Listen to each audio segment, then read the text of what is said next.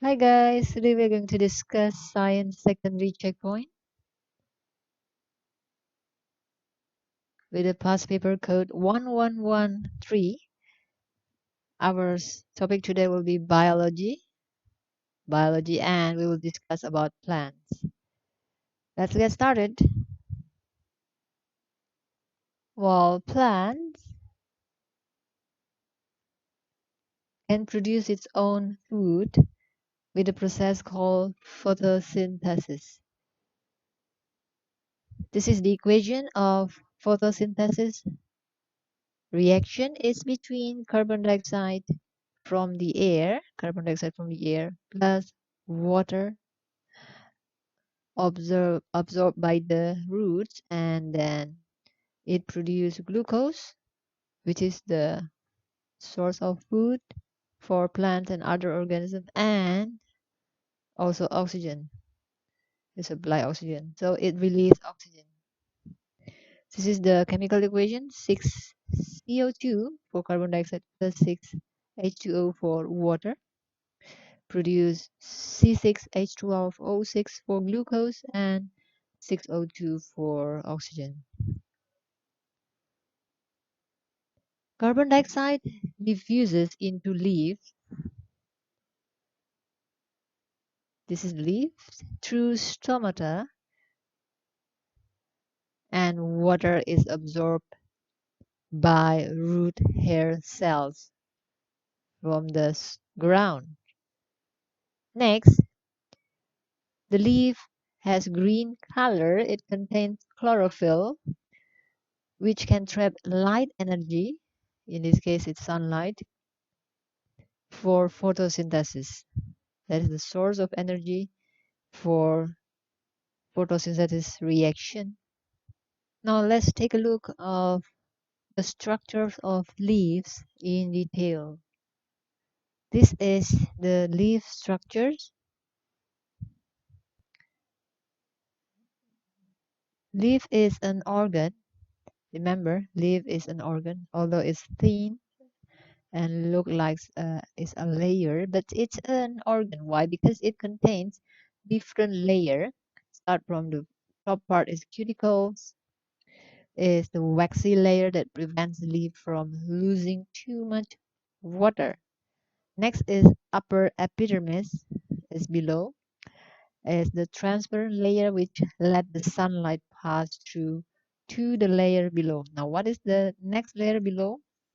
It's palisade. Palisade layer, it has this rectangular shape palisade cells. It consists of a lot of chloroplasts. So this is the chloroplast.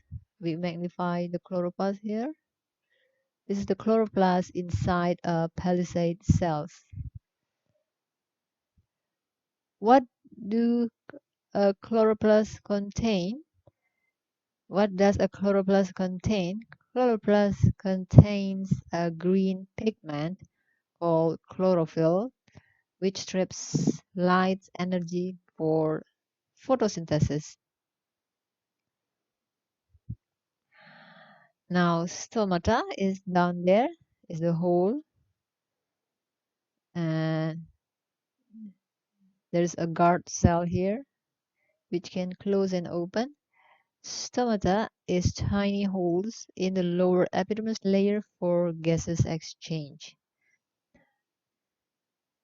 It is where the carbon dioxide enter the leaves and oxygen release from the leaves to the atmosphere.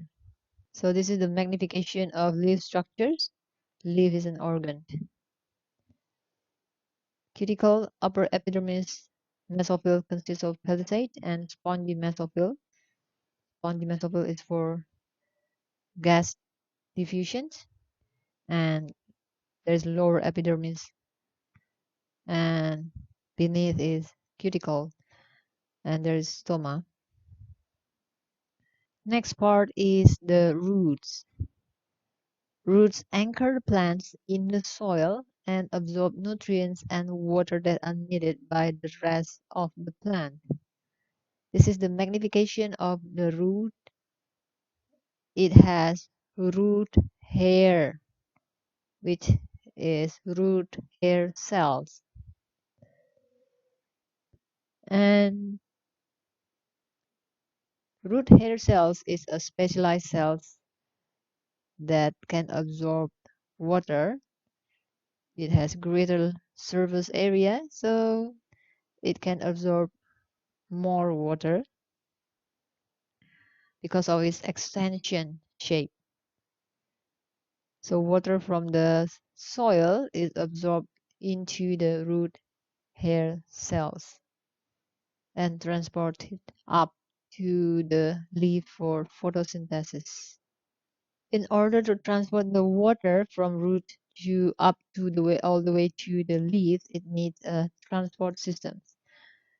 What is the transport system of the plant? Is what we call as vascular bundles. Vascular bundle. It consists of xylem and phloem. It's like blood vessels in human. This is the transport system in plants. Xylem. This is the xylem in the root. Xylem and phloem in the root. In the root, xylem has the X structures. So if you have to label in the question, you just choose the X structures.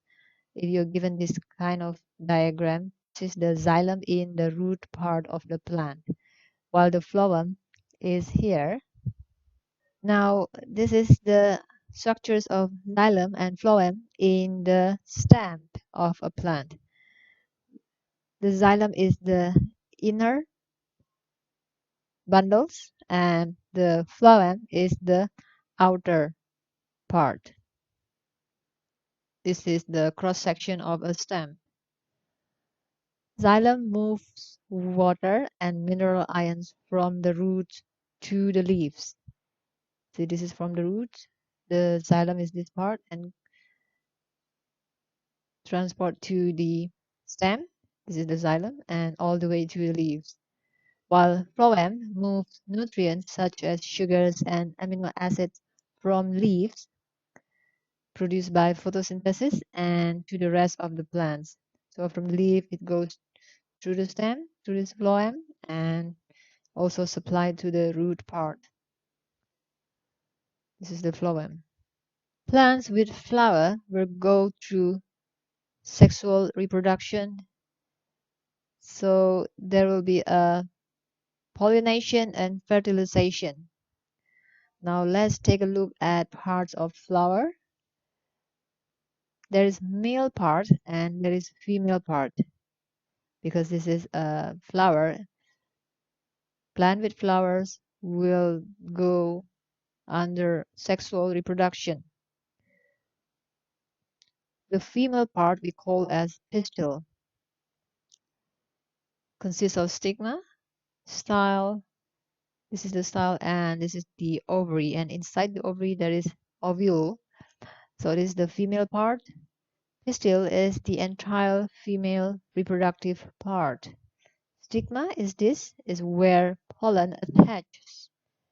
Style is the long tube that attaches stigma to ovary down there, and ovule is the eggs.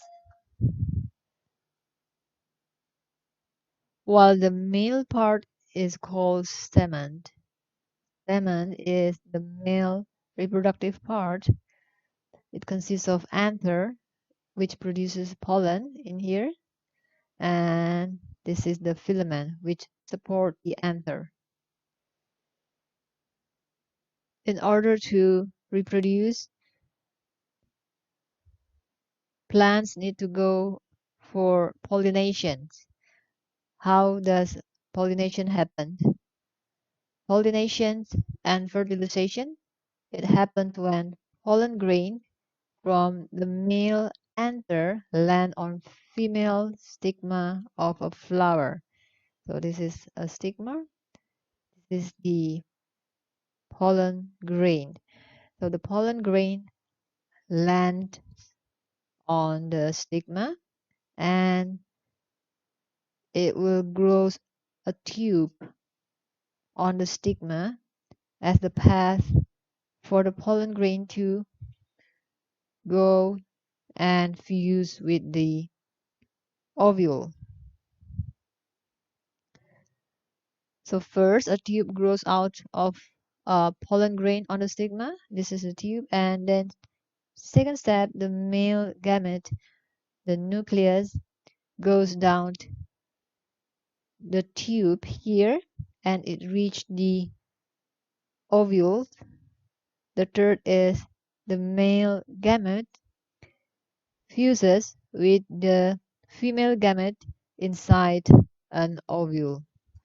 So when the male gametes fuses with the female gametes inside an ovule, that is what we call as fertilization. So this is the process of pollination and followed by fertilization. Well, if you have any question about this, you may write down in the comment section. If you open through Susan Hira YouTube channel, we will surely reply to you. Now, what happened after fertilization? After fertilization, the ovary will become fruit and ovule becomes seed. So this is how it works.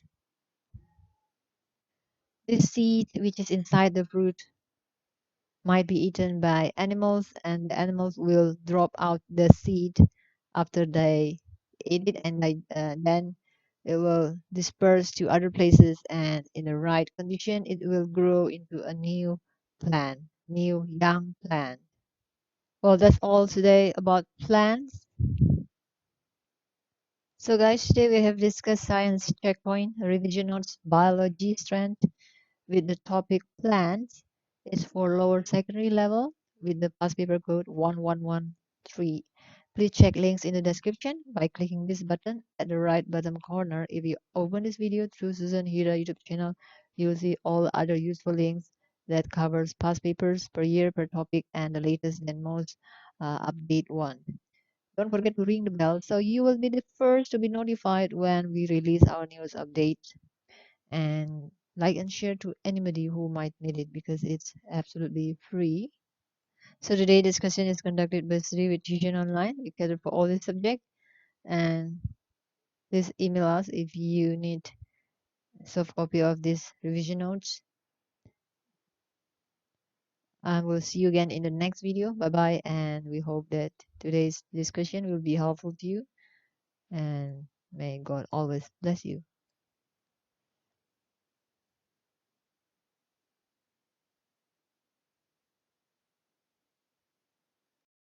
Hi guys, today we are going to discuss circulatory system.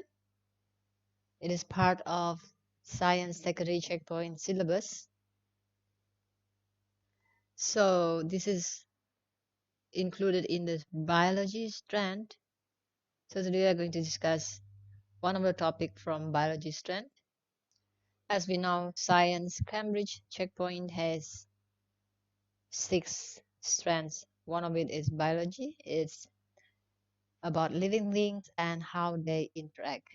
So in science secondary checkpoint, we have biology substrand, and today we are going to discuss human as organism with the subtopics circulatory system. Circulatory system made up of 3 parts: heart, tissue, and cells. So we have 3 parts. That is, the main organ is heart, and we have blood and also blood vessels. Right, let's go and see the next. We'll start with the main organ, that's heart. Humans have 4-chambered heart, that is atrium, and the pleural we call as atria. This is the right atrium, this is the left atrium. The right and left side of this picture is opposite with our right and left hand.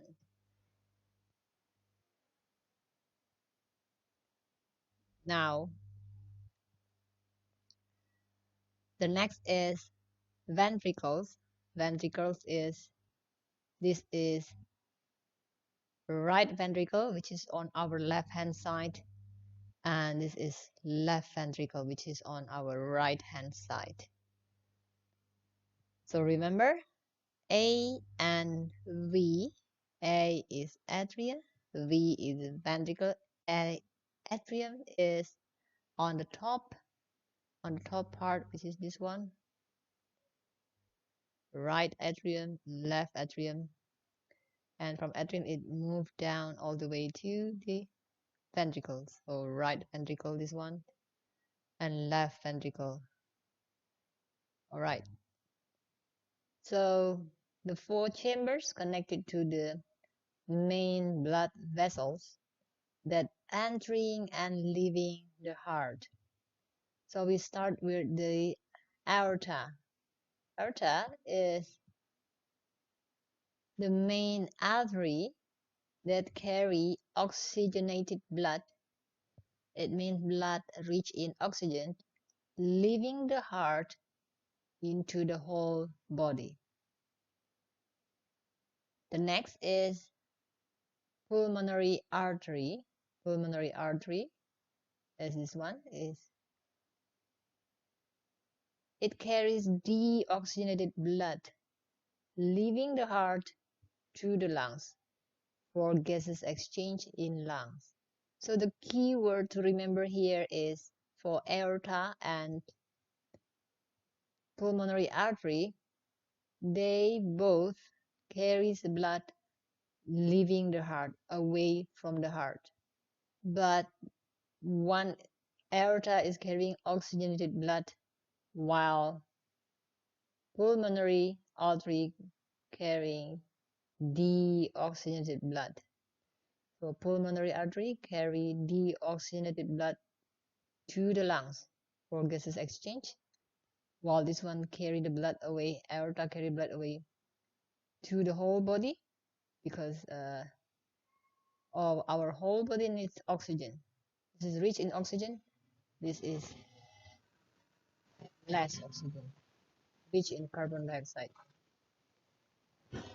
Next we have vena cava and pulmonary vein. Vena cava is the main vein that carry deoxygenated blood from the whole body entering the heart. So the keyword in here is entering the heart. Entering the heart to the right atrium. And there is pulmonary veins. So this is vena cava. Pulmonary vein is this one. The keyword is the same. It is carries the blood entering the heart, but which type of blood? It is oxygenated blood. It means blood rich in oxygen from the lungs. From the lungs to the left atrium. So the keyword is for vena cava and pulmonary vein, they carry blood entering the heart. For aorta and pulmonary vein, they carry blood leaving the heart, away from the heart. And as you see, the flow will be from atrium and it's go down to ventricle. This is the right. The right side is always deoxygenated blood, and the left side, left atrium, left ventricle, which is opposite with our right hand, the position, because this is pictures in a diagram. So the left atrium always carry oxygenated blood. This one is from the lung, and from left atrium it goes to the ventricles, and through the aorta it is distributed through the whole body. So remember one thing, in the diagram, in the paper or test paper, this side will be called as left atrium and left ventricle, which is supposed to be our right hand side. Right hand side. This side is right atrium and right ventricle, which is, if we touch this with hand, this is left hand side. So this is opposite. The diagram of the heart in the paper will be opposite, right and left. Don't forget that. Again, we repeat in here. The section colored in red is the left atrium and left ventricles. This is left atrium and left ventricle. This will have blood high in oxygen. So the left is always high in oxygen. While the blue section, the blue is called as right atrium and right ventricle. It is filled with the blood low in oxygen. So remember that. We have the mnemonic to remember: Lord. L for left, O for oxygenated, right, R for red, and D for deoxygenated. So right side always deoxygenated and left side always oxygenated. So remember, Lord, Lord. So you'll never forget that the left side of our heart, which is in the diagram, is this part, always carry oxygenated blood, and the right atrium, right ventricle always carry deoxygenated blood. So Lord, Lord. R is for right, right is deoxygenated. L is for left, left is oxygenated. This is how the blood flow. The deoxygenated blood from the body enters the right atrium through vena cava. You can see in here, through vena cava, enter the right atrium and pass down to ventricles. And next, this is from atrium. It passes to the ventricle. It passes to the ventricle here. Pass through the ventricle. From atrium, it passes to the ventricle. From the right atrium, it passes to the right ventricle. And then from right ventricle, it is carried by the pulmonary artery to the lungs for gases exchange. Next, now from the lungs, the blood rich in oxygen is called oxygenated blood. From the lungs enter the left atrium. This is the left atrium. Through pulmonary vein, and then pass through the valve. There's a valve between atrium and ventricle. And it passed down to the left ventricle. From the left ventricle, it goes through aorta, and the blood is distributed into the whole body. That is the reason we have two-part systems, or what we call as double circulation. It means the first is circulation from the heart to the lungs. The second one is the circulation from the heart to the body. So this is the first circulation, and back to the heart. And this is the second circulation, from aorta goes to the whole body and entering back to the heart.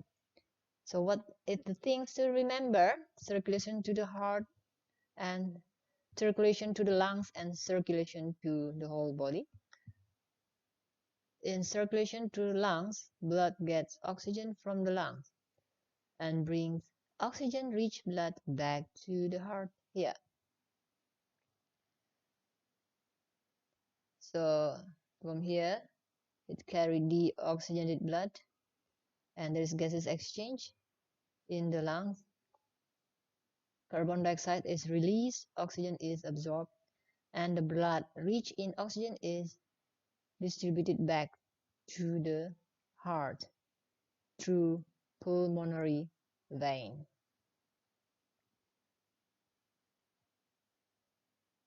So how do you remember? This is number 3. Pulmonary vein carries the rich oxygen blood back to the heart.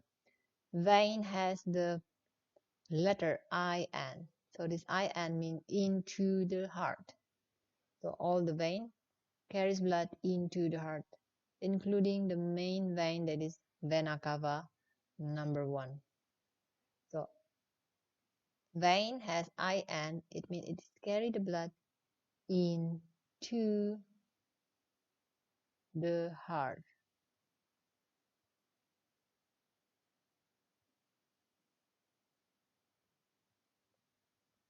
So you'll never forget IN, vein, it means into the heart. So the artery, the main artery is the aorta, and pulmonary artery carries the blood away from the heart. The opposite of into is away. Now the next circulation is from the heart to the whole body. It pumps oxygen-rich blood to the body through aorta. This is aorta, through the aorta. And it picks up nutrients from digestive systems and bring carbon dioxide and cell waste from body back to the heart through vena cava. Through vena cava. Now let's take a look at the blood vessels. Humans have veins and also artery and also capillaries.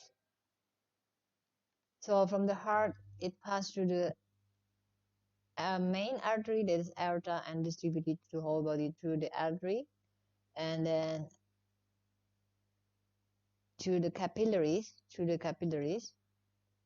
Here, this is capillary, and then after that, from capillary, it passes through the vein.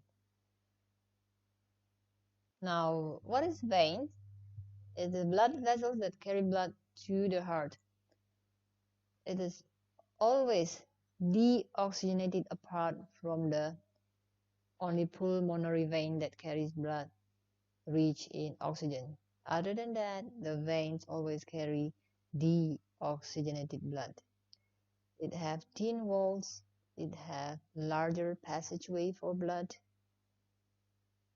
and contain blood under low pressure. It have valves to prevent blood flowing backwards, because the vein need to bring the blood back even from the bottom part of our body back to the heart, that is on top. So it needs to have valves to prevent blood flowing backward.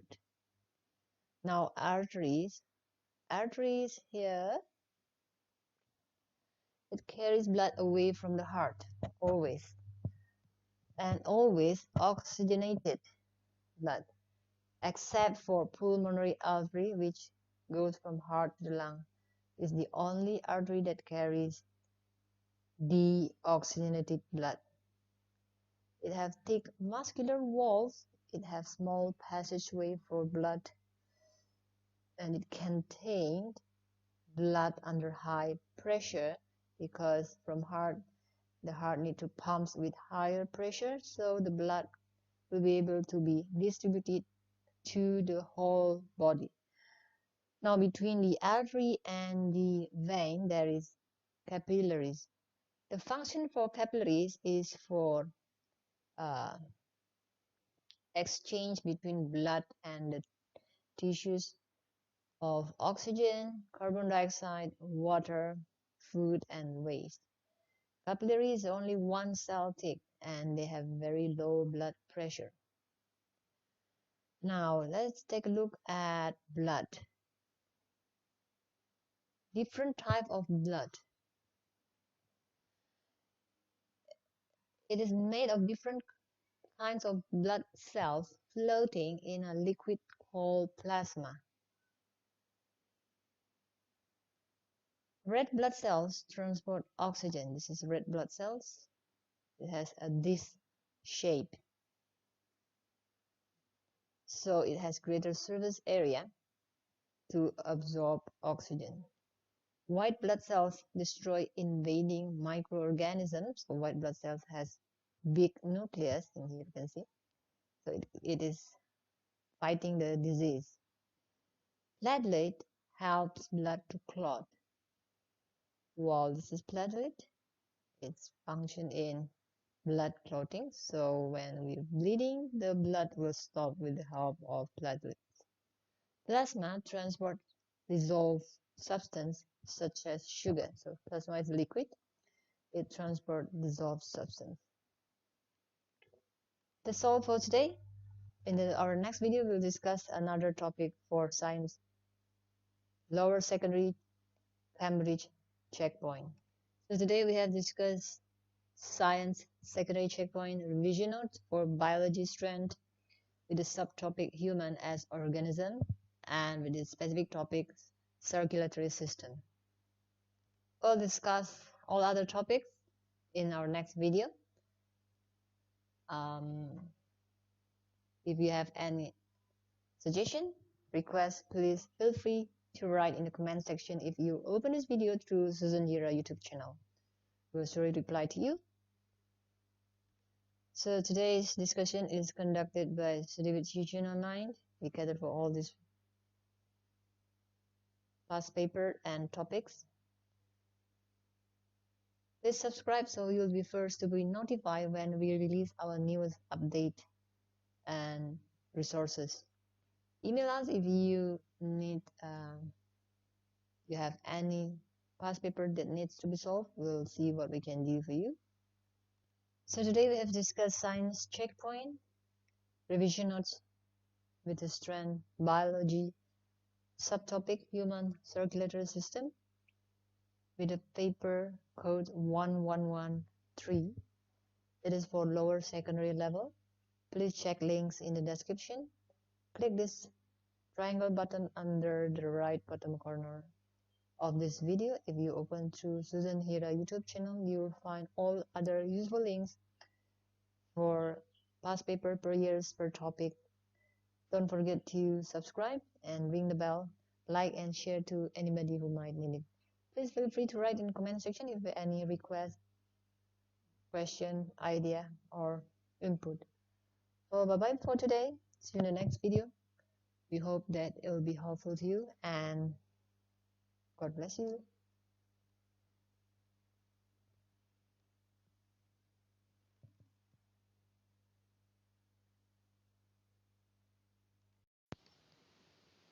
Hi guys, today we are going to discuss human digestive system notes. It's the part of the syllabus of science Cambridge checkpoint for lower secondary with the past paper code 1113. Let's check it out. A balanced diet contains the right amount of each of the following nutrients. There are 7: carbohydrates, fats, proteins, vitamins, minerals, dietary fiber, and water. The digestive system breaks down food into tiny particles which are absorbed into the blood. These particles provide energy for the body to grow, repair itself, and remain healthy. This is the diagram of the digestion. It starts from the mouth. The mouth has teeth and tongue. Begin mechanical digestion by breaking food into smaller pieces. Step 2 is it passes through salivary glands. So salivary glands begins chemical digestion as salivary amylase begins to change starch to maltose. So from the mouth, teeth and tongue help to digest the food by mechanical digestion, and then within this network, there is a salivary glands that will secrete the salivary, which contain amylase, to change starch to maltose, that is chemical digestion. So inside the mouth, the food will be mixed up with the salivary that contains amylase. So the saliva contains amylase that will start the chemical digestion in the mouth itself, because the saliva contains the amylase. Step number 3, it will be esophagus. This is esophagus, is peristalsis and gravity move food along down to the stomach. Number 4, it is the stomach. Stomach produces hydrochloric acid, prepares the gastric area for enzyme action. Pepsin breaks down proteins. In children, renin breaks down milk proteins. Lipase acts on emulsified fats. So in stomach, we have hydrochloric acid that help to kill the germs, and pepsins break down proteins. In children, there's renin also to break down milk protein, and lipase that will chemically digest fats. Next, we will check on liver. Liver produces bile. 6. Gallbladder stores bile produced by the liver and releases it into small intestine to emulsify fats. So bile helps in chemical breakdown of fats. Number 7 is pancreas. Pancreas secrete enzymes that is released into small intestine. Pancreatic amylase breaks down starch. Pancreatic lipase breaks down fat. Pancreatic proteases break down protein. So pancreas itself secretes amylase, lipase, and proteases enzymes.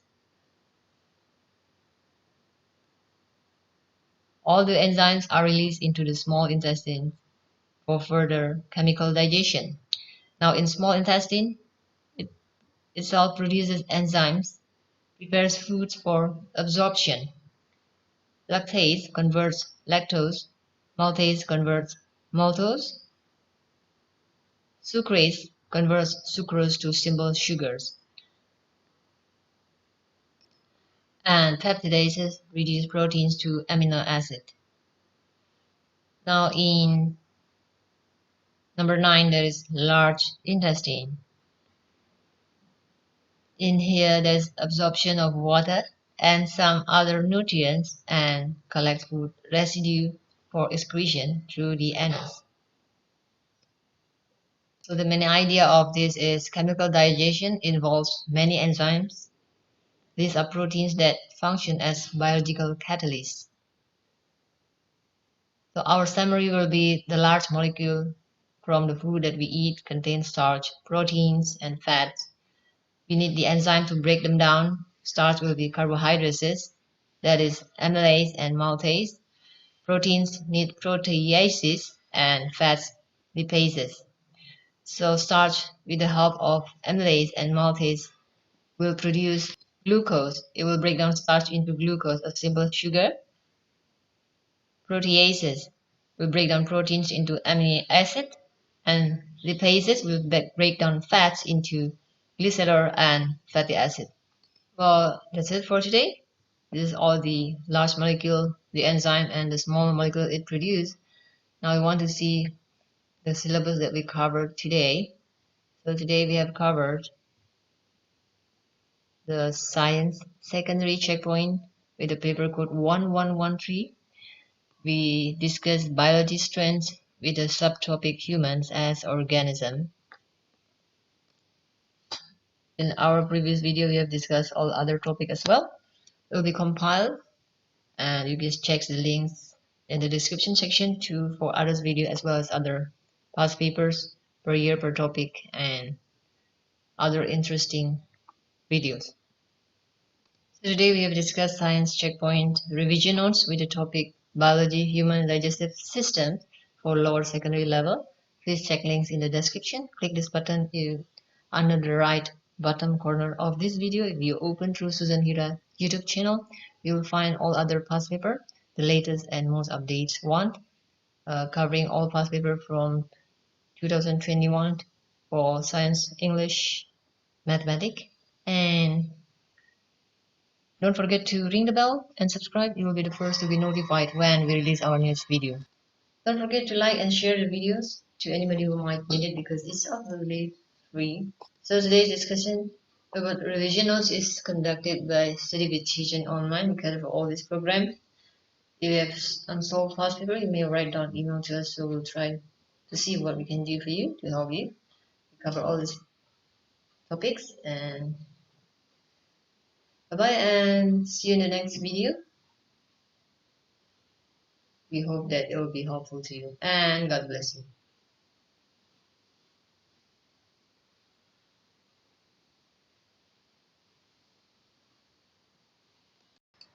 Hi guys, today we are going to discuss respiration notes. This is part of curriculum of Science Cambridge Checkpoint for lower secondary with the past paper code 1113. So today we are going to discuss biology strength with the topic humans as organism, and the subtopic is respiration. So this is the topic that we are going to cover, human as organism, and the subtopic respiration. What we have keywords in here is inhalation and exhalation. Inhalation is the taking of air rich in oxygen into the body during breathing. Exhalation is giving out the air rich in carbon dioxide. While breathing itself is the process of inhalation and exhalation which takes place in the lungs. When we breathe in, the chest expands, the ribs move forward, and diaphragm contracts. It flattens, so it gives more space for the chest, for the air to breathe in and fill the lungs. When we breathe out, the chest contracts.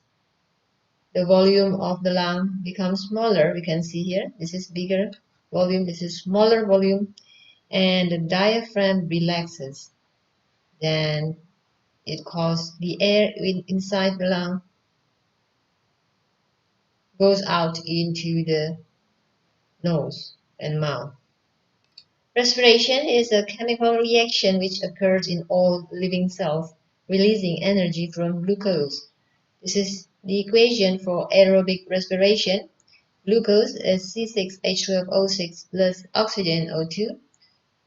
In respiration, the products are carbon dioxide and water and energy in ATP.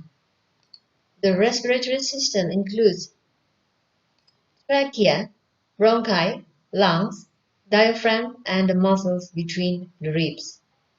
So this is the trachea, this is the bronchi.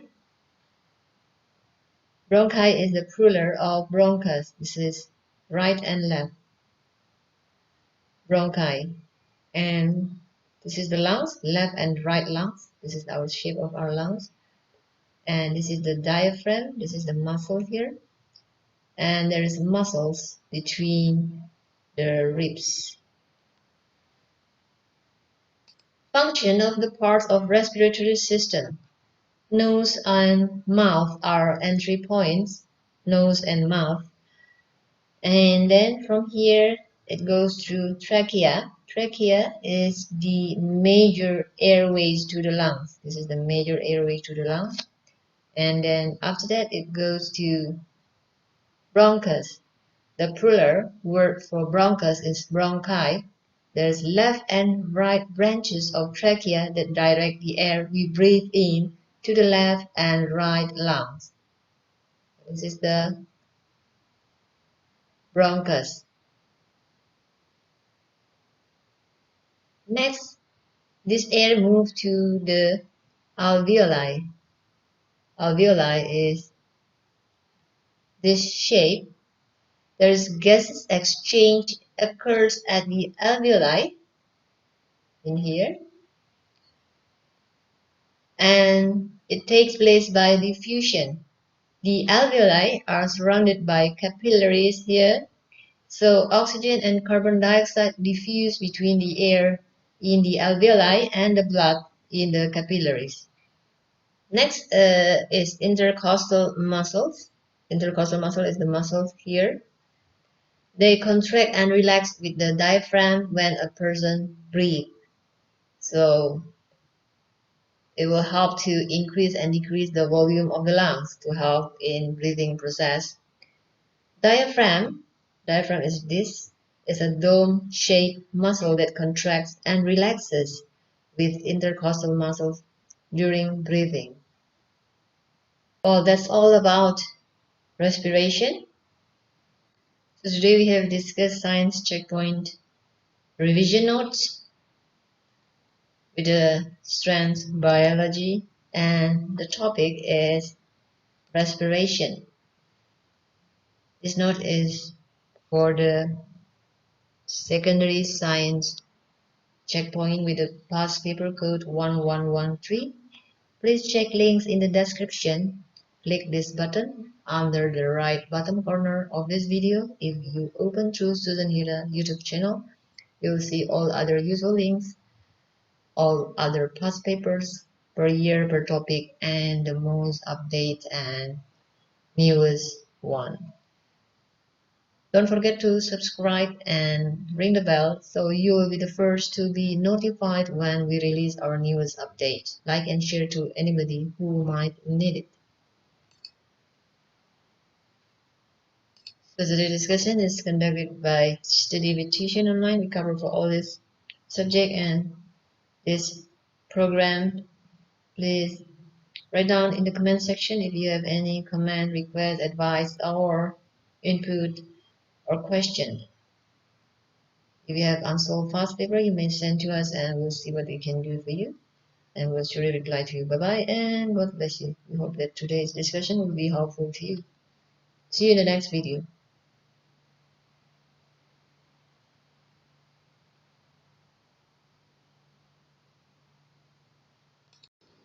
Hi guys, today we are going to discuss human skeletal system.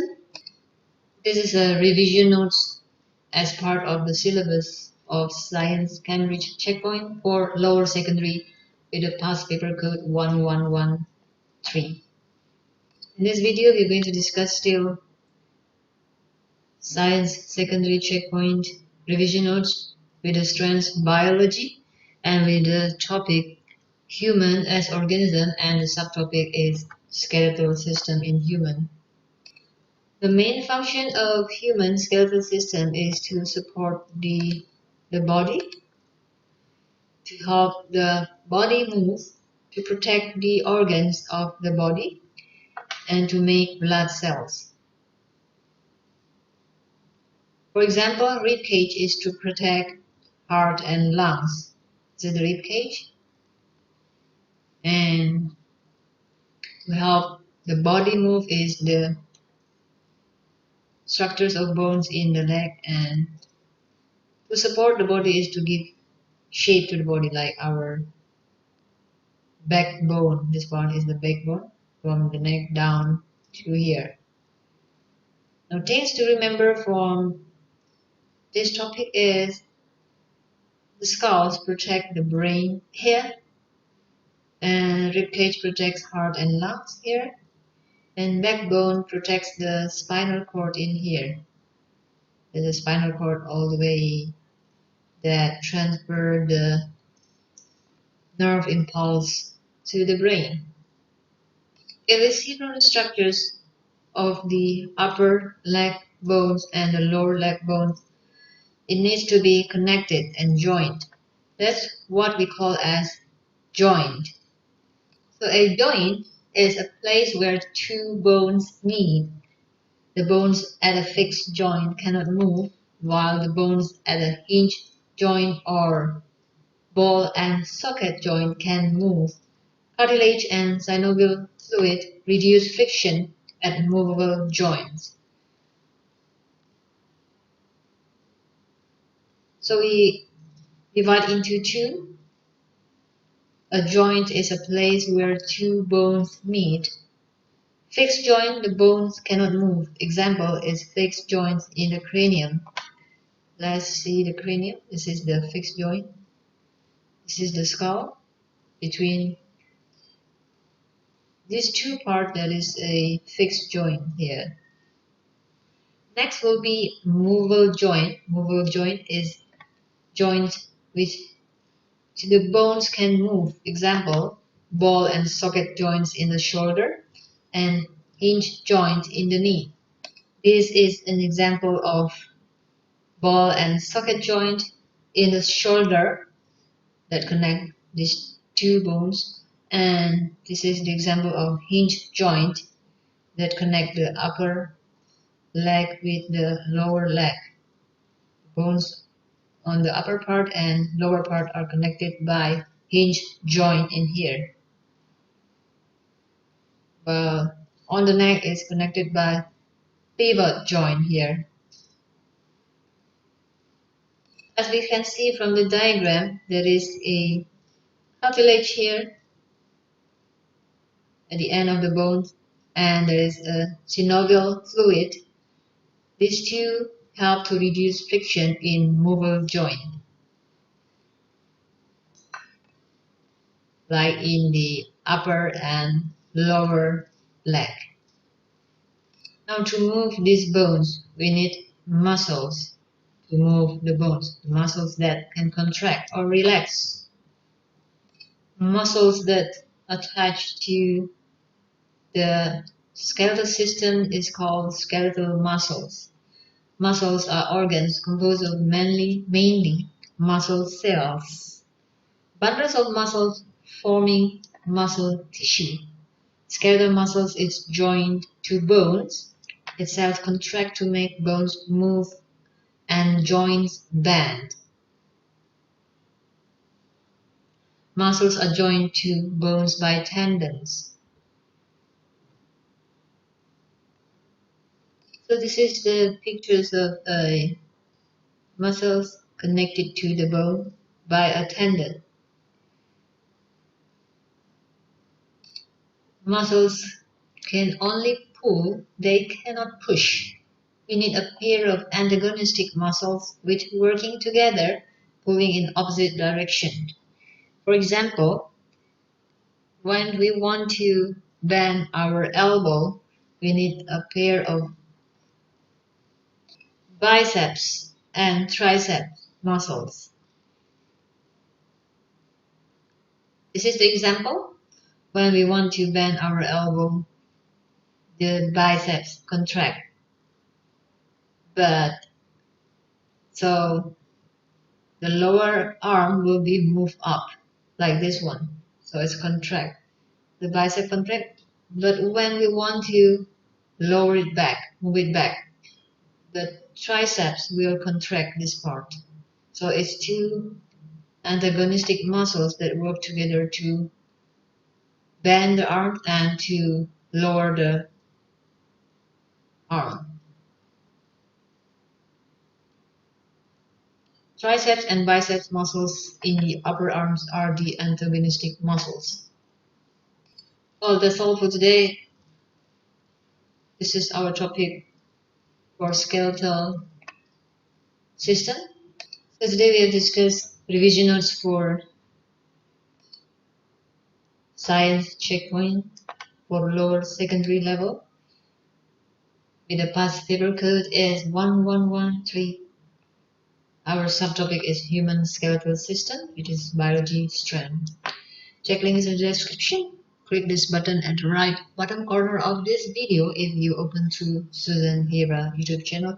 You'll see all other useful links in the description section, which cover all past paper, different subjects, science, English, and mathematics, and as well as other interesting topics and other syllabus.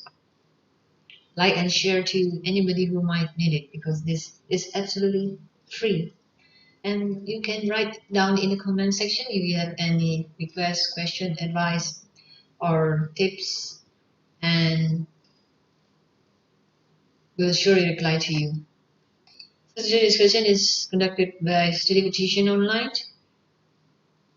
Please write email to us if you have any requests or unsolved past paper. We'll see what we can do for you. And don't forget, check links in the description section under this video. Bye bye, and we hope that today's discussion will be helpful to you. And God bless you.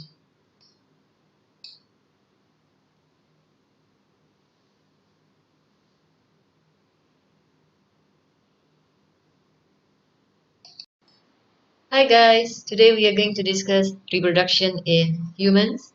This is notes for Science Cambridge Checkpoint for Lower Secondary with the past paper code 1113. Let's get started.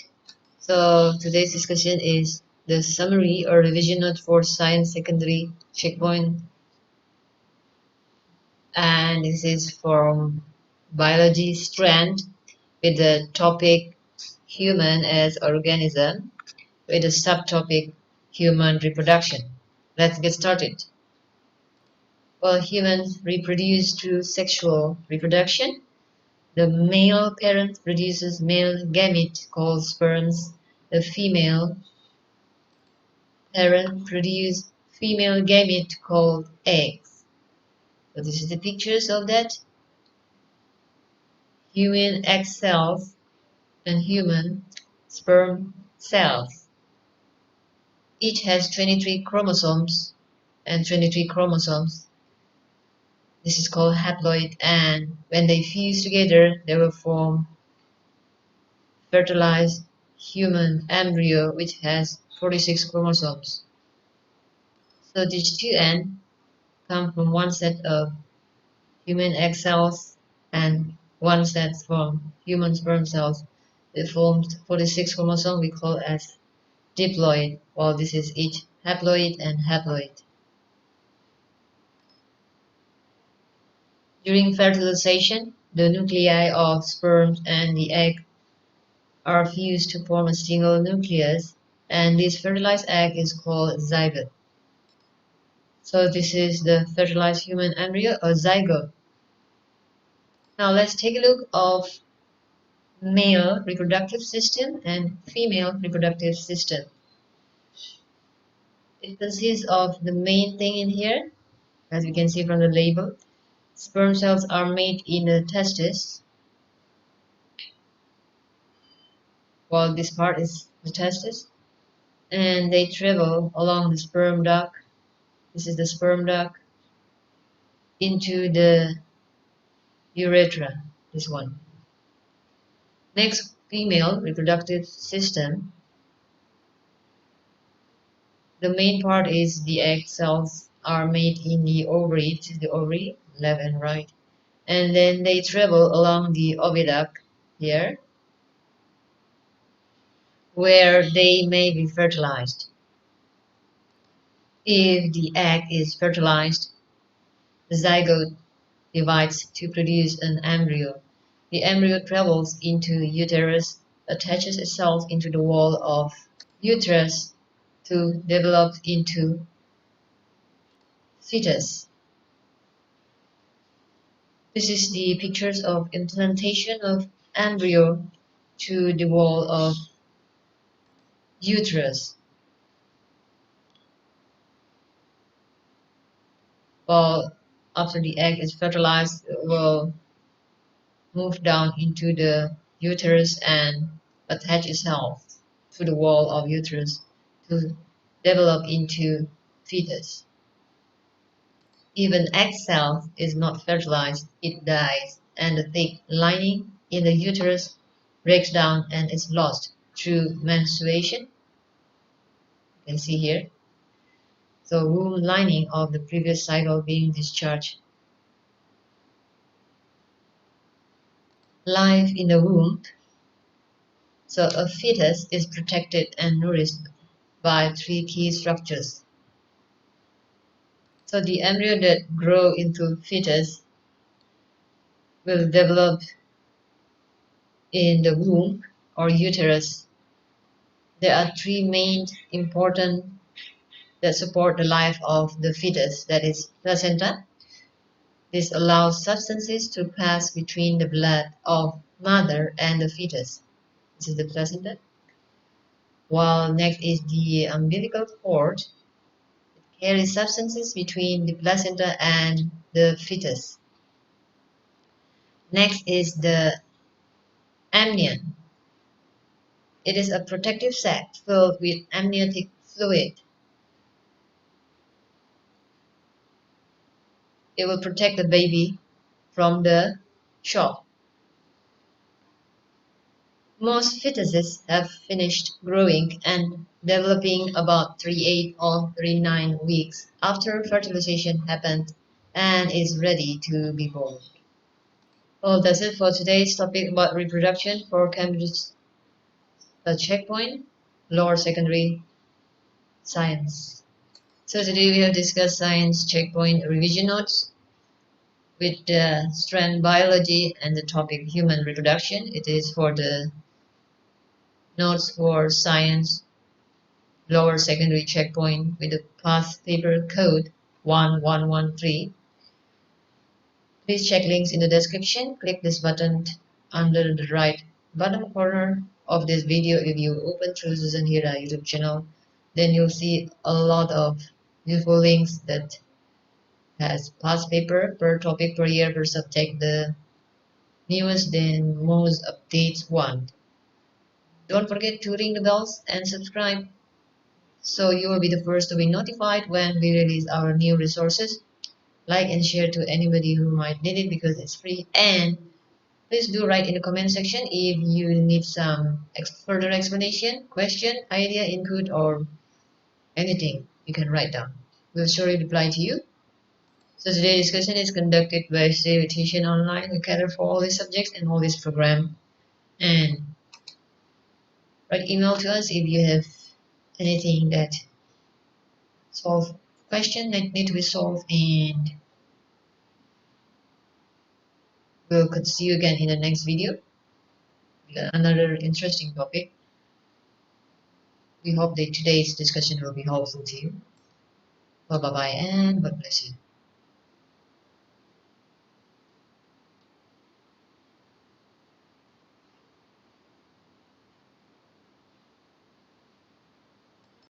Hi guys, today we're going to discuss cells and organisms. Note is part of Science Cambridge Checkpoint syllabus for lower secondary with the past paper code 1113. So today's discussion is from biology strand, Science Secondary Checkpoint syllabus with biology strands with the substrand will be cells and organisms. In our previous video, we have discussed these two topics above. It will be in one playlist within this video if you want to see the previous video.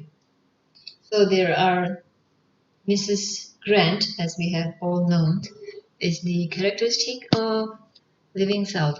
Mrs. MRS, Mrs. GREN is Grant. So Mrs. Grant is how we remember the characteristic of living things. The characteristic of living things. So M is for movement. M is for movement.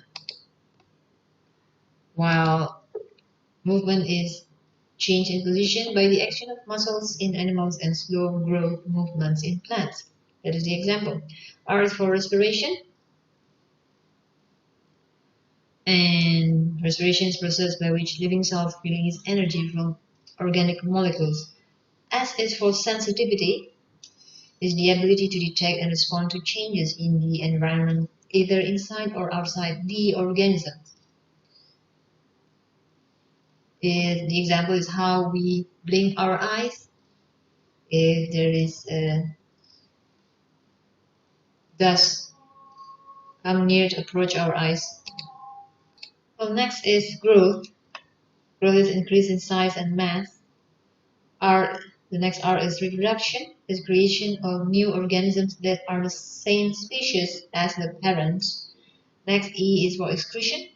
Well, excretion is the removal of waste from the organism's body. The last is N, Mrs. Wren, N for nutrition. It supplies an organism with the food it needs to respire, to grow, to repair, and to reproduce. Living things will have all these criteria, Mrs. Wren, while non-living things may have one or two of that criteria only. For example, a toy car can move. The toy car they do not respire because toy car is a non-living thing. Next, we see a microorganism. Microorganism is living organisms that are too small to see with naked eyes. There are 5 main microorganisms. That is bacteria. Bacteria, there are good and bad bacteria. They are single cells, so we cannot see them. The bad bacteria can be killed by antibiotics. For example, bacteria that cause sore throat, doctor will prescribe antibiotic to kill the bacteria. Next is viruses. Viruses is bad because viruses, they are parasite. They are 100 times smaller than bacteria. Next is fungi. Example is mold and yeast. Algae are tiny plants. Next is protozoa. Is a multicellular and found everywhere. So these are the 5 main groups of microorganisms. The living organism, which is very, very small to see with naked eyes. These microorganisms give some advantages and also disadvantages to human. The advantages are they decompose waste materials and make the environment clean because they are decomposer. They are used to convert milk into curd and cheese. That will be in cheese factory. They are used and they are useful. They are used to make certain vaccines and antibiotics. This is the advantages of microorganisms. But the disadvantages is they spoil the food. If we keep the food in the room temperature for a long time, they will easily get spoiled and it causes diseases such as bacterial diseases, typhoid, food poisoning. Human, animal, and plants are multicellular organisms. They have millions of cells in their bodies. This is the example of an animal cells and a plant cells. The main organelles in the cells are cell membrane. This is cell membrane. And the nucleus, this one. The nuclear membrane, this one. Nuclear membrane, and there's the cytoplasm, is the liquid that fills the cells. And there's mitochondria. And in animal there are some small vacuole. Here, small vacuole. Some animals they do not have vacuoles. While in plant cells, the differences are they have cell wall. Animals don't have cell walls. They have chloroplast. In here is pictured as green, while animals do not have chloroplast in their cells, and they have a big vacuole here. A big vacuole compared to the animals is really, really small. A big vacuoles. That's the difference between plants and animal cells. So if we put them in table, plant cells, the difference is plant cells have cell wall, have one large vacuole and chloroplast, while animal cells no cell wall, a few small vacuoles or no vacuoles and no chloroplast. Among millions of cells in plants and animals, there are some cells that have special function. So the structures also special. For example, in animal is sperm cells, red blood cells, nerve cells, muscle cells, and ciliated epithelial cells.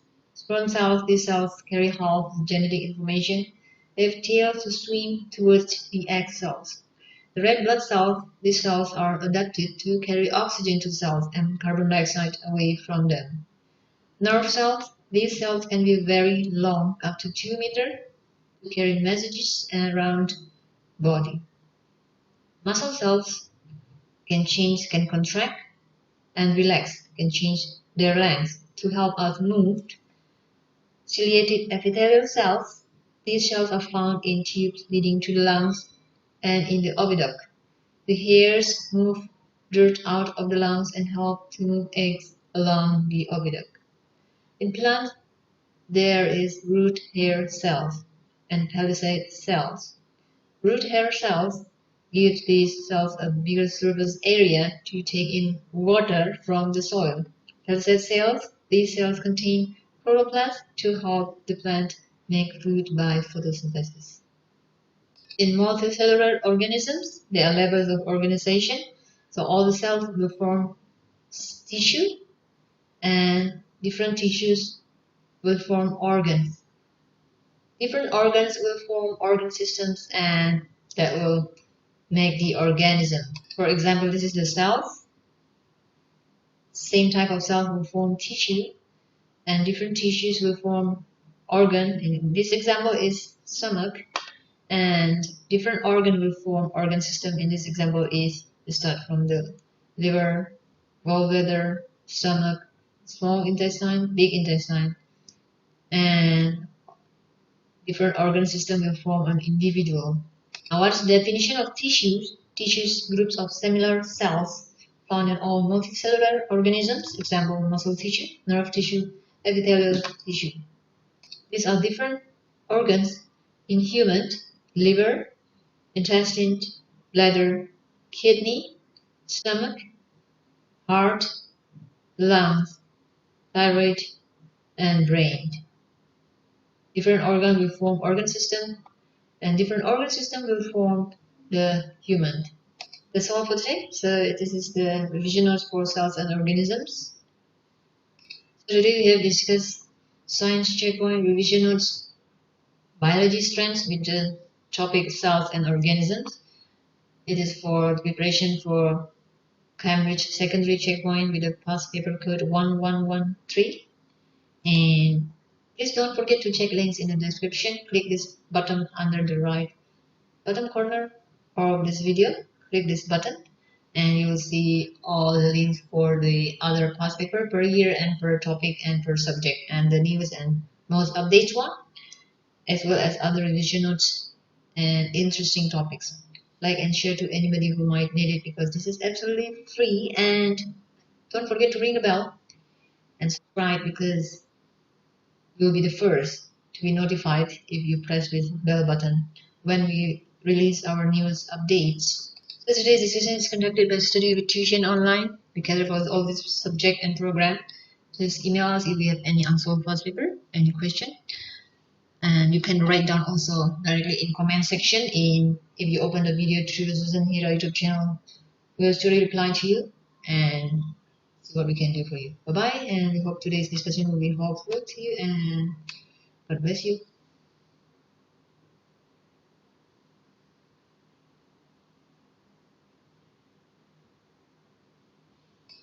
Hi friends, today we're going to discuss living things in their environment. This revision notes for Science Cambridge Checkpoint, lower secondary with the past paper code 1113. Let's start with adaptation. Adaptations are mechanisms that enable a plant or animal to survive in a habitat. There are three types of adaptation: structural, behavior, and functional. Structural is a physical part or features of an organism. Adaptation to a physical part or features of an organism, for example, The white fur of a polar bear provides camouflage in the snow, so it has less chance of being detected by prey as they need to hunt for food. Next example is seals have a thick layer of fat to insulate them against the cold condition they live in.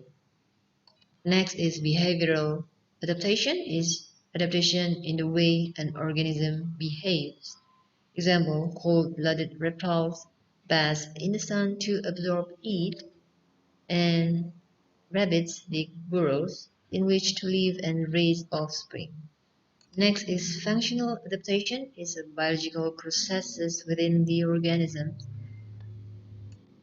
Example, snakes produce venom to kill prey. Mosquitoes produce chemicals that stop the animal's blood clotting when they bite so that they can feed more easily. Next, we see the example of plant adaptation. In this case, we take the example of cactus plant. You see cactus has leaves reduced to spines with a waxy cuticle. So the leaves in hot or dry environment may be adapted to reduce transpiration. So its leaves have adaptation to reduce transpiration in a dry, windy condition. Now we see the closer look of adaptation of cactus plants. It has thick, waxy skin to reduce loss of water and to reflect heat. It has large, fleshy stems to store water. Cactus have thorns and thin, spiky or glossy leaves to reduce water loss. Spikes to protect cacti from animals wishing to use stored water, deep roots to tap groundwater. So you see the deep root of cactus plants. So we see the deep roots to tap groundwater. Besides, cactus also has long, shallow roots which spread over a wide area to absorb more water. Cactus is a singular form of this plant, and cacti is the plural form of cactus. Next, we see animal adaptation. Camels are adapted to live in a very hot, dry climate. The adaptation of camels has fat that is stored in the hump to reduce overheating. Little water is lost through sweating and urination. It has long and thin legs, help to increase body surface area and increase heat loss. It has wide feet spread out body weight on shifting sand. Now let's see, the next topic is food chains. This is the example of a food chain. Grasshopper, rat, and owl. The arrow shows the transfer of energy from one organism to the next one. This is transfer of energy. The source of all energy in the food chain is light energy from the sun. There are a few keywords to learn. That is, producers is organisms that produce their own organic nutrients and usually using energy from sunlight. Plants are producers as they carry out photosynthesis to make glucose. Next is herbivore, is an animal that gets its energy by eating plants. Carnivore is an animal that gets its energy by eating other animals. Primary consumers, in this case, is herbivores, they feed on producers or plants. Secondary consumers, predators that feed on primary consumers. Next we'll see tertiary consumer, predators that feed on secondary consumers.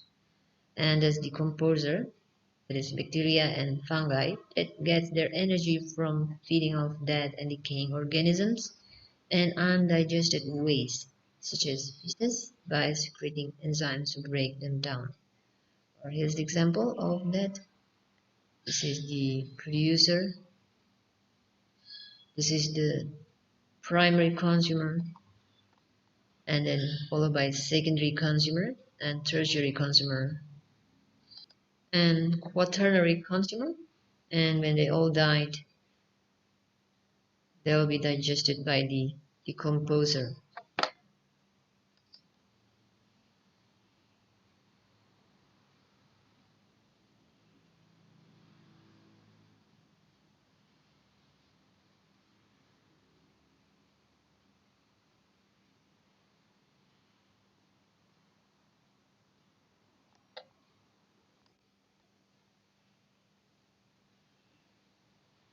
So next we go to food web. Food web show how all the food chains in an ecosystem interact.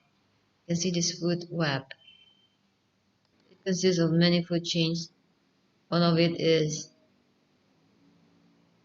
start from green plant, and then it's eaten by the fruit is eaten by the mouse.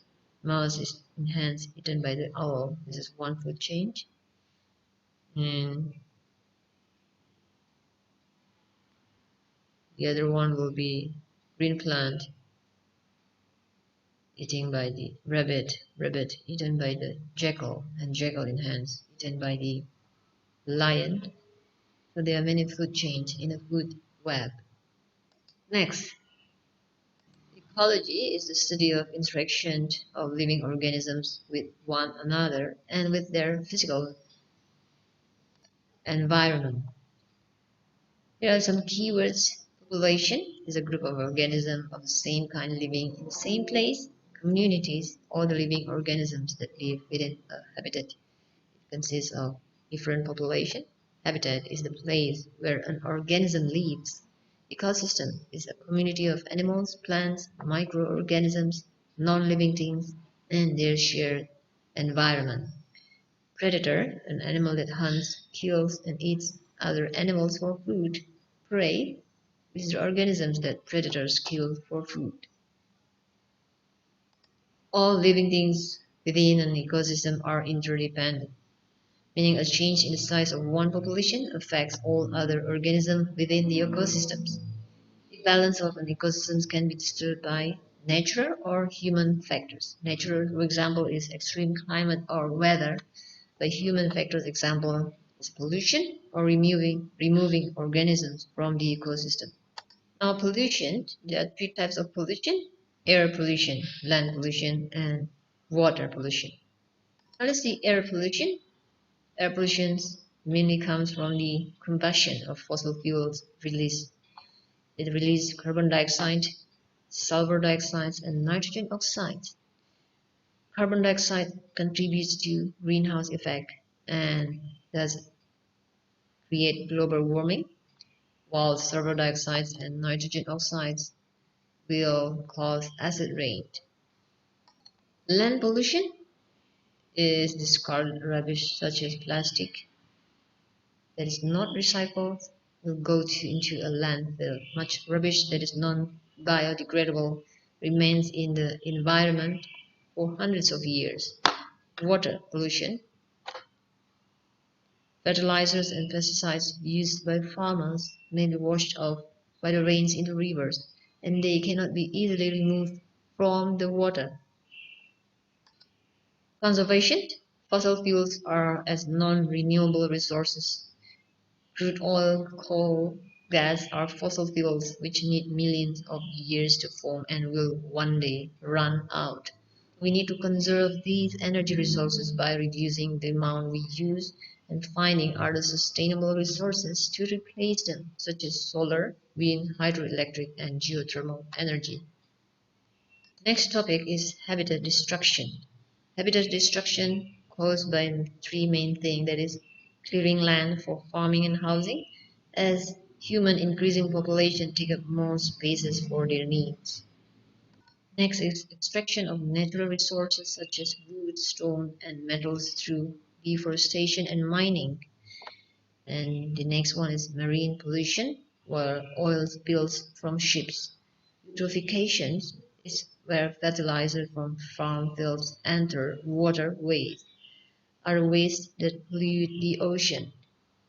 Well, that's all for today. So today we have discussed science secondary checkpoint revision notes. It is biology strengths and with its subtopic living things in their environment.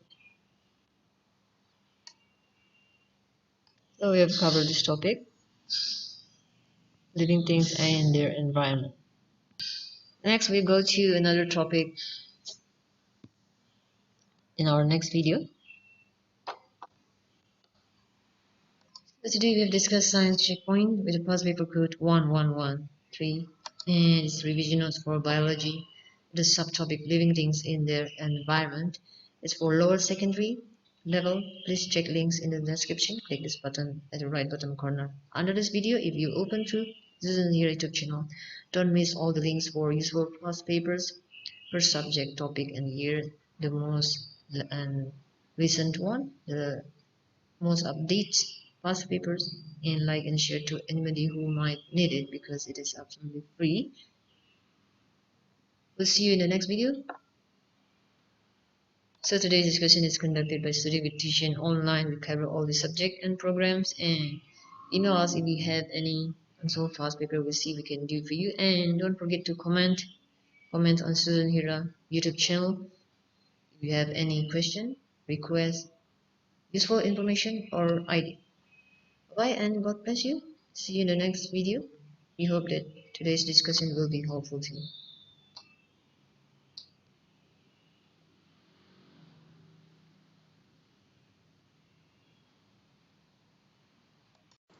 Hi guys, today we're going to discuss Science Cambridge Checkpoint revision notes for lower secondary, and today's topic is classification and variation is from biology strand.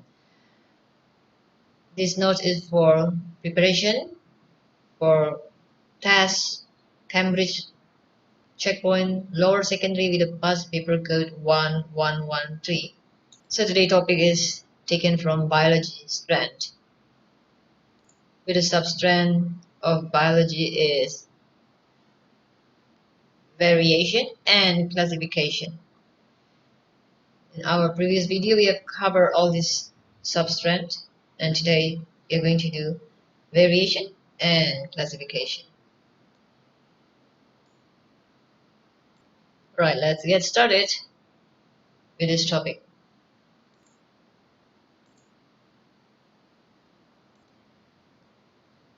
So in this topic, we know the system of classification called as linear systems of classification. How is this systems work? So linear classify organism into KPC of GS. To remember this, we use KP crisps, only fry, good, spots. KPC crisps, only fry, good, spots. K is for kingdom, P is for phylum, crisps is for class, only for order, fry is for family, good is for genus, and spots is for species. So this is level of classification of organism according to linear system. Let's see, we take human as the example. Human is included in the kingdom of Animalia and phylum of Chordata and class of Mammalia, order primates, family Hominidae, and genus Homo, species Sapiens. So this is how human is classified according to linear system.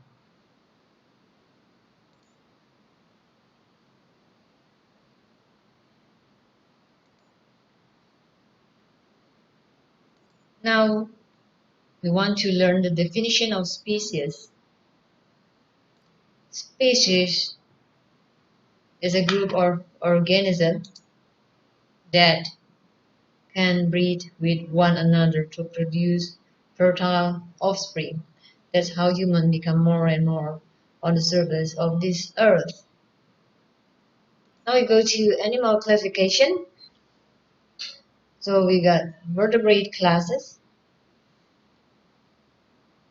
There are mammals, birds, reptiles, amphibians, fish. And 1, 2, 3, 4, 5. We have 5 classes.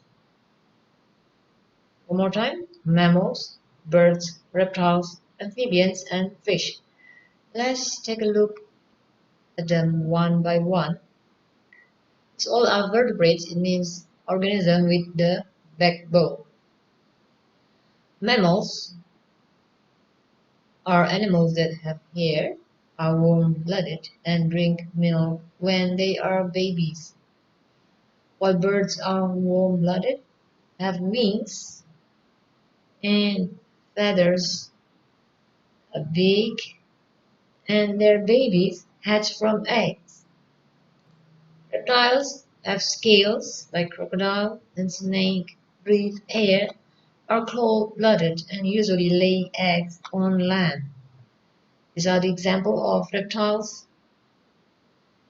And amphibians spend parts of their lives in water and part on land, and they are cold-blooded. These are the examples of amphibians, frog,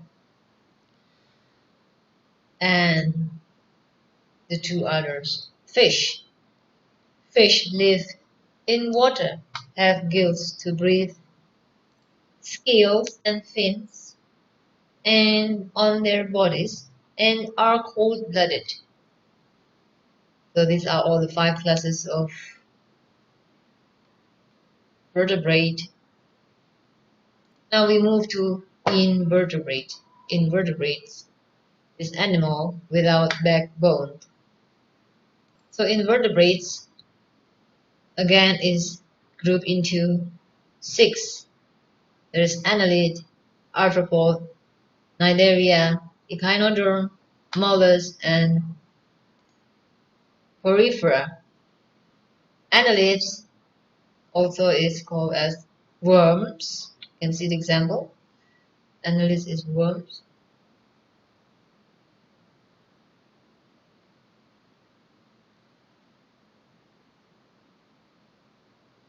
It has 2 body openings, simple nervous and systems. Arthropods, the characteristic is it has jointed legs. There's more than one body section. It has exoskeleton. Next, cnidaria is stinging cells. Example is jellyfish, and it has tentacles with stinging cells, one body opening, and it lives in water. While next is echinoderm. Example, starfish. Its body is in 5 parts, covered in spikes or spines, external skeleton made of lime. Mollusks of soft body. In here we see it's snails, soft-bodied with external or internal shells, and have a foot or tentacles. Most have shells. Next is peripheral or sponges. It has no body openings, no muscles, nerve, or organ. It lives in water.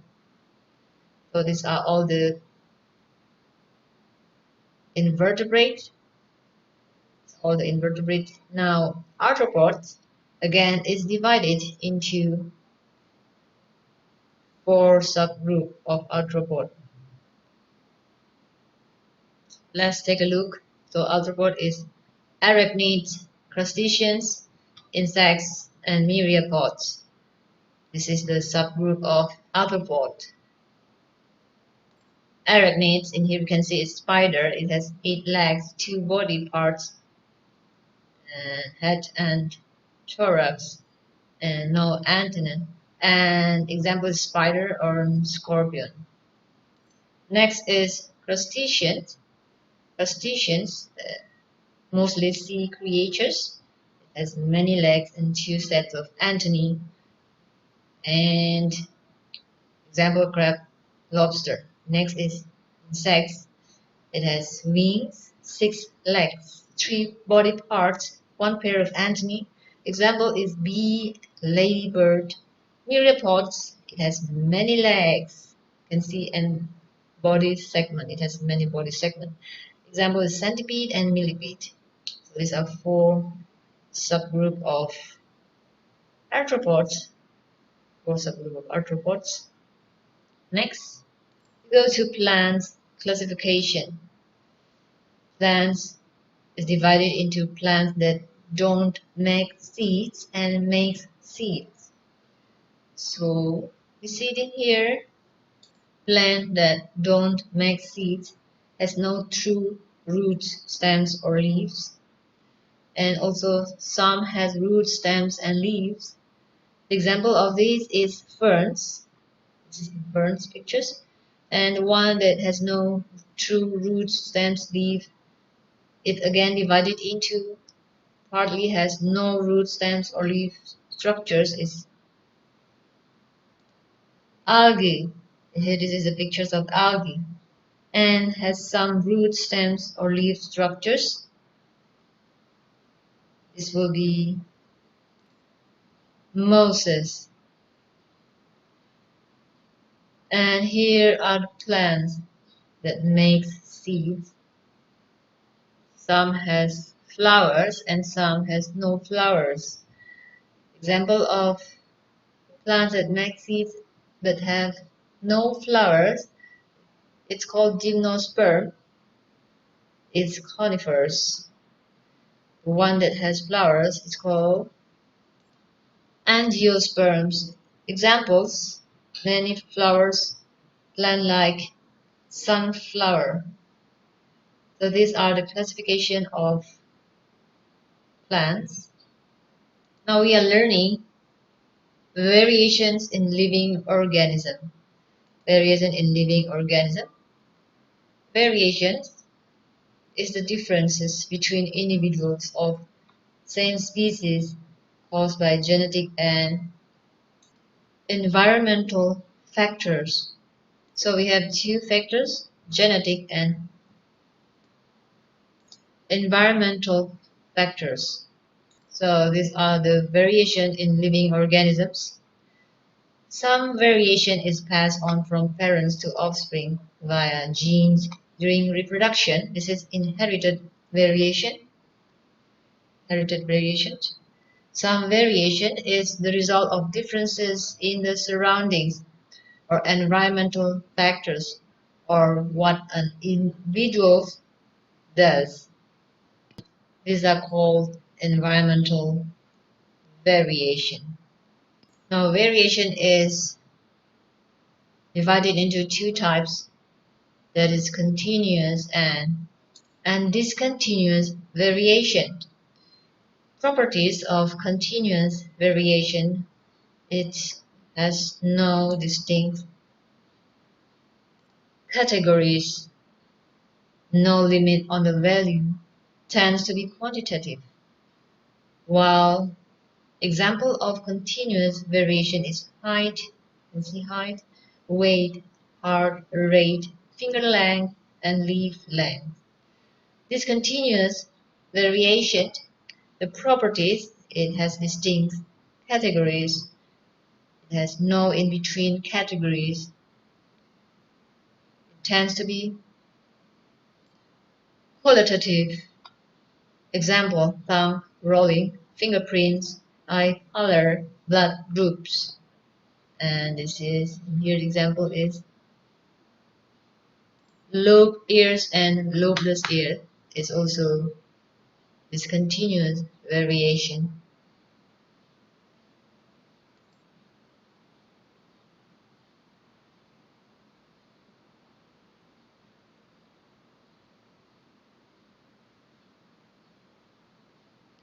But let's move on. Now we learn about inheritance. Humans or all organisms are made of cells. Every cell has nucleus, and inside the nucleus it has chromosomes in here. This is the magnification of chromosomes, and it is made up of genes. So DNA stands for deoxyribonucleic acid, is the genetic codes which makes up genes here that are responsible for giving an organism a specific characteristic such as eye color and hair color.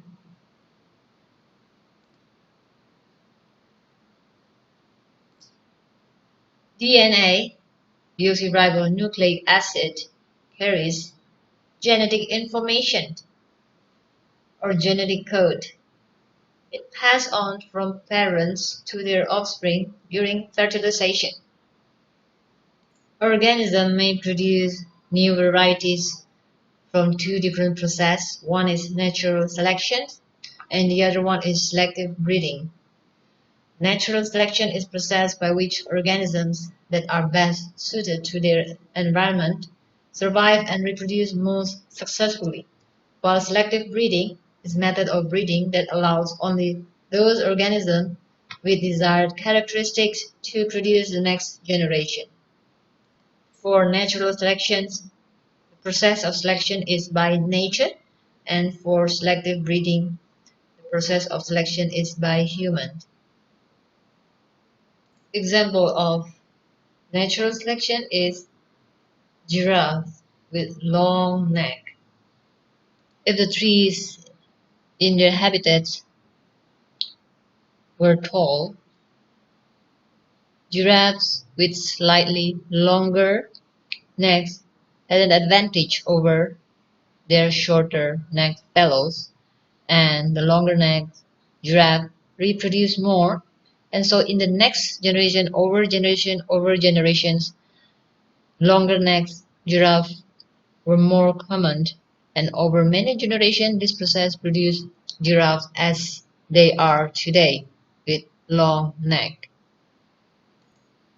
Second type of selection is artificial selection.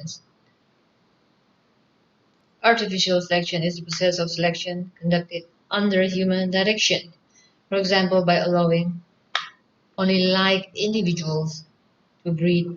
Breeders have created a great variety of dogs, breeds, and crop plants. And also, we take example of chicken. We see different body size of chicken in 1957, 1978 up to 2005. Humans have selectively bred the chicken to get more meat. So that's all for today's discussion about revision notes for classification and variations. If you have any question, request, or information or idea, please write in the comment section through Susan Hira YouTube channel. So today we have discussed science checkpoint revision notes for biology strands with the topic variation and classification. It's for lower secondary level, years 7, 8, 9. Check links in the description. Click this button under the right bottom corner of this video if you open through Susan Hira YouTube channel.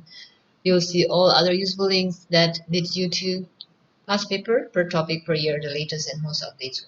Don't forget to ring the bell and subscribe to this channel so you will be the first to be notified when we release our latest and newest update. Like and share to anybody who might need it because it is absolutely free.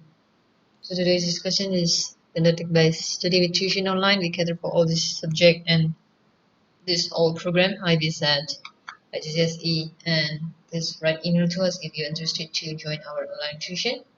Check link in the description for other useful videos. Bye bye, and we hope today's discussion will be helpful to you, and God bless you.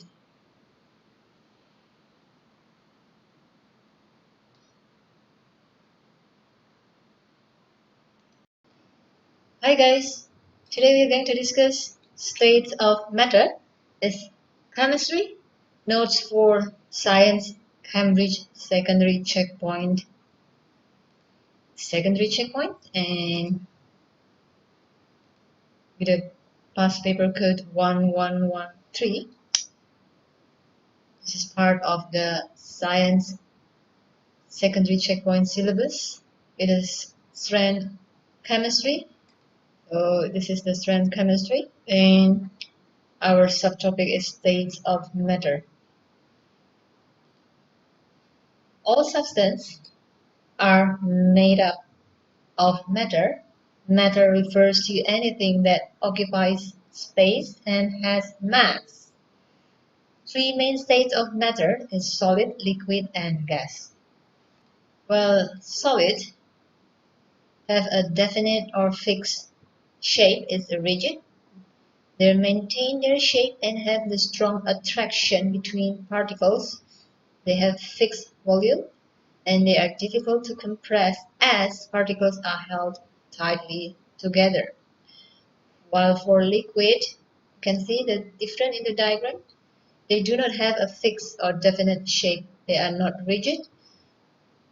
Maintain the shape of the container they are in. So if we pour them to the glass, it will form the shape of that glass. If we pour the liquid to the bottle, it will form the shape of that bottle. It will fill in the shape of that bottle. And they have no fixed shape, but they have fixed volume. It's difficult to compress as there are many particles in a small volume. Gas, you can see the particles are further apart. They do not have a fixed shape. They are not rigid. They expand to fill any container they are in. They do not have fixed volume and they do not have fixed shape. They are easily compressed. No forces of attraction between particles, so we can compress gas.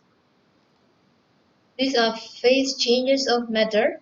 So from solid into liquid we call as melting. The reverse reaction is freezing when liquid freeze into solid. Solid to gas we call this as sublimation, and from gas back to solid is called deposition. From gas to liquid we call this as condensation, and from liquid to gas we call this as evaporation or boiling. Gas particles move randomly in straight lines and in all directions. You can see the particles here. The particles collide with each other, resulting a motion called the Brownian motion. While for liquid and gases, there is process that we call diffusion. Diffusion is the movement of a substance from an area of high concentration to an area of lower concentration. Diffusion occurs in liquid and gases when their particles collide randomly and spread out. Diffusion doesn't happen in solids because the particles in solid cannot move around. Instead, they vibrate about a fixed position. You can see the red particles here. In here they are in high concentration and they spread out to fill the space. This is after diffusion. This is before diffusion. So from high concentration to an area of lower concentration. This is an example of diffusion.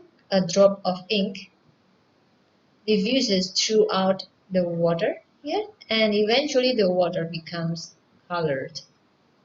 Next, gas also exert a pressure we call gas pressure.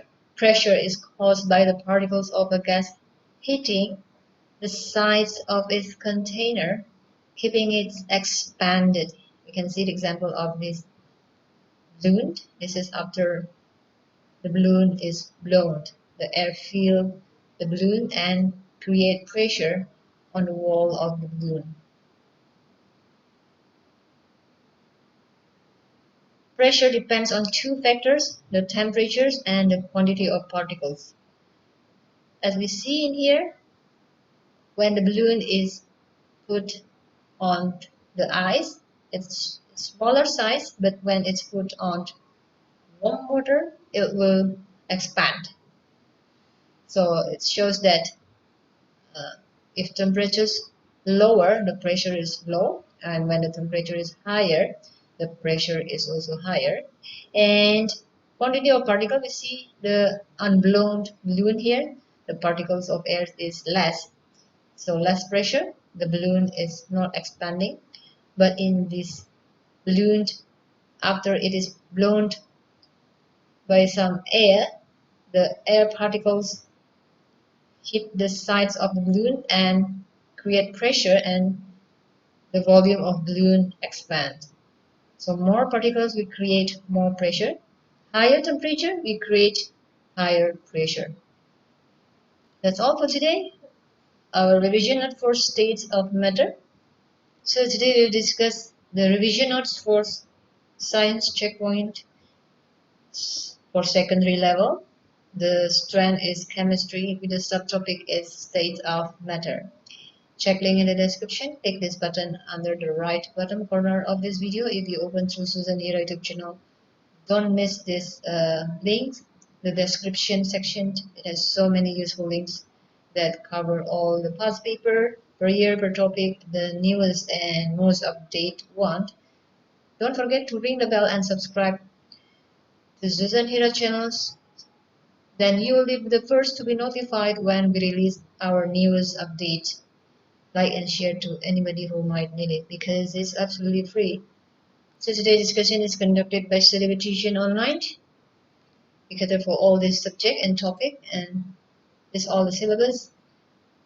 Please write email to us if you have any unsolved past paper. We'll see if we can for you. And don't forget to write in the comment section if you have any question, idea, input, or advice. Bye bye and see you in the next video. We hope that today's discussion will be helpful to you, and God bless you.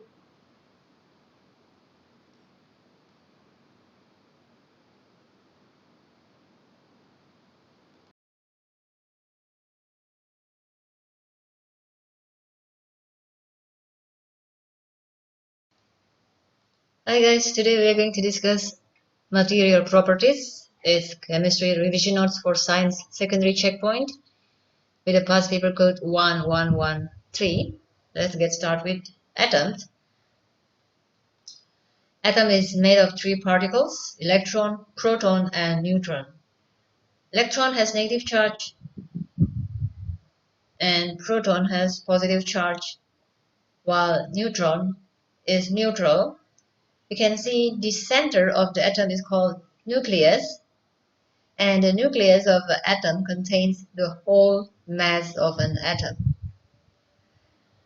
Electrons in an atom are arranged in shells like this or orbitals. Next, let's learn the terms atoms, molecules, elements, and compounds. In here we can see that this picture shows a single circle. This is atoms. While these pictures show two circles joined together with the same type of atoms, and this is called molecules. When two or more atoms joined, it's called molecules. So this is molecules, this is atom.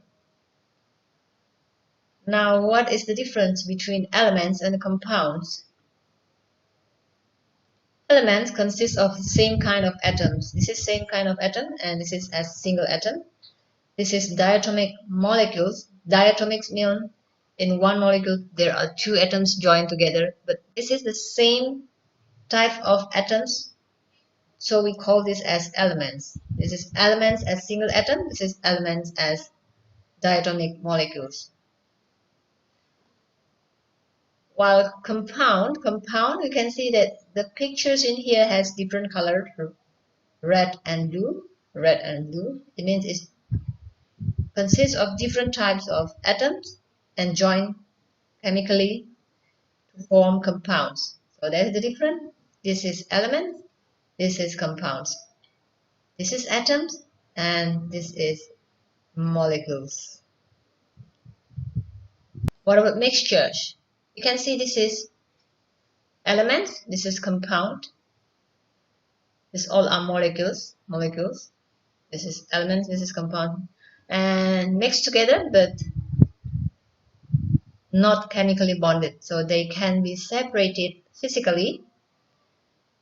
This is single atom, this is compound, this is element. So it's a mixture. The mixture contains two or more different substances mixed but not chemically bonded. It can be separated physically, like by filtering. So here's the summary. Atom is the smallest particle of an element. It consists of nucleus containing protons and neutrons and electrons. Molecule is a group of two or more atoms combined together. It consists of combination of two or more, can be two or more same or different atoms chemically bound together. Example, H2. Element is a pure substance that cannot be converted into simpler substance by any chemicals or physical means. It is made of atoms of only one kind.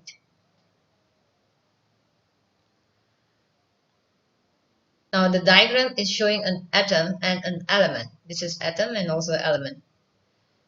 These two green, same color, it means the same atoms joined together, showing a molecules and also molecule of an element. There are three atoms here of different kinds. You can see from the red color and the yellow color. So the diagram is showing a molecules of a compound because it's of different atoms, different color. This is an example of atoms. Helium exists as atoms, single atoms. Molecules having same kind of atoms is this.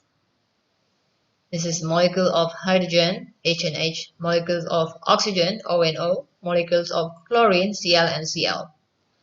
Molecules having different kinds of atoms. This is HOH. This is molecule of water, and H and Cl is of different kinds of atom. This is molecule of hydrogen chloride.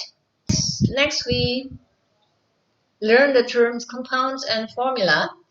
Formula is written like this. This is the formula of water. Molecule of water is this, HOH, or we write as H2O is used to represent water.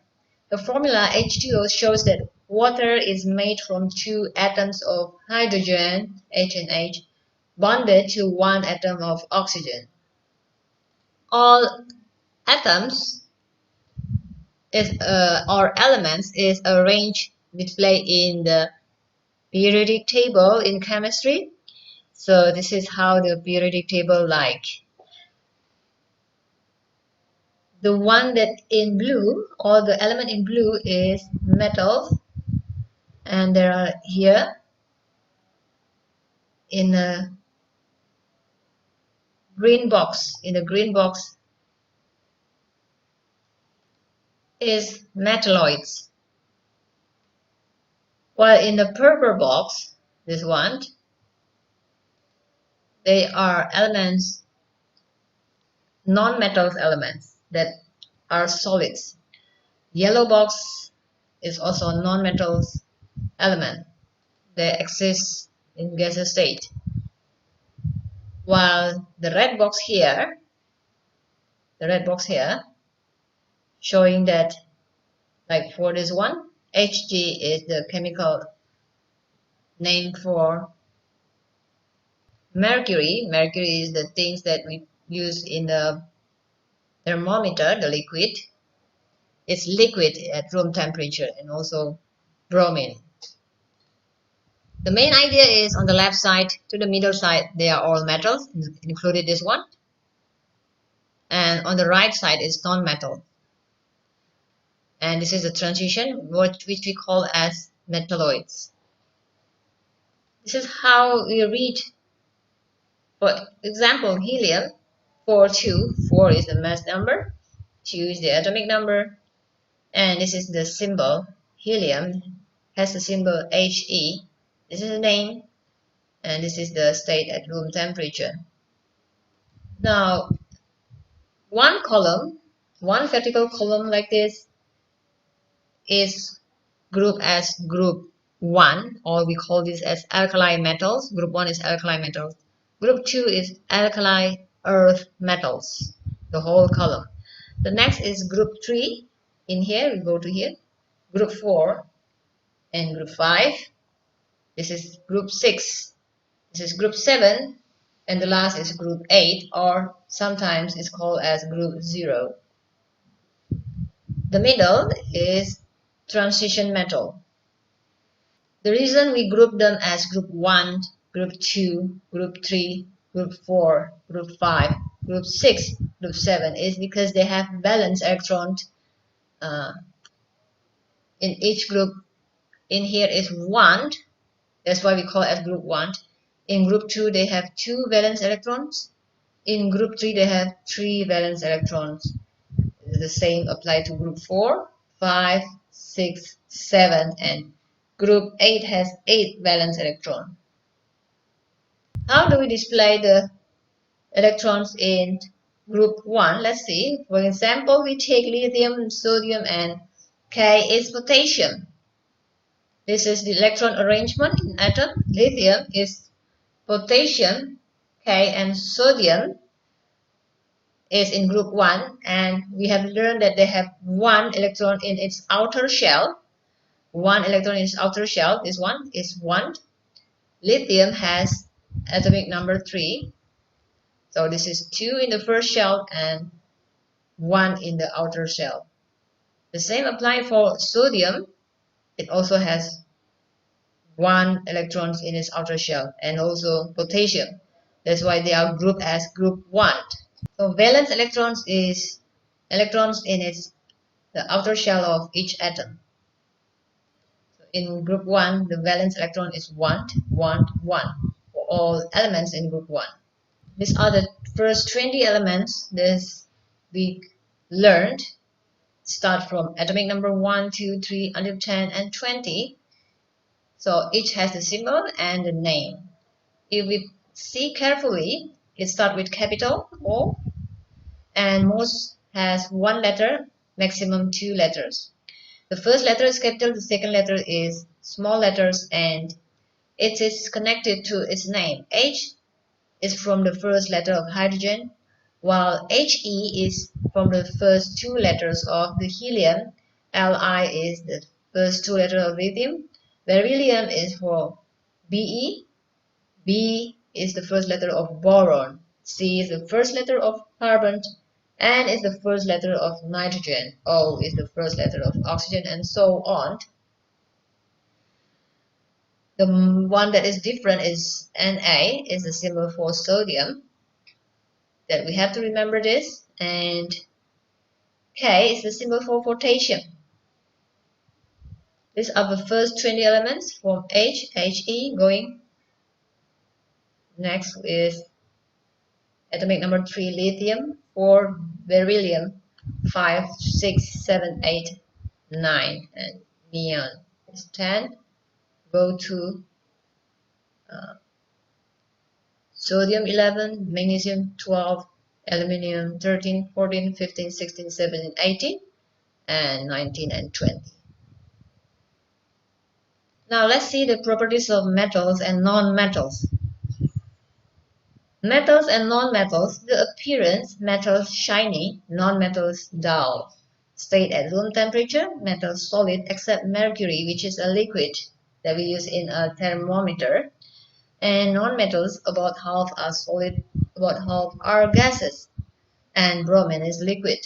Density, metals has high density, they are heavy. Low for non-metals, so they are light. Strength, metals strong and non-metals weak. Malleable or brittle, metals are malleable, they bend without breaking, while non-metals brittle, they break and shatters when hammered. Conduction of heat, metals are good conductor, while non-metals poor conductor. They are good insulator. Conduction of electricity, metals are good conductor of electricity, while non-metals they are insulator. Except graphite. Magnetic material, for metals only iron, cobalt, and nickel are magnetic material, while non-metals, none of them are magnetic material. Sound, when hit, metal make a ringing sound, they are sonorous, while non-metal make a dull sound. Let's take a closer look of group 1. Group 1 elements are known as alkali metals, consist of lithium, sodium, potassium, rubidium, cesium, francium. They are all alkali metal. So these are group 1, lithium, sodium, potassium, rubidium, cesium, and the last is francium. So this is group 1, lithium, sodium, potassium, rubidium, cesium, and francium, Fr. While they have one electron in their outer shells, which makes them very reactive and give them similar properties, the alkali metals all have low density compared to other metals and they are soft. The trend as we go down the group are increasing reactivity, higher relative atomic mass, so the atomic mass is increasing, lower melting and boiling point. Group 1 metal react vigorously with water to produce hydrogen gas and metal hydroxide, which dissolve to produce alkaline solution. Example, sodium reacts with water to form sodium hydroxide and hydrogen gas. This is the equation. 2Na is sodium plus water is H2O and sodium hydroxide is NaOH and hydrogen gas is H2. G is for the state, it is gas. AQ is for the aqueous, it means it's in the solution. L stands for the state in liquid and S stands for solid sodium. Now in this reaction, since it produces hydrogen gas, there's bubbles of hydrogen gas can be observed and melts into a shiny ball that dashes around the surface. So the sodium metal will dash around the surface if we do experiment in the lab. Sodium hydroxide or NaOH form which produce a highly alkaline solution. Okay, NaOH form will produce highly alkaline solution where the pH will be above 7. Group 1 metals react with oxygen to form a metal oxide. Example, lithium react with oxygen to form lithium oxide. This one. And this is the equation. Lithium is Li. Oxygen is always written as diatomic molecule or O2 and this is lithium oxide. That's the discussion today for material properties. So today's discussion is for science secondary checkpoint revision notes with chemistry strength and subtopic is material properties. So today we'll discuss science checkpoint revision notes for chemistry with the subtopic material properties is for lower secondary level.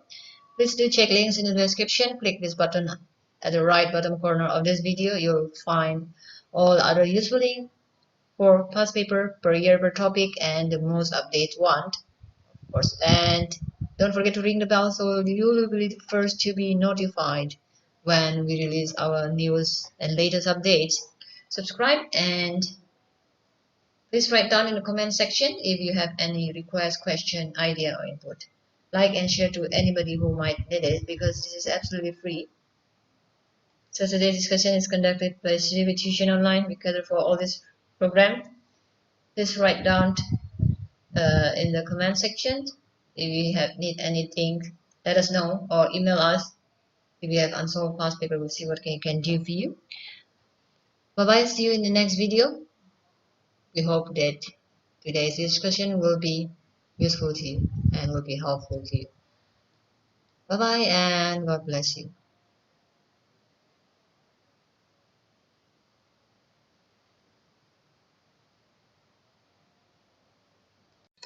Hi friends, today we're going to discuss material changes. It's a chemistry note for science secondary checkpoint with a past paper code 1113. This is part of the curriculum of Science Cambridge Checkpoint. So we have 6 strands here, and today we're going to discuss chemistry strand with the topic material changes. Right, let's get started. Material changes, there is physical changes and chemical changes. Physical changes is example dissolving sugar, evaporating water, and chemical changes. Chemical changes is example burning a match and also the rusting of iron. What is the main differences between physical change and chemical change? Physical changes are mostly reversible. No new substances are formed.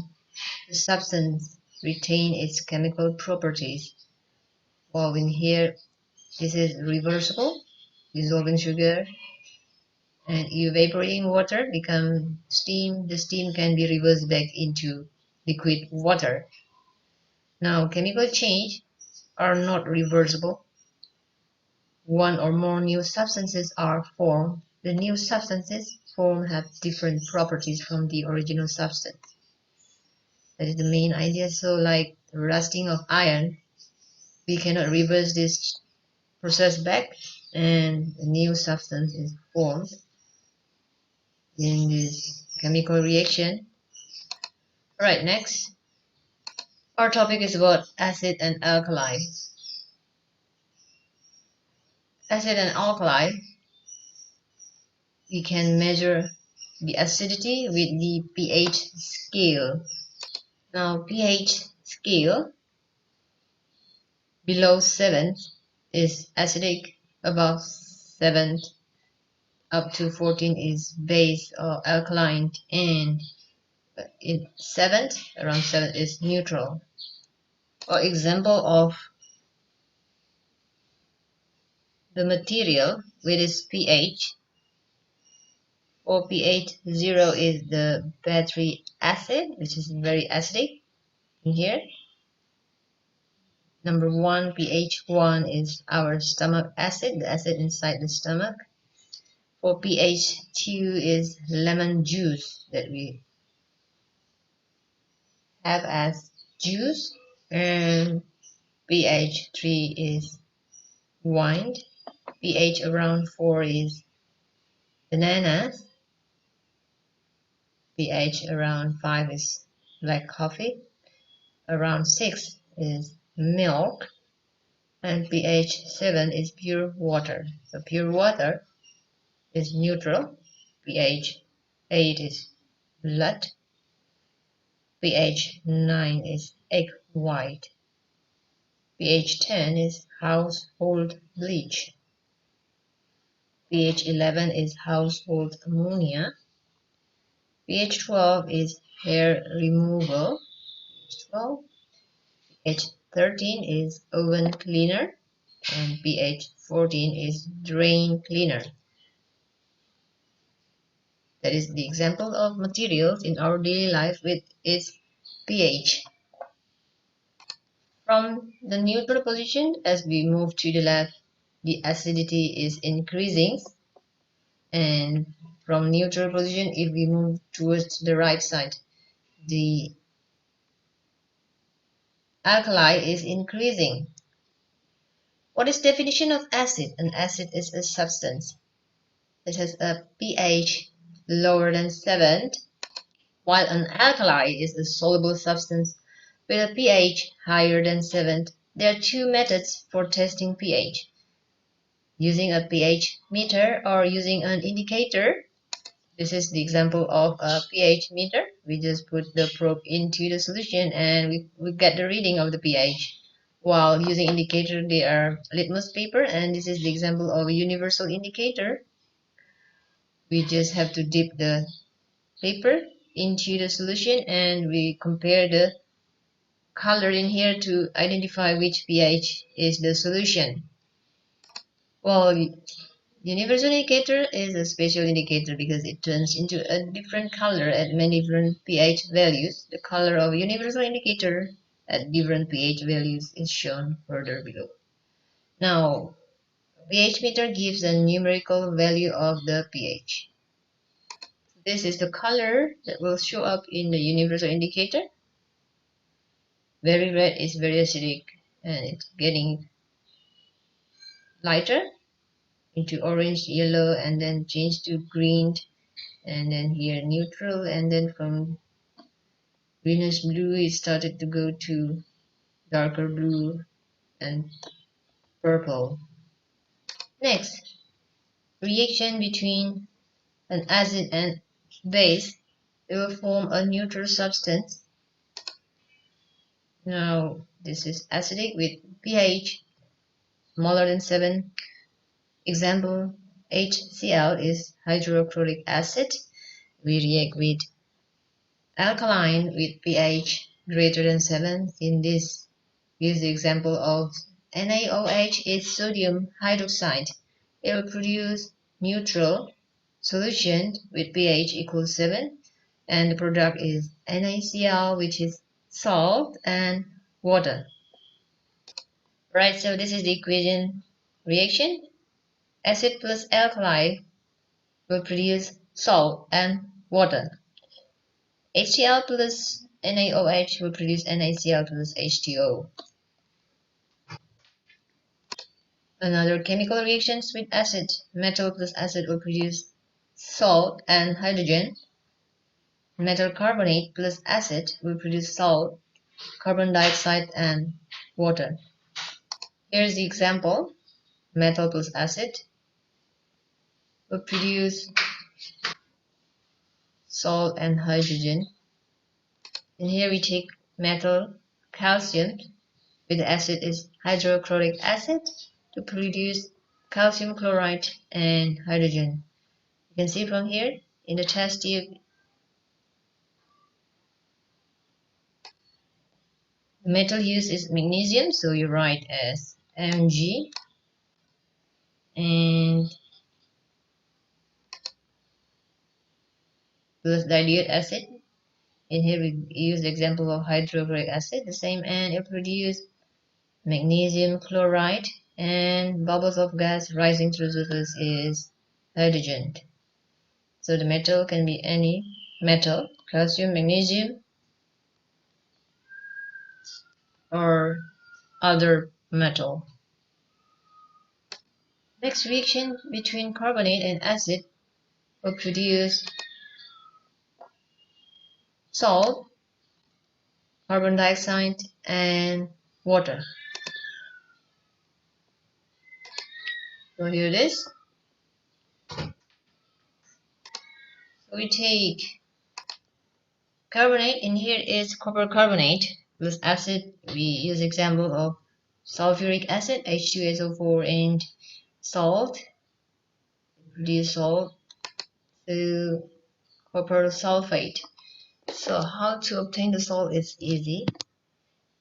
Just take the metal from the carbonate and combine with the anion from here. So it will be the SO4 combined with the CuSO4. It will become CuSO4, and then the other product is carbon dioxide and water. That's how we remember this reaction. So this is the diagram. Copper carbonate and dilute sulfuric acid, when they react, they form copper sulfate, which remain in solution. This is AQ, and carbon dioxide gas will be channeled into here and led through the lime water. The carbon dioxide will turn lime water into cloudy or milky solution. Lime water test is the test used to identify if the gas produced is a carbon dioxide or not. We know that it will turn the lime water into cloudy or milky solution. Next question is, how do we detect chemical reaction? Detecting chemical reaction. like we can see bubbles form when the chemicals are mixed, like the reaction above in here. This is chemical reaction. Bubbles are formed of carbon dioxide or bubbles of hydrogen. This is a sign of chemical reaction.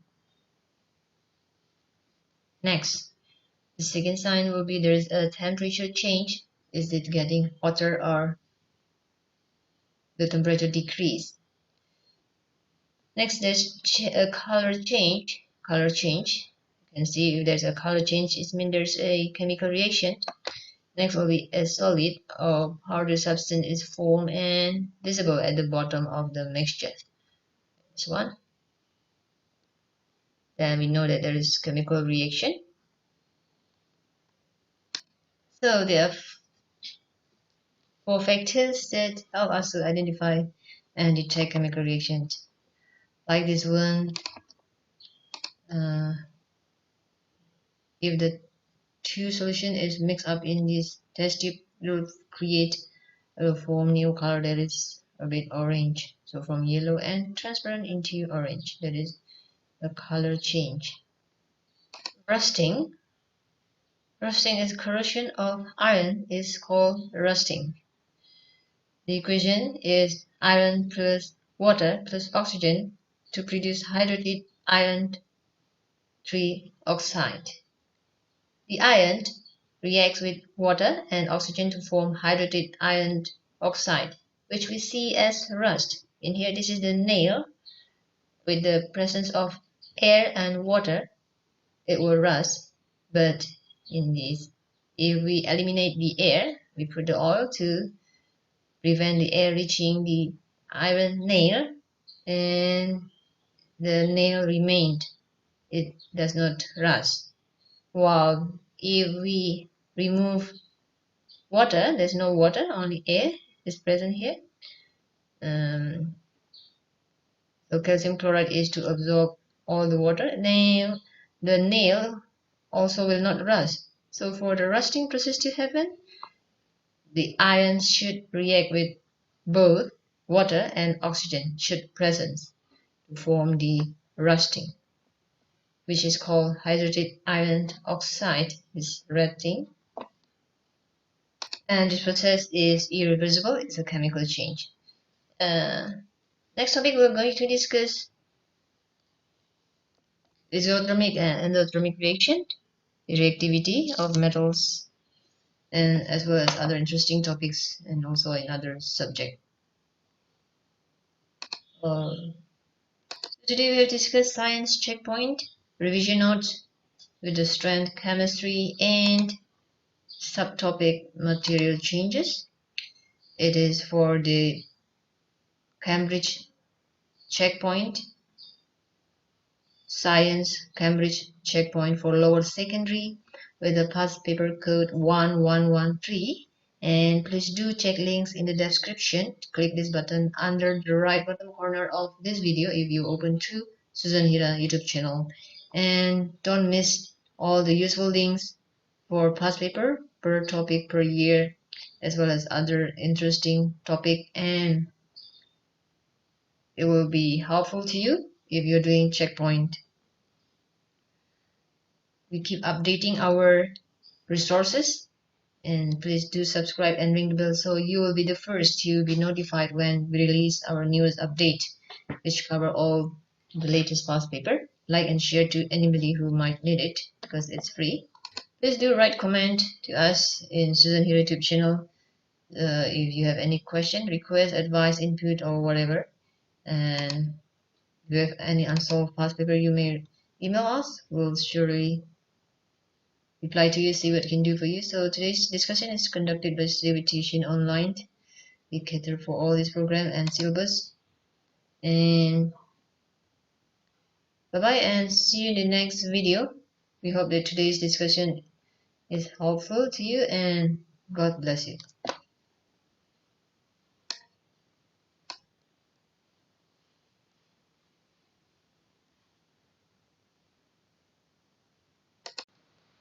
Hi guys, today we're going to discuss energy changes. It's chemistry note for science secondary checkpoint with the past paper code 1113.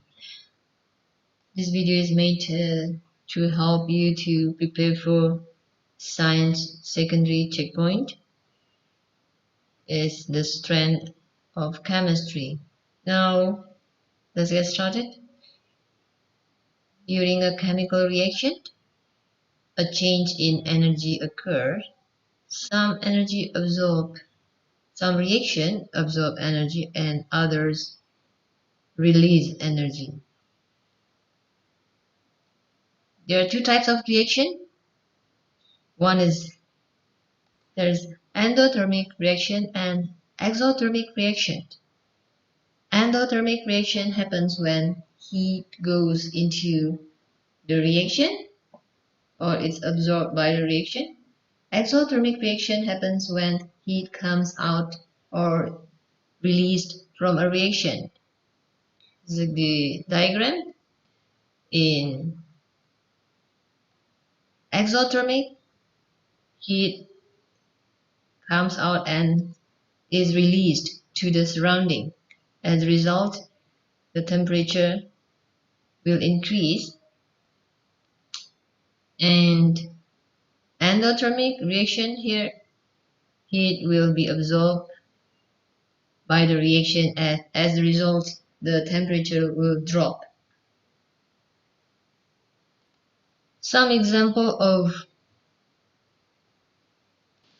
exothermic reaction is combustion or burning or neutralization reaction between acids and alkalis.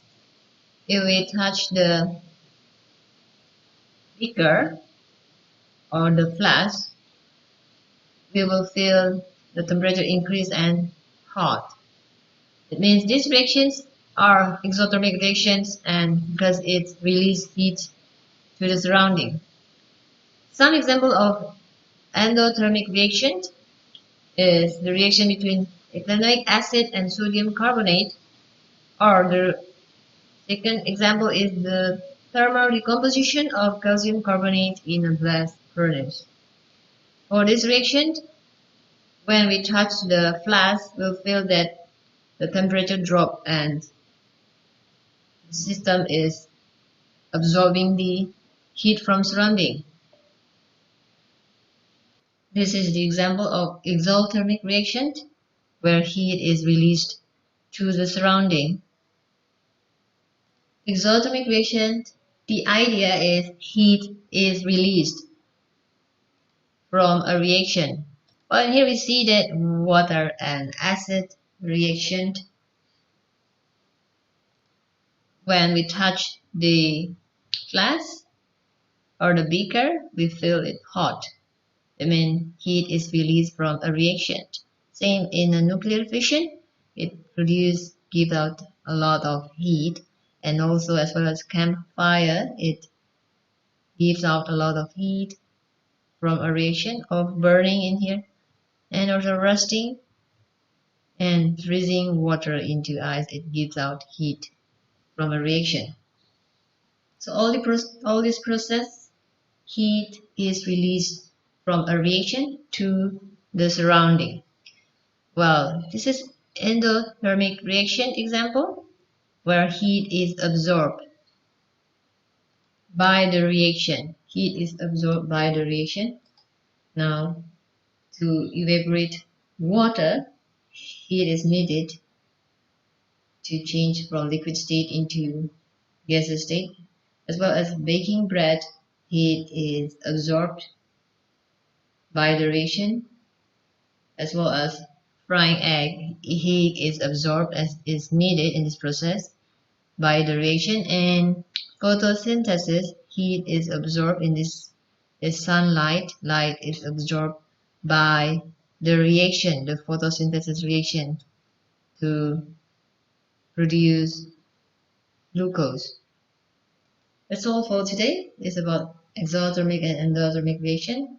This is part of science secondary checkpoint syllabus with the subtopic energy changes from chemistry strength. We'll see you in the next video. We hope today's discussions will be helpful to you, and don't forget to like and share this video to anybody who might need it because it's absolutely free. Ring the bell if you have not, so you will be the first to be notified when we release our newest and latest videos.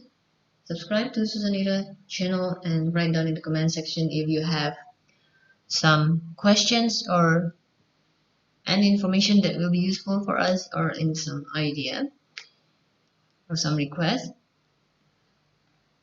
And don't forget to check links in the description section. If you click this button under the right bottom corner of this video, you will see a lot of useful links for past paper per subject per year, the latest and most updates one. Don't miss this. So today this lesson is conducted by Studio Tuition Online together for all these subjects and programs. Write email to us if you have any unsolved past paper. We'll see what we can do for you.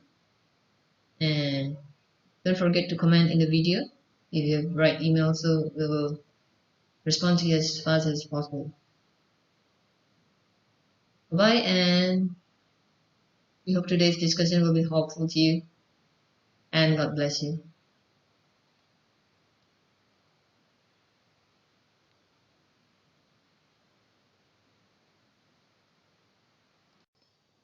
Hi guys, today we are going to discuss reactivity series and displacement reaction.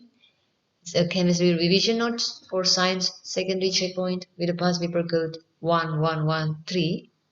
So we list metals in the list according to its reactivity.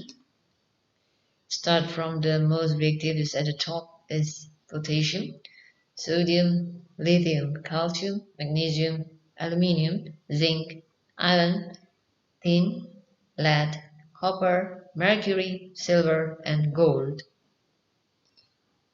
This group of metals, they react with water, and from the potassium until lead, all these metals react with acids. From potassium up to silver, all these metals react with oxygen. The top is very reactive and the bottom is very unreactive. How do we use this table? Let's see. Example, reactivity of different metals. You see potassium is at the top and then magnesium is below. So potassium is more reactive than magnesium. And when it's compared to zinc, zinc is below. So magnesium is more reactive than zinc. This is the example.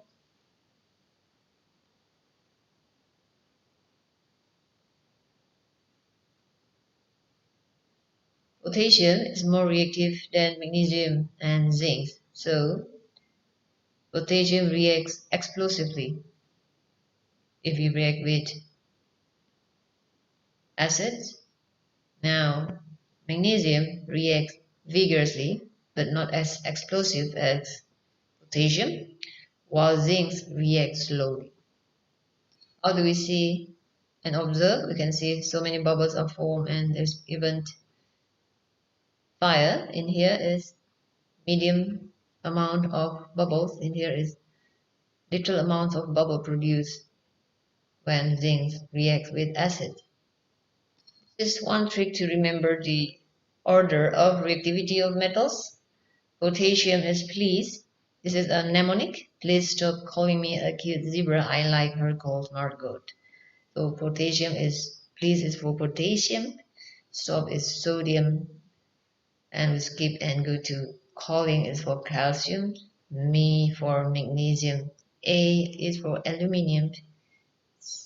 And we skip the C. C is actually for carbon, but it's not included in the list here. And zebra. So A is for aluminium, Z is for zebra, I is for iron, L is for lead, Col is for copper, Smart is for silver, and Gold is for gold. There are three main reactions of metals. That is metals with oxygen, metals with water, and metal with acid. Here's an example of reactions between metals and oxygen. We take magnesium. Magnesium, the symbol is Mg, plus oxygen to produce magnesium oxide. So 2 Mg plus O2, oxygen is O2, become MgO, and we balance the amount of atom on the left and on the right. This is a balanced reaction. Next is reaction between metal and hydrogen. Metal and hydrogen will produce metal hydroxide and hydrogen. Metal hydroxide and hydrogen. For example, we take metal sodium plus water and it produces sodium hydroxide plus hydrogen. The symbol for sodium is Na, water is H2O, sodium hydroxide is NaOH, and hydrogen is H2, and then we balance the reaction. Next is between acid and metal and acid.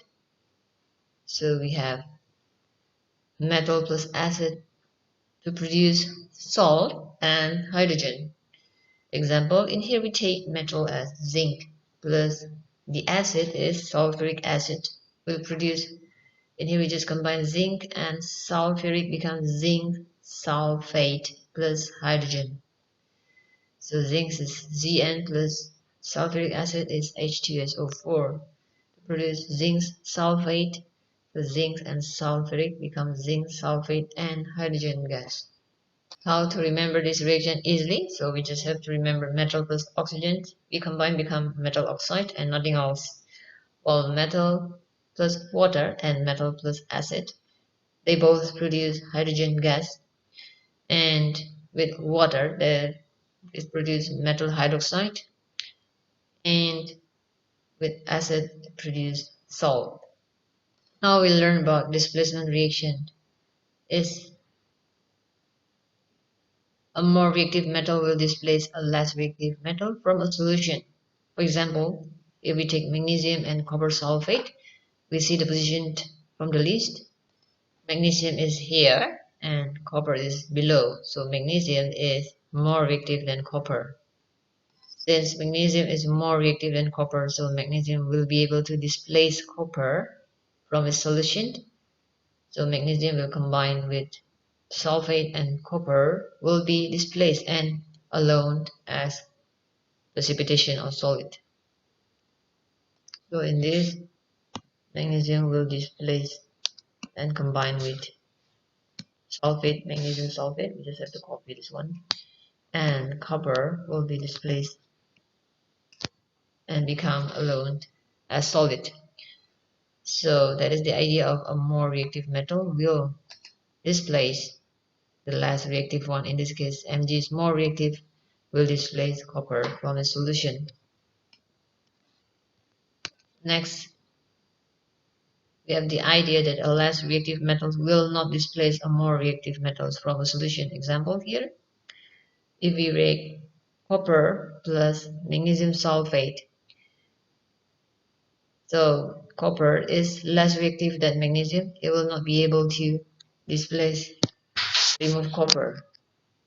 Sorry, we repeat again, copper is less reactive than magnesium sulfate, so copper will not be able to displace magnesium from its solution and will not be able to combine into copper sulfate. So there's no reaction for this one since copper is less reactive. Copper is less reactive and magnesium is more reactive. So well, that's all for today about reactivity, and if you have any question or request, please feel free to write down in the comment section, or if you have any useful information or some useful idea. So today we discussed science checkpoint revision notes chemistry with the subtopic reactivity series and displacement reaction. This is revision notes for science lower secondary checkpoint with the past paper code 1113. Don't forget to check the useful links at the description section of this video. Don't miss it because it has a lot of links that will connect you to all the past papers and the per subject per year with the latest and most updates one. Subscribe and ring the bell so you'll be first to be notified when we release our new updates. Like and share to anybody who might need it because it's absolutely free. So today's discussion is conducted by Study with Teaching Online. Because for all these subjects and programs, please email us if you have any unsolved past paper. We'll see what we can do for you. Bye bye and see you in the next video. God bless you.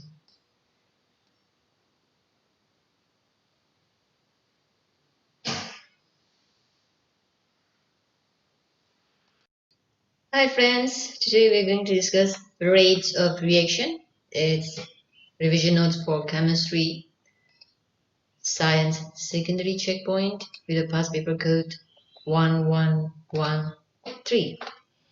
And let's get started with the topic. The rate of reaction is a measure of how quickly a reactant is used up or a product is formed. The following events must occur before a reaction can proceed. Number 1, the reactant particles must collide with each other. Number 2, collisions must be enough energy to overcome the energy barrier or the activation energy. Number 3, the reactants must form new bonds to produce products. There are few factors that affect the rate of chemical reaction: temperature, concentration, surface area, presence of catalyst. For temperature, if the temperature increases, as we see in here, then the kinetic energy also increases. The kinetic energy of reactant particles increases, then the reactant particle will move faster here, and the collision frequency will increase, and as a result it increases the rate of reaction. So this is the example: particles move at lower speed in here. Now when we increase the temperature, the particle move at higher speed, and so they collide more frequently, and so the rate of reaction increases. So increase in temperature, increase the rate of reaction. Second is concentration. Lower concentration of molecules. In here you can see from display by fewer particles shown in box 1, collisions occur less often. Now when we increase the concentration of the particles are more, as shown in the diagrams, and in this box collisions occur more often, thus it increases the rate of reaction. Surface area, low surface area, we here and see that this is a magnesium strips, and it has less surface area, low surface area, that can get in contact with the acid particle in the red circle and water molecule. But when we use magnesium in smaller pieces or magnesium powder, so the surface area will increase, the surface area that get in contact with acid particles and water particles. So higher surface area, it means it will increase the rate of reaction. In this, the example is magnesium strips and magnesium powder, or magnesium in smaller size. Next, catalyst. Catalyst will increase the rate of reaction. As we shown in the diagram, the work catalyst do is to lower the activation energy. This is the normal reaction without catalyst and catalyst reaction. And when we put the catalyst, the activation energy drops so much, so it's easier for the reactant to reach the activation energy and then proceed to form product. How do we measure the rate of reaction? How fast or slow? So we can measure by measuring the loss in mass of reaction over time, or measuring the volume of gas produced over time, or measuring the time for a solution to become opaque or color. Let's see them one by one. Now this one is This is measuring the loss of mass of reactant over time. As we see, as the reaction proceeds, the hydrochloric acid will react with the marble chips and produce the gases, and the gas will escape, and then it will create the reduction in the mass. So as the reaction proceeds, we observe and measure the loss of mass. So in this reaction, marble chips is calcium carbonate, and it shall react with hydrochloric acid. The reaction will produce carbon dioxide gas that will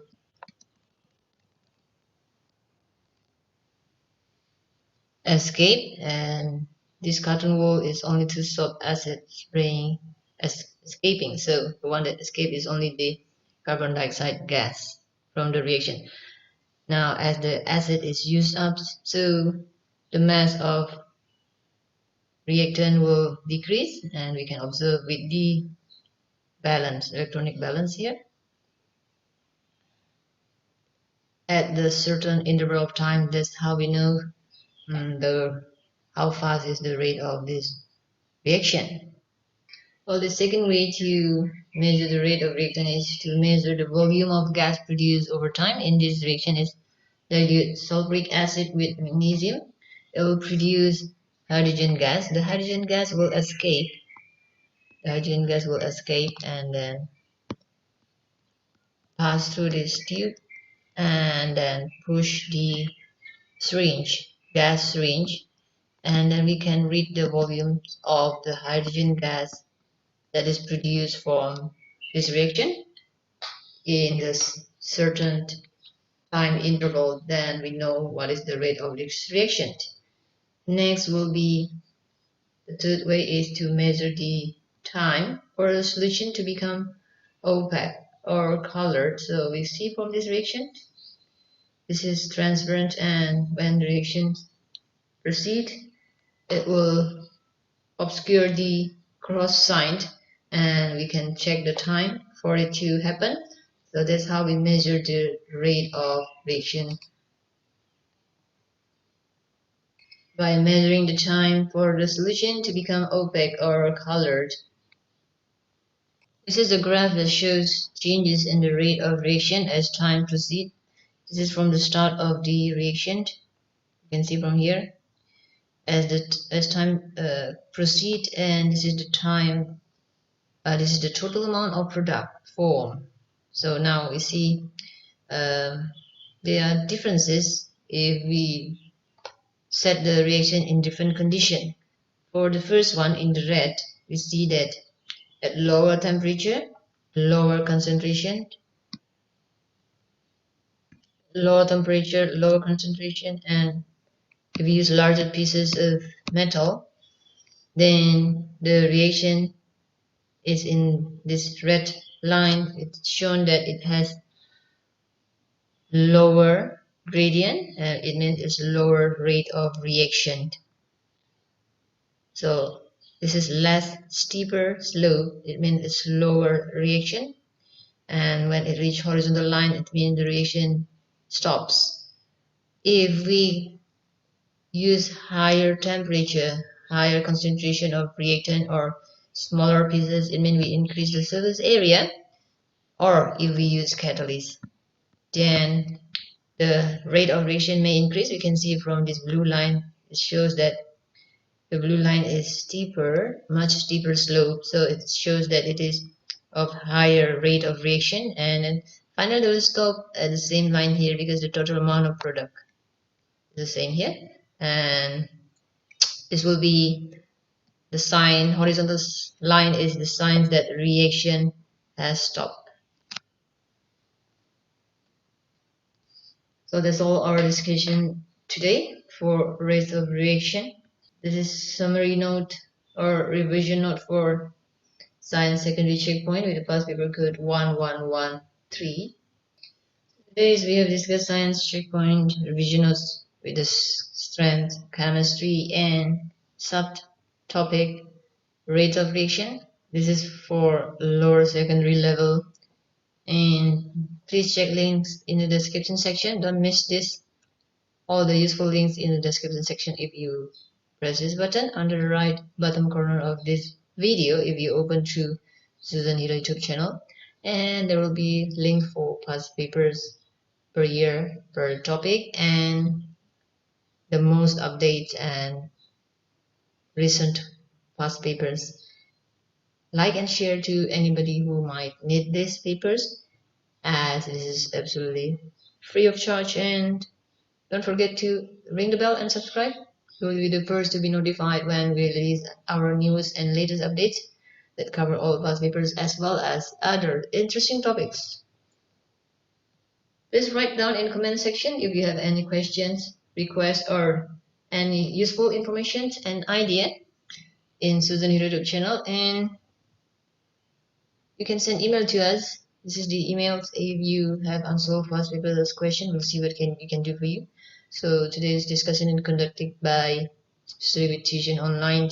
We cover all this subject and syllabus, and that's all for today. We hope that today's discussion will be helpful to you. Bye bye and God bless you.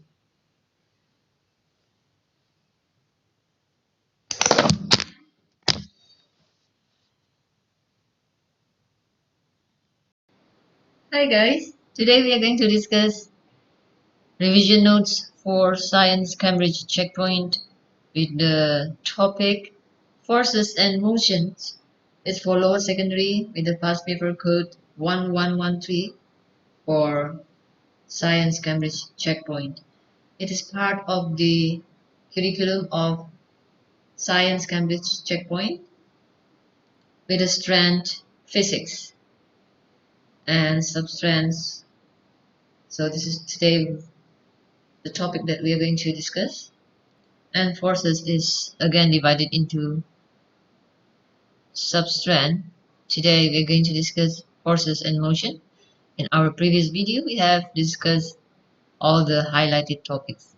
You can see the other video in the description section. The link is provided through Susan Hira YouTube channel. Let's get started with the topic today, forces and motion. So the idea of force is a force is a pull or push that can change the shape of an object or change the way it moves. So the key word is change the shape and the way it moves. So let's see the example. The example here is in this one, the ball changes direction when Butter hit it with stick. So it changed the way it moves. This second example is a spring. This is unstretched spring. It becomes longer when a force is applied to it. And here we hang a weight onto it. So that is the example of forces. Next, we'll learn the term of resultant force. What is resultant force? Example, the skater moved forward to the right with 120 Newton of force. So, force of skater pushing against the ground. Next, on the blue, there is another force that against the movement of the skater, which is to the left. It's 100 Newton.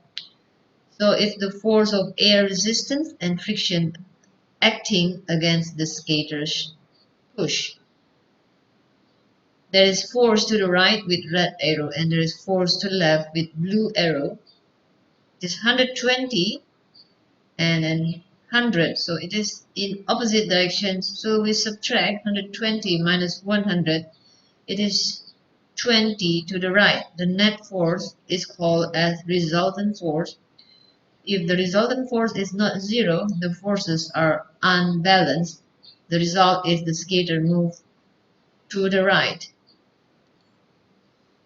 So 120 minus 100, we get 20 Newton. that is our resultant force, is to the right. So these two forces are unbalanced. Next, this is another example.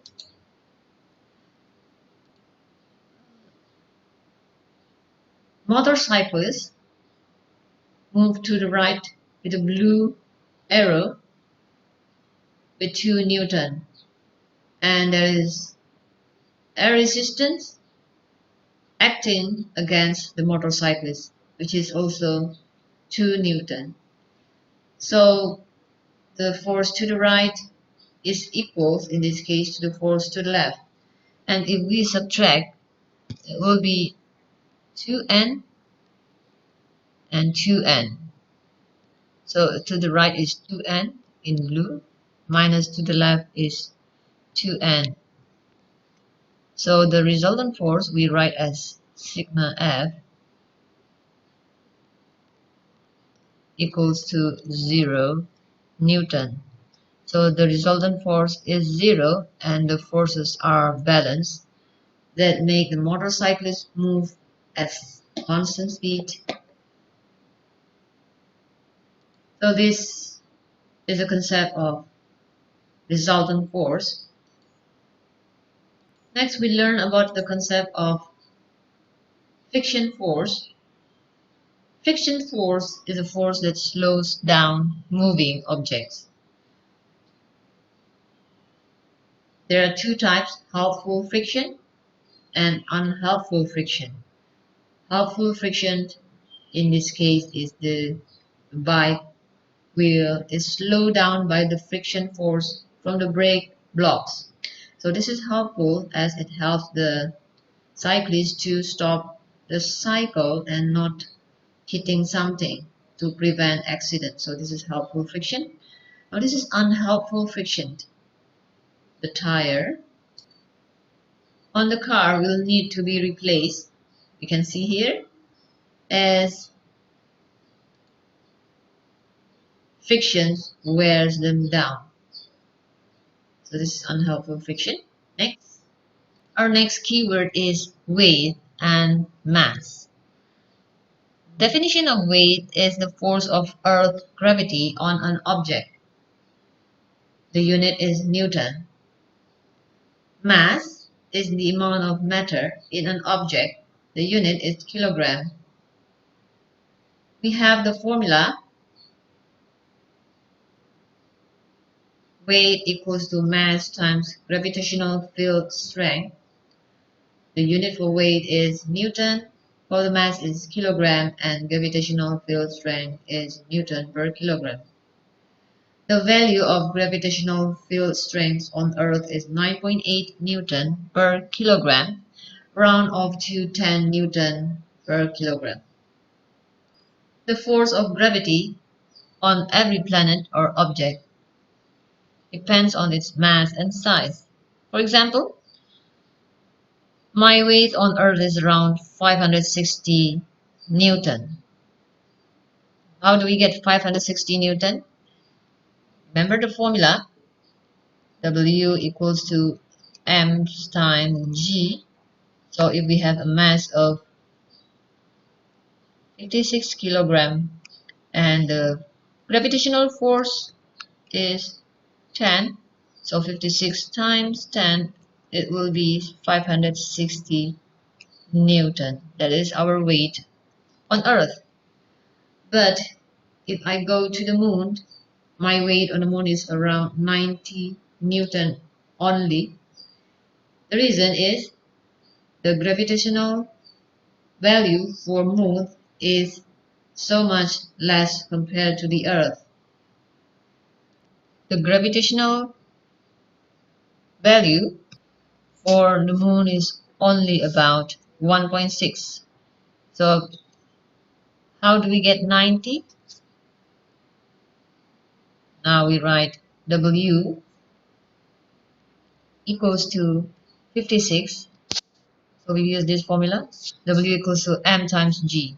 So 56 times the g value for moon is about, for moon, 1.6 Newton per kilogram. So we plug in this number, then we will get around 90 Newton.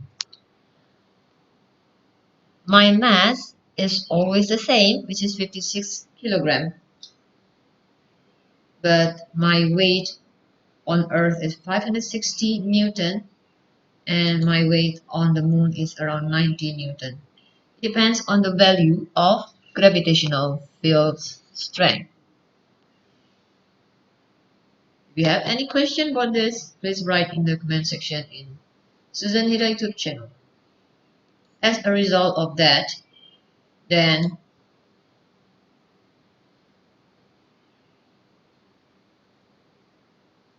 an object with a mass of 72 kg has different weight on different planets. You can see in here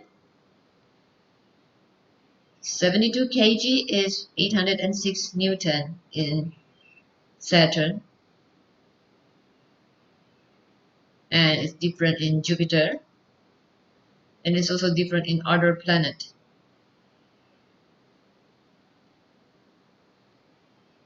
720 in here, this is planet Earth, this is on Mars, this is Mercury, Venus. So an object has different weight on different planets. Depends on the value of the gravitational field strength, the G value. Our next topic is air resistance. It is a frictional force that air pushes against a moving object. Air resistance, also known as drag. Example, the cyclist can feel the air pushing back against our face and body when we ride our bicycle fast. This is an example of air resistance or drag. This diagram showing how gravity and air resistance act on the parachutist as he jumped from the aeroplane. At first, as he jumped from the aeroplane, the gravity pulled him down and that is accelerating downwards. As the downward speed increases, so drag or air resistance increases. So now there is drag force act against the downward force.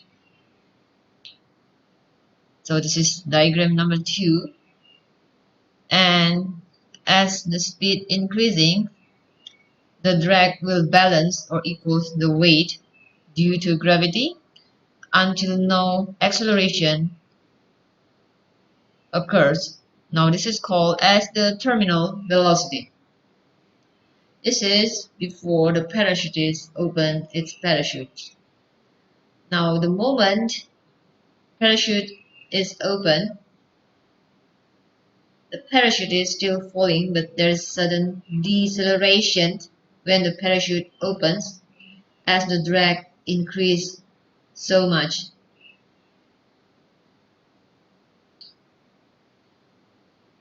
This causes the velocity decreases and drag decreases. There is a new much smaller terminal velocity once the drag and the gravity balance. So in here before the parachute open, there is terminal velocity. After that moment the parachute is opened, the downwards movement is slower, much slower, until it is balanced between the drag and gravity, and it reaches another terminal velocity which is much slower downwards. Diagram number 6. When the parachute is reached the ground exerts a force to balance gravity and there is no acceleration. This is the graph in speed versus the time to describe the movement of the parachutist. The moment he jumps, he accelerates until the drag force balance the weight and it reached the first terminal velocity. After that, the moment the parachute opens, the outward movement increases, the drag increases, and the parachutist decelerates until the drag and his weight balance and it reached the second terminal velocity until he reached the ground. So this is how air resistance acts upon the movement of a parachutist. Next topic is density. It's the mass per unit volume of a material. We have the formula here, mass is at the top, is density times volume. The unit for density we derive from here is from the mass is kilogram over volume is cubic meter or gram per cubic centimeter. With this triangle diagram, it's useful for us to find any of this value. Depends on the question, is it mass, density, or volume? If we have to find mass, it's at the top, so we just have to times this. It's density times volume. But if we have to find density, let's say we have to find density, so then we write density is mass. This is one is at the top, one is at the bottom, so we divide. Mass is at the top over volume. The same thing apply if we want to find volume. We circle this one, then what we have left is mass over density. So volume is mass at the top over density.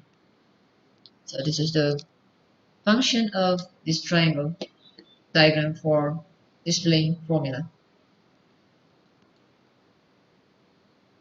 Now we have the example question. A coconut has a mass of 400 grams and a volume of 500 cubic centimeter. To get the density is equals to mass over volume, mass over volume. So the mass is, we plug in 400 gram over volume is 500 cubic centimeter, and we count it will be 0.8 gram per cubic centimeter. This is less than 1.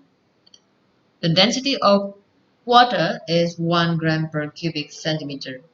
Since it's less, then the coconut floats. As we see from the pictures, it floats.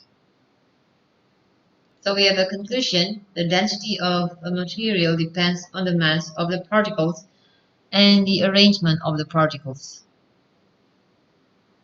Solids and liquids are more dense than gases because their particles are packed closer together. An object will float on a liquid like this one if it is less dense than the liquid.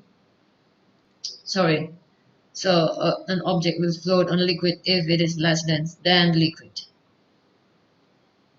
Our next topic is pressure.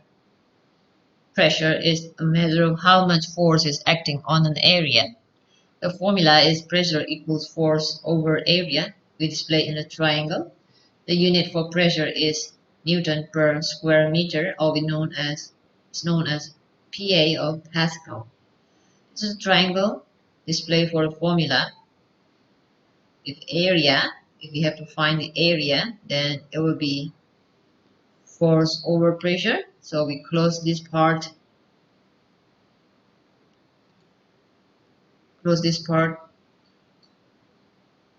then we will get F over P. If you want to find pressure, it means we close pressure. So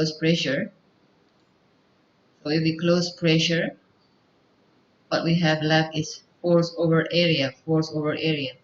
If we want to find force, then we close force. What we have is P and A at the bottom, so pressure times area. Force is pressure times area. From the formula, we can see that smaller area, because area is at the bottom, will create a greater pressure with the same force of acting on it. Here's the question how this statement works. The pressure exerted by a woman wearing shoes with pointed heels is much greater, because smaller area, than what an elephant can exert on ground. The feet of elephant is much bigger. The size of the area is much bigger than the heels of a pointed shoe. The woman has the weight of 50 Newton. Contact area of high heeled shoe is 0.6 square centimeter. And when we find the pressure, we count the pressure is weight over the area. 50 over 0.6 square centimeter is about 83.3 Newton per square centimeter. That will be the pressure. For the elephant, the weight of an elephant is 30,000 Newton. Let's take that value, and the contact area of elephant feet is 12,000 square centimeter. So when we divide, we'll get 2.5 Newton per square centimeter. So we can compare in here. The pressure exerted by a woman wearing shoes with pointed heel is 83.3 Newton per square centimeter, while exerted by an elephant, which is much heavier, so much weight, it is only 2.5 Newton per square centimeter.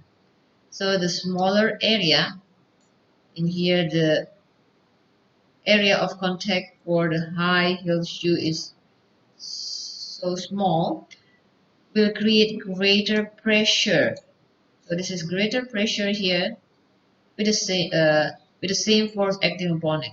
Now this is not the same force. An elephant has weight much more than the woman, but still yet the pressure exerted is much less, much smaller than the pressure exerted by the woman, which is lighter. So we have our conclusion: increasing the area, in this case the contact area of elephant feet, reduces the pressure of the elephant. It's only 2.5. Can you imagine? So that's interesting fact that you feel so much pain when stepped by the woman with pointed heels compared to then if you are stepped by an elephant. It's only 2.5 Newton per square centimeter. But of course, nobody wants to be trampled by an elephant, or also nobody wants to be trampled by shoes with pointed heels. It will be so much painful. Upthrust. This is our next topic. Upthrust is the force produced by liquid pressure that keeps things afloat. Liquids are incompressible, but gases are compressible. If we compress a gas into a smaller volume like this, the pressure will be bigger. Pulling up increases the volume and decreases the pressure, while pushing down decreases the volume and increases the pressure. We have the conclusion: in smaller space, the particles suffer more collision in here. They collide more often with the wall of the container. It is this that we measure as pressure exerted by the gas. Another factor that increases the pressure is the temperature. If the temperature of a gas increases, its pressure increases. As you see the example in here, this is a tire. This is the pressure. If we increase the temperature, the pressure indicator will increase. This is next topic, turning effect. A force can cause an object to turn clockwise or anti-clockwise about a pivot. So the turning effect of force is called the moment of the force. This is important word, moment of the force. So this is the diagram, anti-clockwise moment. So the 5 Newton weight will cause a turning effect anti-clockwise, and 7.5 Newton weight will make the seesaw turn to this way, and we call this way as clockwise moment.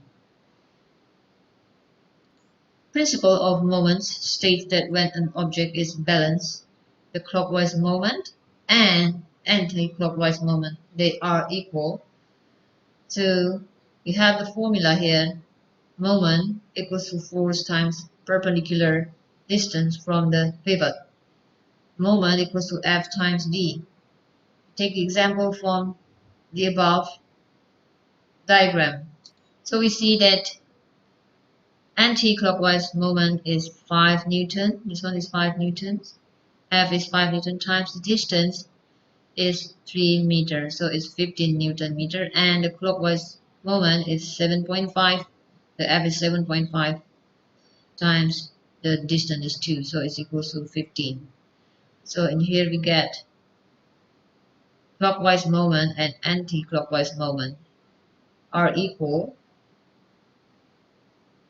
Clockwise moment is equal to anti-clockwise moment. So the seesaw is in equilibrium. So the seesaw is in equilibrium. So this is flat.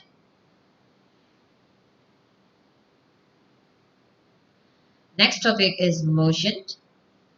We talk about motion, we talk about speed, a measure that tells us how fast something is moving. This is the formula for speed. Speed equals distance over time, where unit for speed is kilometer per hour or meter per second. Example in here, we use the formula. So we have John runs 300 meters in 50 seconds. Work out his average speed. Speed will be 300 is the distance over the time is 50 seconds. So we put here over. And we got 300 divided by 56 meter per second. That will be his speed. So that's it. Simple. Now below there are distance time graph d over t time graph. This is the graph that shows how the distance changes with time. There are different types of distance time graph. If the line is constant like this, it means it is a flat line sloping up like this. It is a constant velocity, because when we divide distance over time, we get a constant value. When the line is horizontal, it means there is zero velocity, because there is no change in distance. If the graph is like this is accelerating. As we see the distance increases, the slope also increases. So this is the first part. Second part is here. You can see from the red slope, this is much greater, so the speed increases. While this one, the speed decreases or is decelerating. At first is the gradient is bigger and then it becomes flattened. So the speed is decreasing, or we call it as decelerating. So that's all the topic for today about forces and motion. Do you have any request, question, or inquiry? Please write down in the comment section in Susan Hira YouTube channel. We'll surely reply to you. So today's discussion is science checkpoint revision of physics. The topic is forces in motion for lower secondary. Please do check links in the description. Click this button at the right button corner under this video. If you open through Susan Hira YouTube channel, you'll see and find all other useful links or past paper for science, English, mathematics, primary, secondary level like and share to anybody who might need this, because it's free. And don't forget to ring the bell so you'll be the first to be notified when we release our latest and newest updates. Please email us if you have unsolved past paper. We can see what we can do for you, or if you need soft copy of these notes, like the video and screenshot and send it through email. We'll send you accordingly. So today's discussion is conducted by Studio Tuition Online. We cater for all this program and this syllabus, primary, secondary, IGCSE, IB, SIT. So don't forget to subscribe and see you in the next video. Bye-bye. We hope today's discussion will be helpful to you and bless you.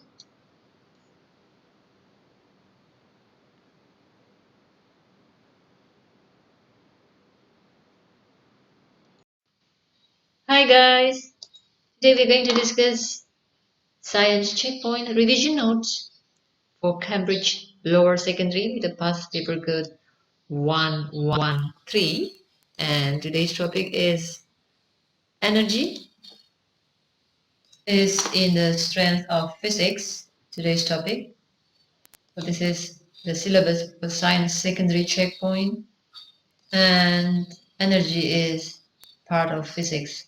In our last videos, we have discussed all this topic that is highlighted. You can find in the playlist at the end screen of this video or at the description section if you open this video through Susan Hira YouTube channel. Alright, let's start about energy. Let's get started.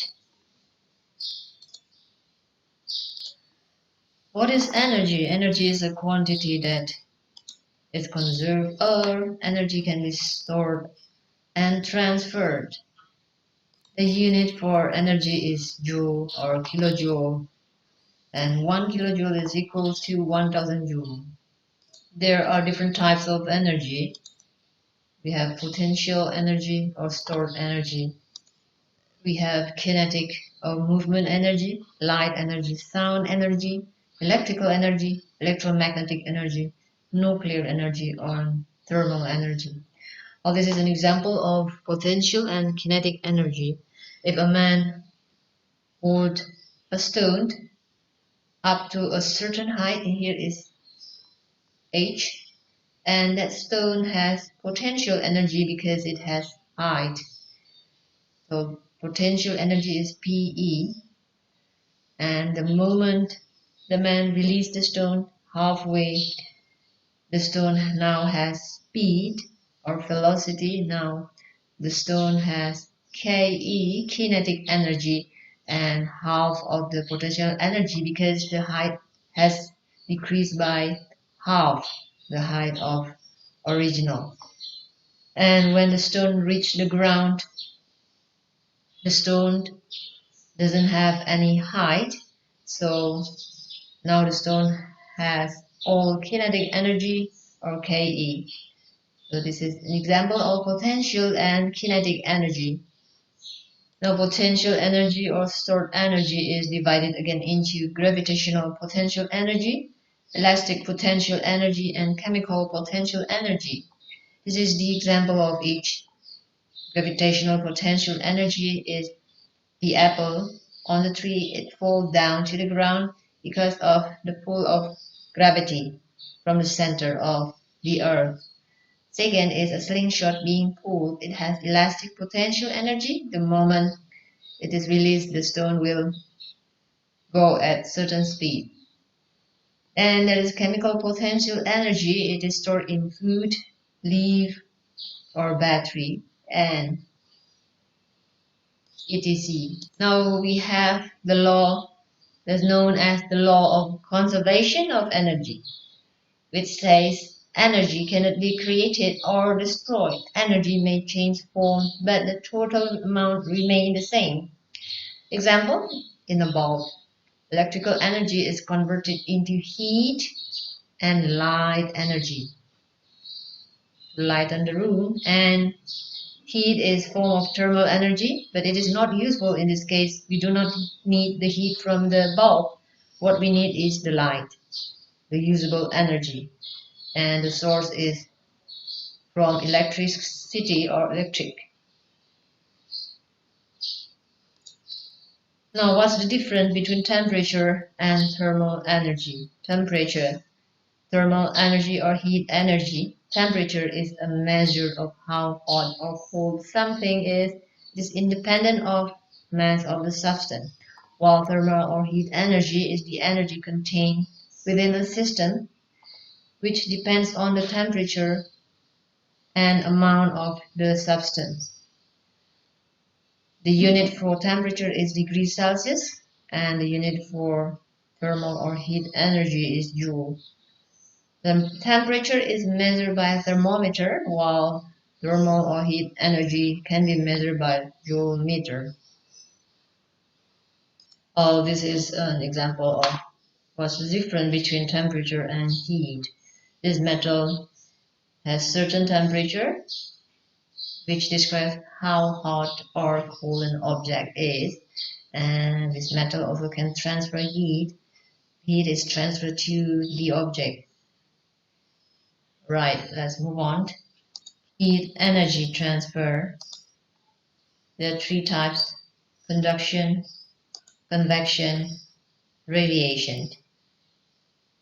While conduction is flow of heat from one solid to another. It occurs in solid. Convection is movement of particles away from a heat source to form currents. It happens in liquid and gases. While radiation is transfer of heat by electromagnetic wave, it doesn't need any medium to transfer heat. That is radiation, and this is the example of it. So this is a convection. There is flow of water.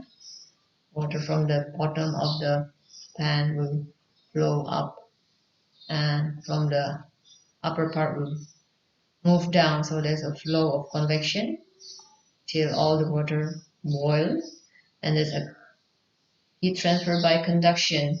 The metal pot will transfer the heat through conduction, and it will cause the handle become hot if the handle is made of metal.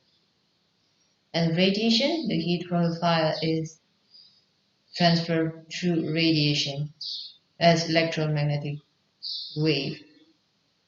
Our world needs energy. This is our major energy resources. There are non-renewable and renewable energy sources. The non-renewable energy resources is the energy source that being used faster than they can be replenished. While renewable energy sources, they replenish themselves or are continuously present as a feature of the environment. Example of non-renewable energy sources is oil, natural gas, coal. They provide 80% of the world energy, while renewable energy sources, examples solar, geothermal, tidal wave, wind, hydroelectricity.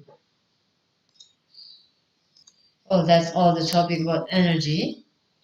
If you need further explanation, you may write in the comment section for any specific topic of science, Cambridge checkpoint for lower secondary.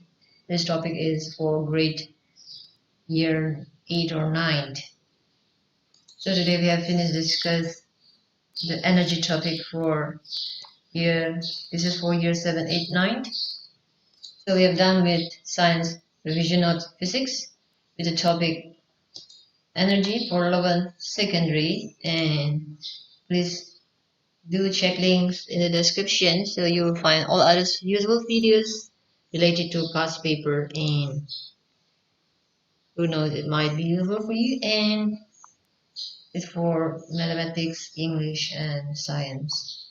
Don't forget to subscribe so you will be the first person to be notified when we release our latest videos. Ring the bell and like and share to anybody who might need this, because this channel is free and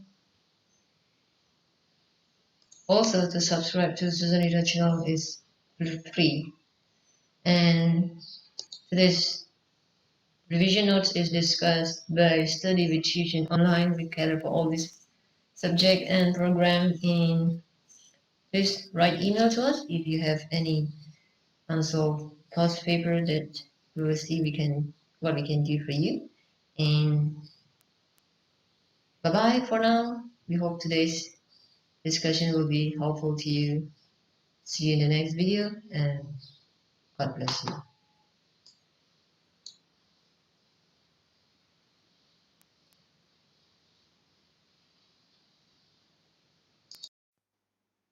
Hi guys, today we are going to discuss science checkpoint for Cambridge Lower Secondary with the past paper code 1113. This is a revision note or important notes or summary notes about sound. Sounds are made by vibrating objects. Sounds wave are longitudinal wave that need mediums, solids, liquids, or gases to pass through. Sound travels fastest in solids and slowest in gases. It cannot travel through a vacuum. Human detect sounds with ears. Ears is divided into three parts: outer ear, middle ear, and inner ear. And this is called pinna or our ear lobe. Sound wave enter here and it pass through the outer ear and then it pass through the three tiny ear bones. After that it will reach inner ear and pass through the auditory nerves that goes to brain so we hear. This is the process of how do we hear. Sound waves pass through ear canal and vibrate the eardrum. So this is the eardrum, ear canal and eardrum.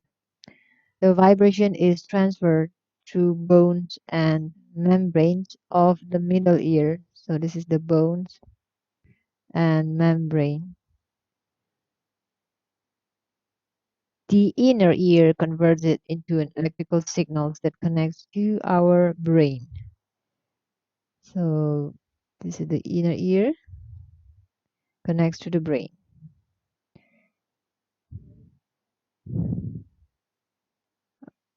All right, next will be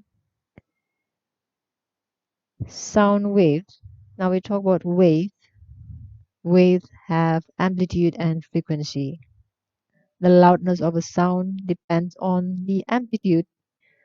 The pitch of a sound is related to the frequency of its wave. Sound levels are measured in decibels. Decibels, also written as dB. Now we see here from this diagram it shows that this left one has small amplitude or it is quieter, it produces quieter sound.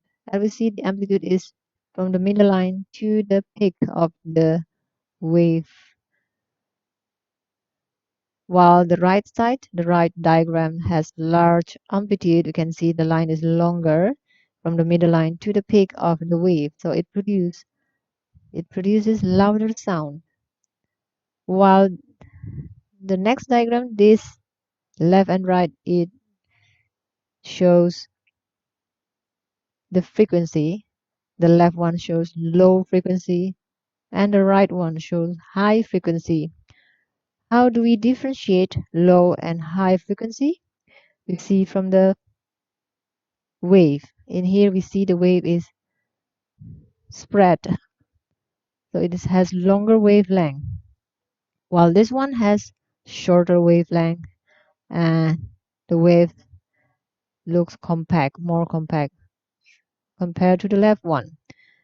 So it produces deeper pitch or lower pitch, while the right side it has higher frequency, so it has higher pitch of higher notes in music. Human can detect sounds in a frequency range from about 20 to 20,000. The unit for frequency is hertz or Hz, and this is to 20,000 or 20 kilohertz. Different animals have different audible ranges. As we see from here, elephant can hear below 20 hertz, while human audible frequency is between 20 to 20 kilohertz. More than 20 kilohertz, there is animals that can hear ultrasound like bat. So bat can hear higher frequency and elephant can hear lower frequency, or we call as infrasound for lower frequency. For higher than 20 kilohertz, it's ultrasound. We talk about ultrasounds. Ultrasounds is a very high frequency sound. It can be used to create a pictures of something that cannot be seen directly, such as an unborn baby in the womb and other internal organs. So we see babies with USG or ultrasounds. Now it's oscilloscope. It is an instrument connected to a microphone to display sound waves. So this is the oscilloscope, and when it is connected to a microphone, it produces the display of sound wave. It gives information of the frequency and the amplitude as well as the wavelength. A sound wave is a longitudinal wave. It is displayed as though it were a transverse wave on the screen of oscilloscope here. So like this, and the display shows that the peak is higher pressure, and the bottom part is the lower pressures. In longitudinal wave, there is compression and there's rarefaction, and the air molecules move backward and forward in longitudinal wave, and sound wave move this way. Our next topic is echo. Echoes is the repetition of sound that results as a reflection from a surface. We use echoes to find the distance to objects. The fishermen use it to find the position of schools of fish. Here's the pictures of echo and how it is used in fisherman boat. This is the boat and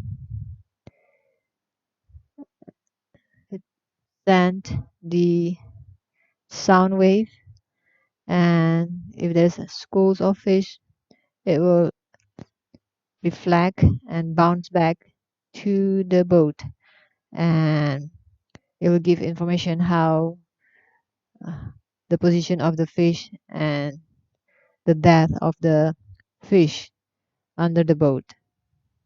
Animals like bats use echoes to locate and identify their prey, like this bat sending echoes, sound wave, and the butterfly or the insect bounce back the echo. So the bat can locate where their prey is.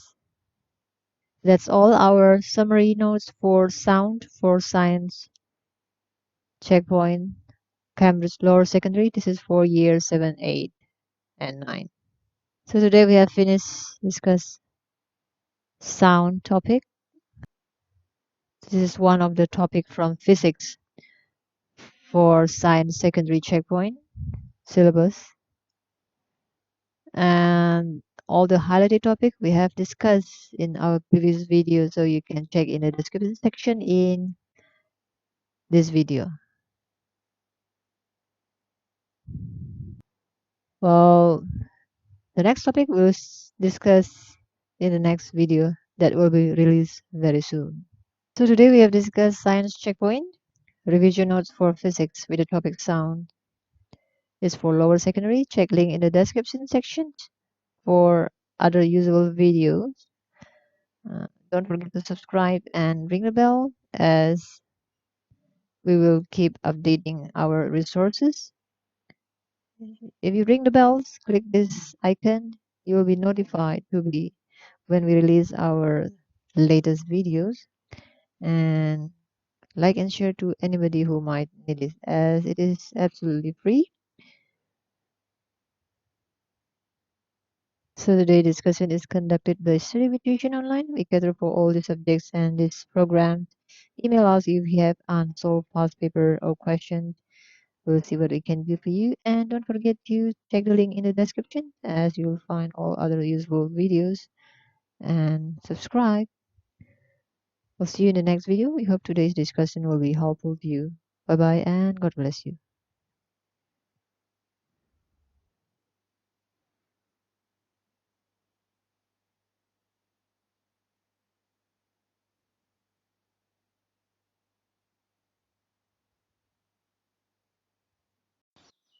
Hi guys, today we are going to discuss Science Checkpoint Cambridge Lower Secondary with the past paper code 1113. Our topic today is about light. So let's get started.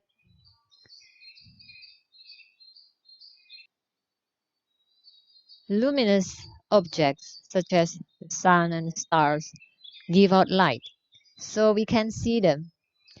Non-luminous objects such as books and pencils don't give out light, but we can see them as they reflect light from light sources to our eyes. As we know, light travels in straight lines. We see here in part A, when we line up our eyes with the hole from each cardboard, if it is forming a straight line, then we can see the candle. But if we move cardboard B in part B, so it is not forming a straight line, the hole, so we cannot see the candle as it is blocked by cardboard B. So that proves that light travels in straight lines. Now material can be divided into three categories. That is opaque, transparent, and translucent. So there are three. Transparent means we can see the ball after the transparent layer. In here, translucent means we can hardly see the ball, not clearly, but still we can see the ball. So opaque means we cannot see the ball at all behind the opaque material as it blocks light. So translucent let some light pass through, but not all. And transparent let all the light pass through, while opaque black block all the lights.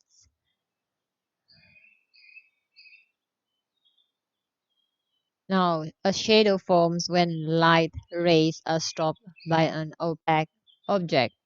As we see from the pictures in here, things required for a shadow to be formed is this source of light, and the man is an opaque object, and the light is blocked by the man, so it forms shadow on the ground.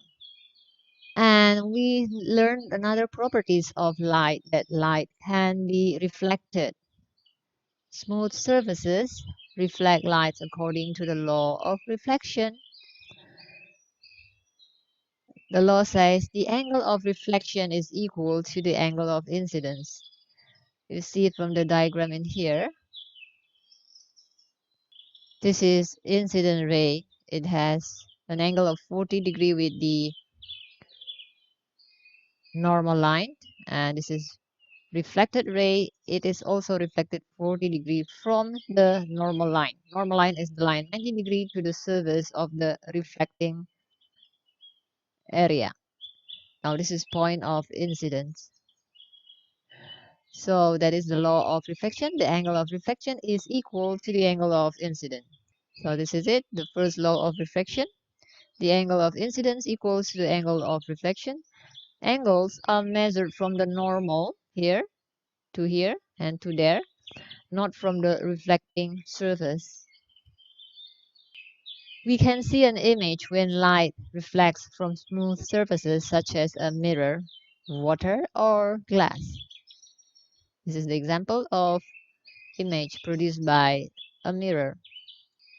Image formed by a plane mirror is laterally inverted. This is plane mirror, and if the letter F is in front of mirror, the reflection will be an inverted image of letter F, right? Now next topic is refraction. Light is refracted when it enters or leaves a transparent material such as glass and water. So this is an incident ray and is forming an angle of incidence with the normal line. And this is the boundary between the air and water. This is substance 1 air, substance 2 is water. Now this is how the light is bent. So instead of going straight here, it's bent. So it forms an angle of refraction, and we call this as refracted ray. So we can say light changes direction and bends toward normal. So this is bent towards the normal. This is the normal line instead of going straight. When it goes from air to water, because it slows down as it enters water. So that is the reason it slowed down. That's why it's bent. Here's an example of refraction. The pencil looks bent in water. But when we lift it up, it will be a normal straight pencil. Next about refraction, light bends away from normal when it passes from glass to air because it speeds up as it leaves the glass. Now if this is an incident ray from the air and it enters the glass, first it will be refracted towards normal. This side, instead of going straight, it's bent towards normal. Now from the glass, as it leaves the glass and enter the air, it leave the glass and enter the air, it will again bend it. Instead of going straight like this, it will be bent. So it's bent away from the normal. The reason is it speeds up as it leaves the glass. So in the air, it has higher speed. That's why it's bent. So if you guys have any question about this, please write down in the comment section. In Susan Hero YouTube channel, we will reply to you and with another video for explanation. If you open this video through Susan Hira YouTube channel, please feel free to write any comment for question, inquiry, or input. Next topic is about white light. White light is made up of all the colors of the spectrum, that is red, orange, yellow, green, blue, indigo, and violet. It can be dispersed into these colors using prism. So this is dispersion. Dispersion, this is white light. It passes through a glass prism and it is dispersed into different colors of rainbow. Dispersion happens because some colors of light are refracted more than the other. Like this is refracted less and this is violet. So violet is bent the most and red is bent the least. Well, the example of dispersion, of course, is rainbow in the sky after rain. Now let's look at another topic, that is color. The primary colors of light are red, blue, and green. The primary colors add to give white light. The secondary colors of light are magenta, cyan, and yellow. This is primary, this is secondary. Now the topic of color is important as we can see them in most past paper. Question like this will come out. So the color of an opaque object that we see depends on the colors of light that it absorbs and reflects. In white light, this red apple appears red. So it appears red. And green leaf in here appears green. And second example is we see the black object as no light is reflected and all the colors are absorbed. That's why the object looks black. The reason that apples looks red is apples absorb all other colors and reflect only red, and the leaf it absorbs all other colors and reflect only green. That's how it looks green. Now if we use different colors of light, we use red lights, green lights, and blue lights. So if you use only red lights, so in red lights the apple appears red because this apple reflect only red, so it still looks red. But the leaves, since the leaf only reflect green and there's no green light, only red light, so the leaf looks black. Second example, in green light, if we only let the green light hitting the apples, and the apples appears black. The reason is the apples absorb all colors and only reflect light, red light. Since it reflects green light, it appears green. Next example, if we let the blue light shine on the apples, both the apple and the leaf appears black since the apple in here will only reflect red and there's no red to be reflected, and the leaves only reflect green and there's no green light to be reflected. So that is the reason. So remember this is very important. It come out frequently in the past paper. Our next topic is color filters. Color filters absorb all the colors of light except the colors that they transmit. Now color filter can transmit light. The colors of red apples and green leaves different when we see them through different colors filters. Now if we use red filters transmit red light, so the apple looks red, but the leaf looks black since the leaf can only reflect green and there's no green pass after the red filter. Now for green filter, it only transmit the green light, so only green light hitting the apples and the leaves. So the green lights will appears green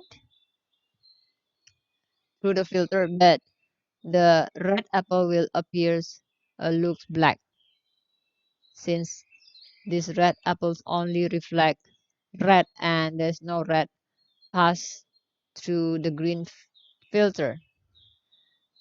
Now if we see an apple to blue filter transmit only blue light, and when the blue light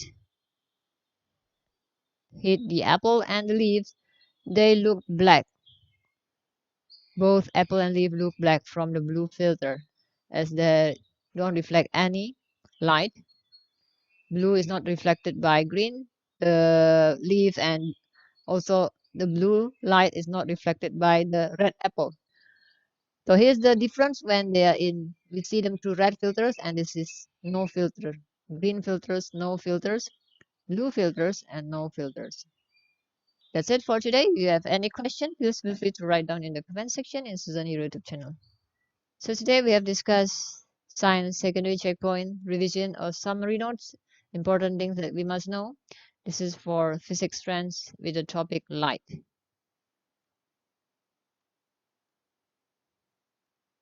So we've done this, and the rest of the highlighted topic has been discussed in the previous video. Just see in the description section if you open this video through Susan Ira YouTube channel.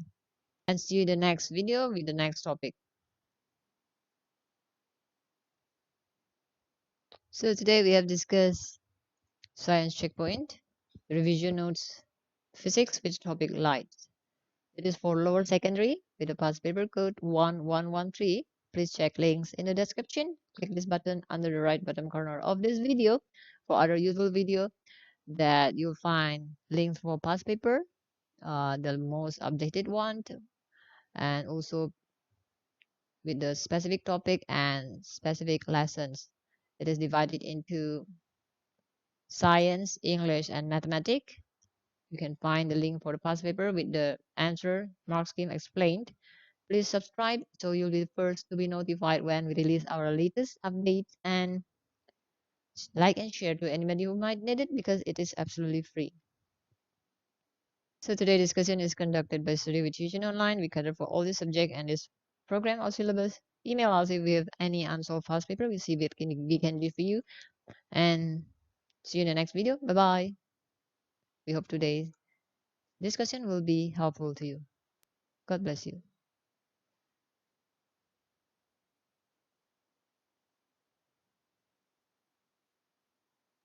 Science checkpoint for Cambridge Lower Secondary. Revision notes about magnetism. Our past paper code for this paper is 1113. It is part of physics strands from the science secondary checkpoint syllabus. Our topic today is magnetism. So here you go. Let's get started for magnetism. So this is magnetism we are going to discuss today. Okay, let's get started with the topic today. Every magnet has a north and south pole. Well, opposite poles attract, as we can see from here. The S is for south, N is for north. When we bring them nearer, there is attraction between opposite poles, between south and north. But if we put south and south nearer, the same poles will repel.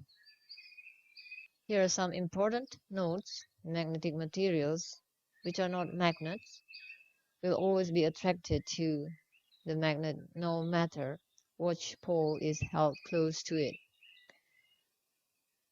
So for example, iron will always be attracted to a magnet no matter which pole we held close to the iron, south or north. But second important note is a magnet can only repel another magnet. This can be used to test for a magnet. So to test if an object is a magnet or not, we just use a magnet, and if it repels, it will be a magnet. But if it attracts, it might be a magnet, it might be not. Now, magnetic field is the region around the magnet where magnetic materials experience a force, like this. So a magnetic field exists around a magnet. This is a bar magnet. We can find the shape of magnetic field using iron fillings. Steps to do. So steps to do. Step 1, place a piece of paper on top of a magnet. Step 2, sprinkle iron filings on top of the paper here. And step 3, tap the paper carefully to allow the iron filings to settle on the field lines. So it will form and display the field line like this. This is the easy steps. You can even do this at home. Well, next, another way to find the shape of a magnetic field is by using a compass. So by using a compass, steps to do is place a piece of paper on top of a magnet and then draw a dot at one end, draw a dot at one end, anywhere you can draw here, and near its corner. Step 3, place a plotting compass so that one end of the needle points towards the dot. Step 4, use a pencil to draw a new dot here. It's a new dot at the ends, at the other side of the compass needle. Step 5, keep repeating the process. So we keep moving here, here, here, here, until a chain of dots going from one end of the magnet to the other end.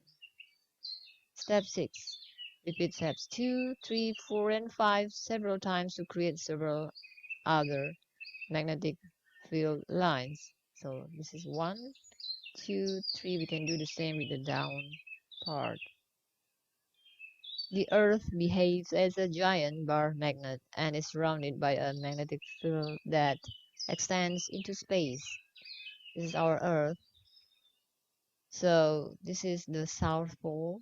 This is the North Pole of the giant magnet, and this is our geographic north, and this is our magnetic north of our Earth. And this is geographic south, and this is magnetic south. Magnetic materials, some metals such as iron, steel, cobalt, and nickel are magnetic. They are attracted to a magnet, but most other metals such as aluminum, copper, and gold are not magnetic. Non-metal materials such as plastic, rubber, and glass are not attracted to magnet either. Example, this iron is attracted to a U-shaped horseshoe magnet. So there are two types of magnetic materials, hard and soft. Magnetically soft materials such as iron, they are easy to magnetize, they easily lose their magnetism, and they are suitable for temporary magnets such as electromagnets. But magnetically hard materials such as steel are hard to magnetize, retain their magnetism once magnetized. We can make a magnet by induction. The method is by stroking magnetic materials such as steel bar with a magnet repeatedly in the same direction, like this one here. This is a magnet. We stroke this way and then again back to this way and lift it up and again back to this way repeatedly, and we will get a magnet after that. If we use steel, it will be a permanent magnet. If we use iron, it will be a temporary magnet. We can also make magnets by passing a direct current.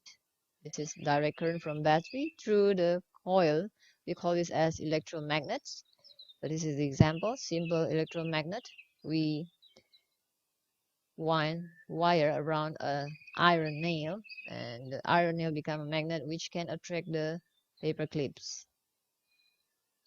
The magnetic field around an electromagnet is similar to that around a bar magnet. We can switch an electromagnet on and off by turning the current on and off.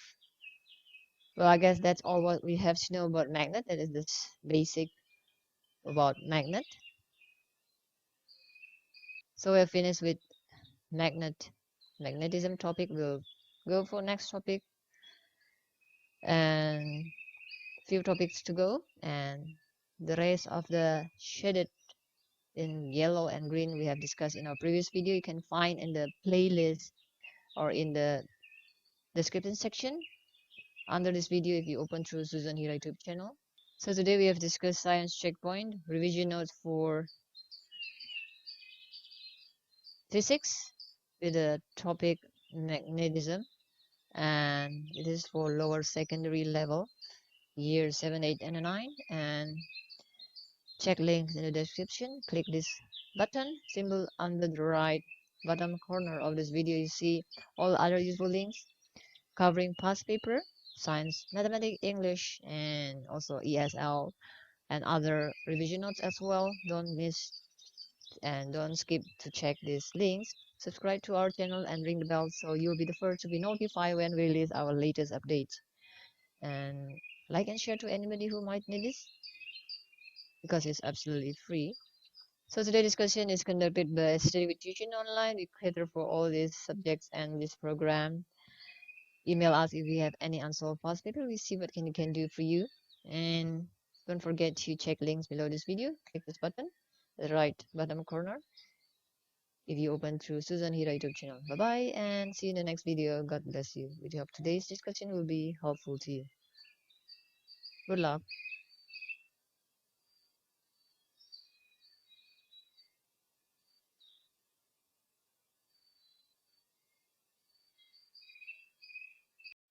Hi guys, today we are going to discuss science checkpoint revision notes for lower secondary Cambridge with a past paper code. It's 1113. Our topic today is electricity. Well, electricity is the last topic for science physics strand.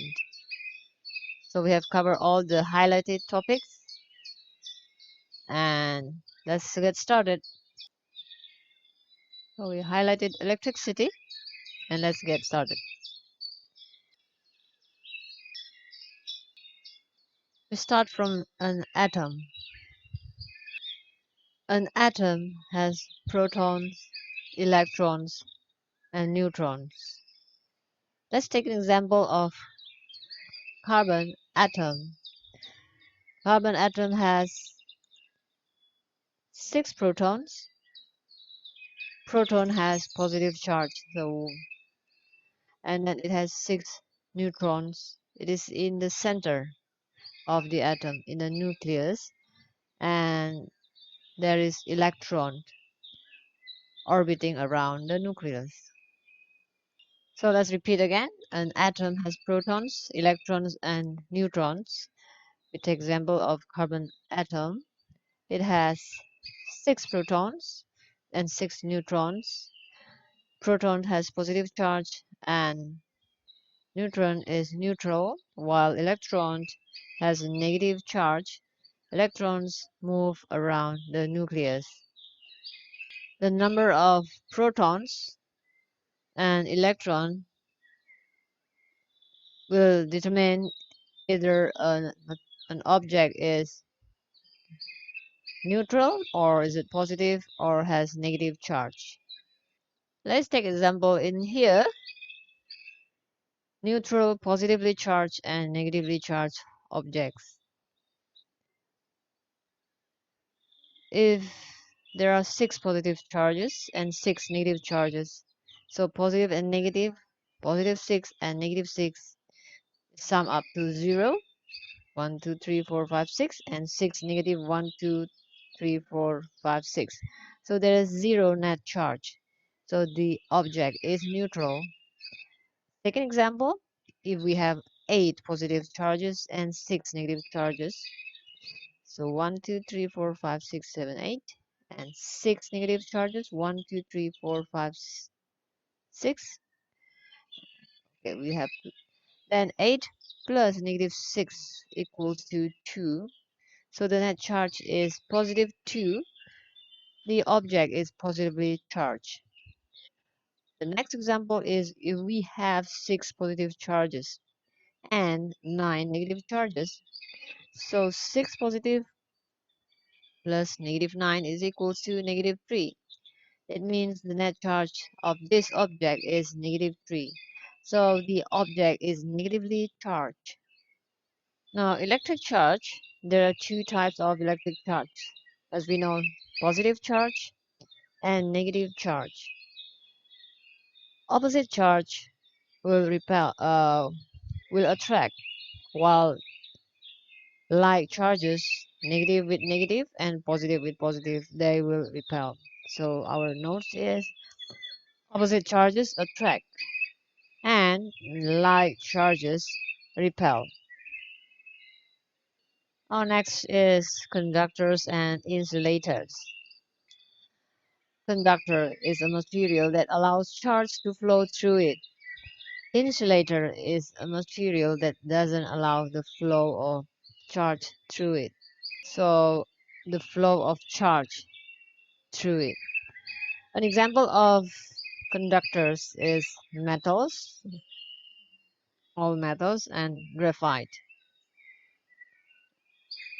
An example of insulator is plastics, glass, and all other non-metals. Next, we learn about electrostatics. Static electricity may be generated by rubbing insulators. As we know, insulator is include plastic and glass. Let's see the first example.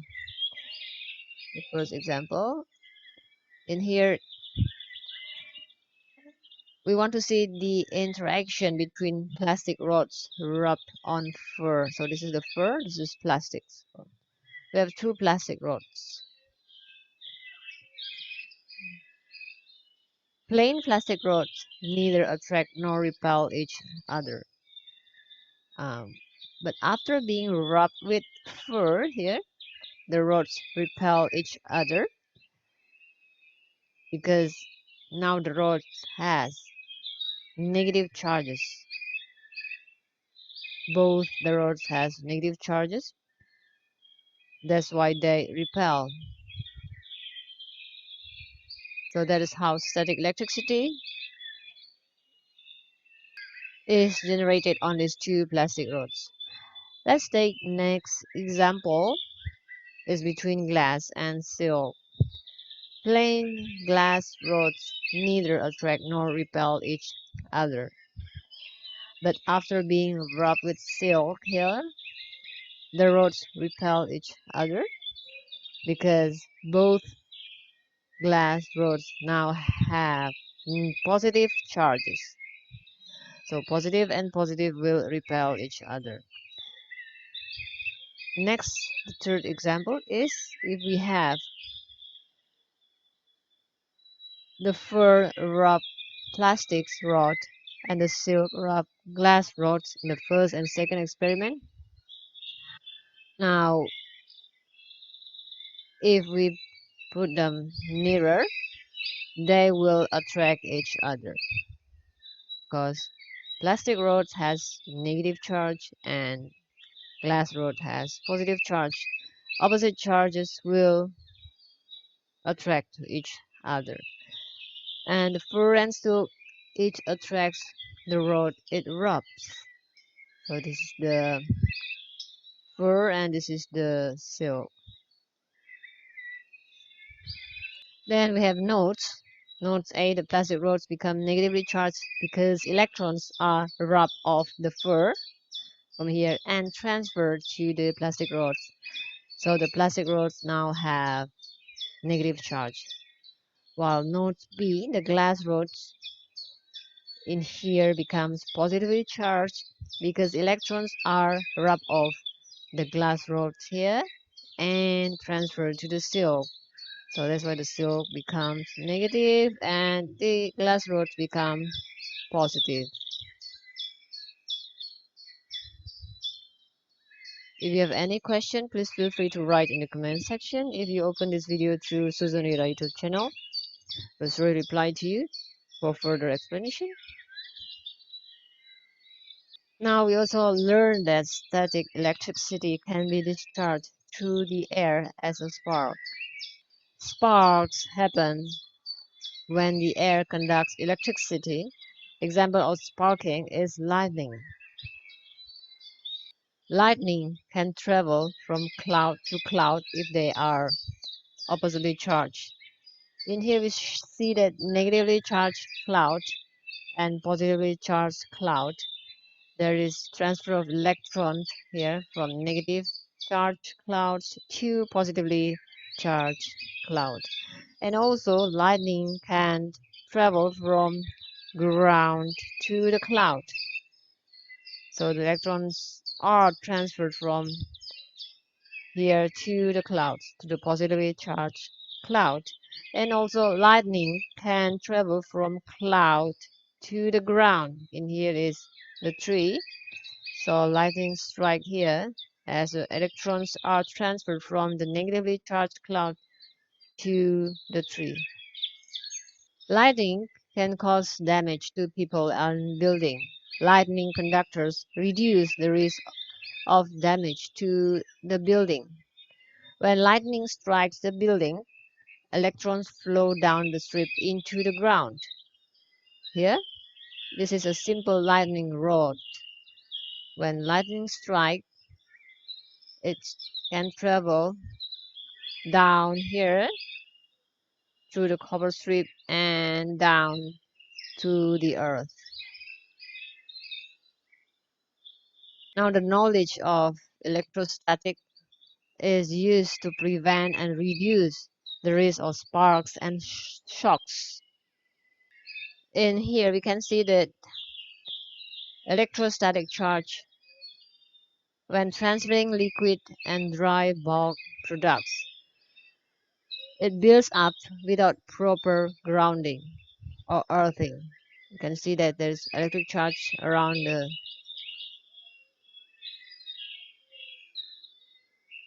vehicles here. There's electric charge. So without proper grounding, when loading dry bulk or liquid products, moving materials creates friction, and here an electrostatic charge builds on the vehicle's surface, which can increase the risk of a static spark and ignition source. But in here, with proper grounding, you can see, if properly grounded, the electrostatic charge has a path to the earth, keeping charge from building up around the vehicles. So it has a path to earth discharging vehicles. So that's the difference between these pictures and the bottom pictures when it is grounded or earthing. Here and here.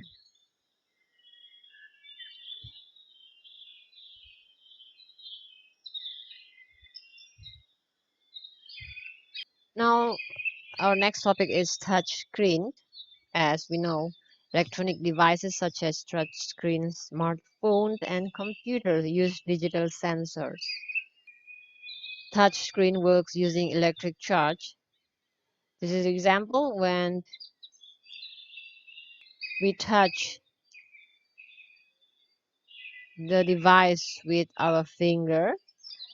Your touch changes the charge of the plate here, and after that, your fingertip and the screen act like the plates of a capacitor, and the tiny difference in charge between them is used by computer in the appliance to trigger a response. Alright, let's move to next topic. Now, electric circuits. Circuit diagrams are used to show how electrical components are connected in a circuit. So circuit diagrams are used to show how electrical components are connected in a circuit. A closed or completed circuit is needed for an electric current to flow. Let's see the picture in here. That is an open circuit here. You see this is open and a closed circuit. In an open circuit, the bulb doesn't glow, but in a closed circuit, electron can flow from the source, the battery, and it light up the bulb. So our note, when you close a circuit, electrons have a complete pathway to flow through and the bulb glows. And when you open a circuit, electrons cannot cross the gap. Here, there's a gap, and the bulb does not turn on. The bulb does not turn on. Now we learn about circuit symbols.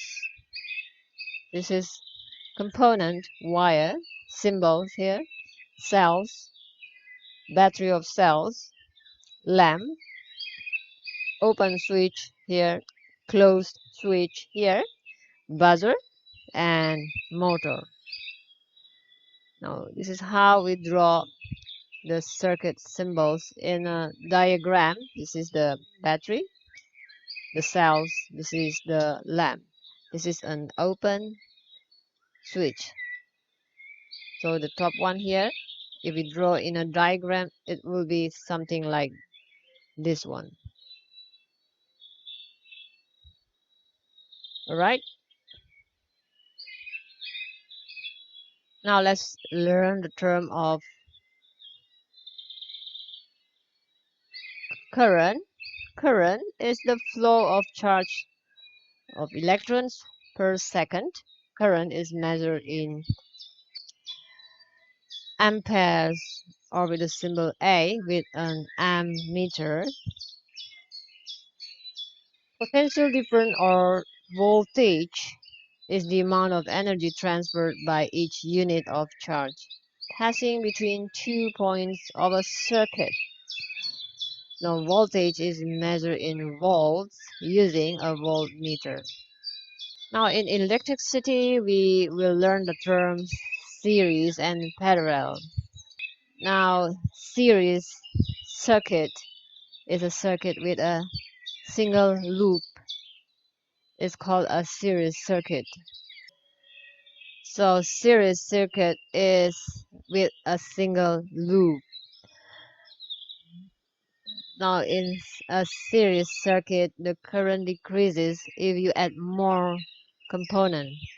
Here, if we add more bulb, then the current will decrease because the current is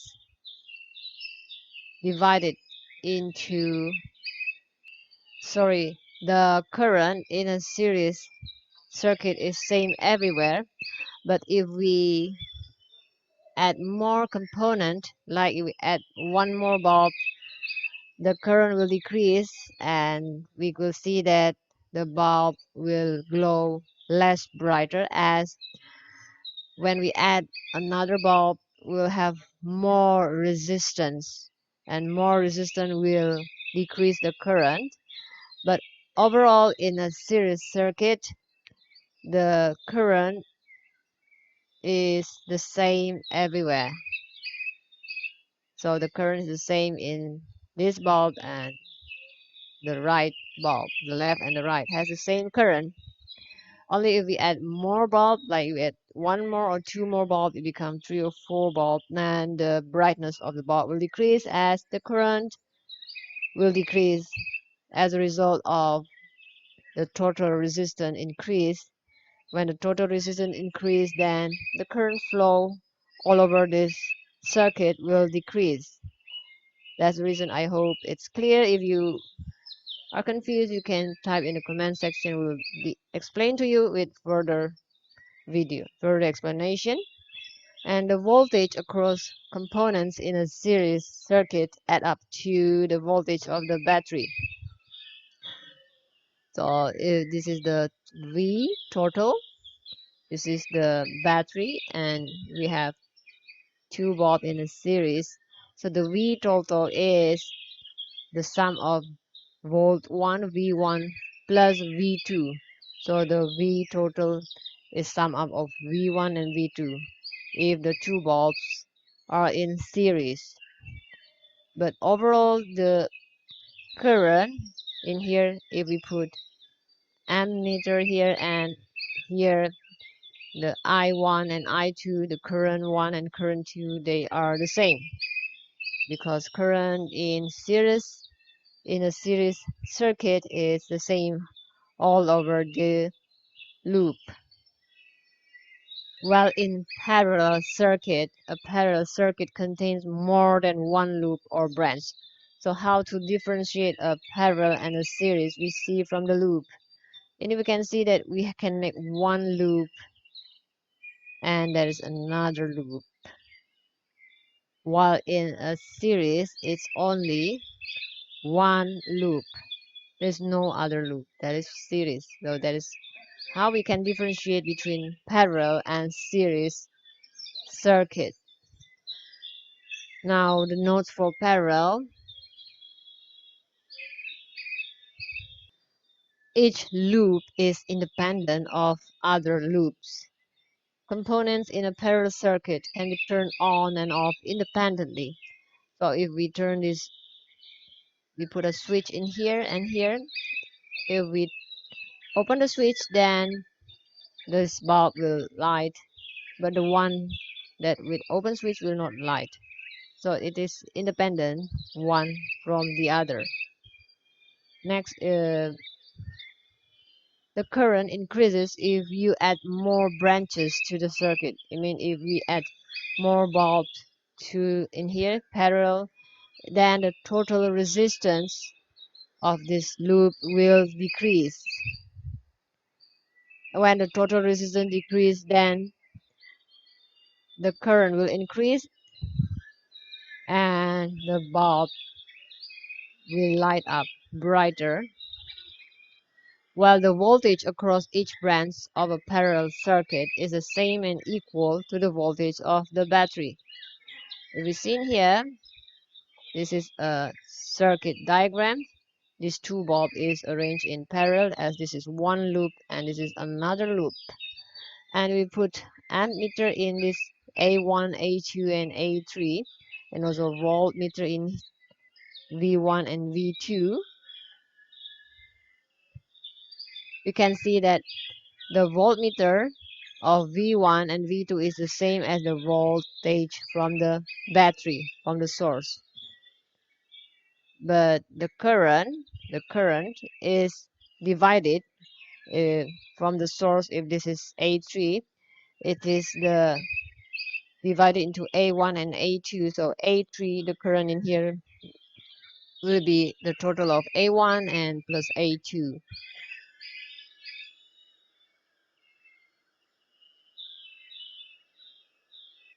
So that's about the parallel circuit.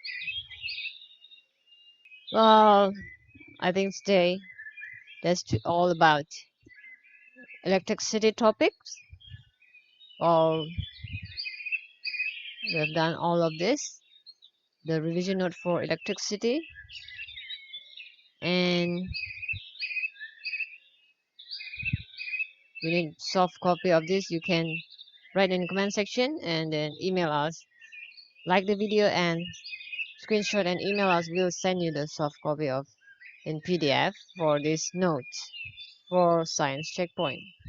So today we have finished the electricity topic for physics strand. So overall we have finished all the biology strand, chemistry, physics. You can see the videos in the description sections under this video. If you open through YouTube, Susan Hira YouTube channel, then you click the right the button that will display the description. You can see there all the links for this revision notes, and next we'll discuss another topic for earth and space, and also uh, thinking and working scientifically, and also science in contact. We have 3 more topics to go, and don't forget to subscribe so you'll be the first to be notified when we release our latest and newest updates.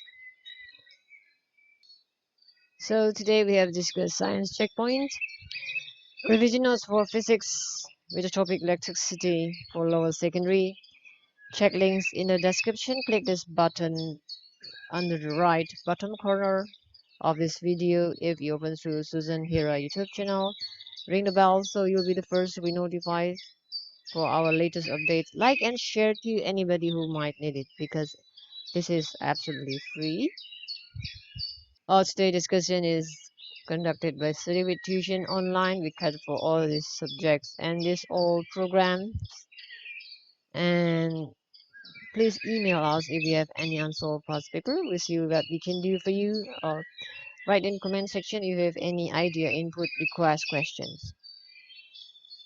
Check link in the description below. Don't forget to skip this, as we have the links for the mark scheme for the past paper for all this program, and science, mathematics, and English with the full complete solution and explanation. Bye bye, and see you in the next video. We hope today's discussion will be helpful to you, and God bless you.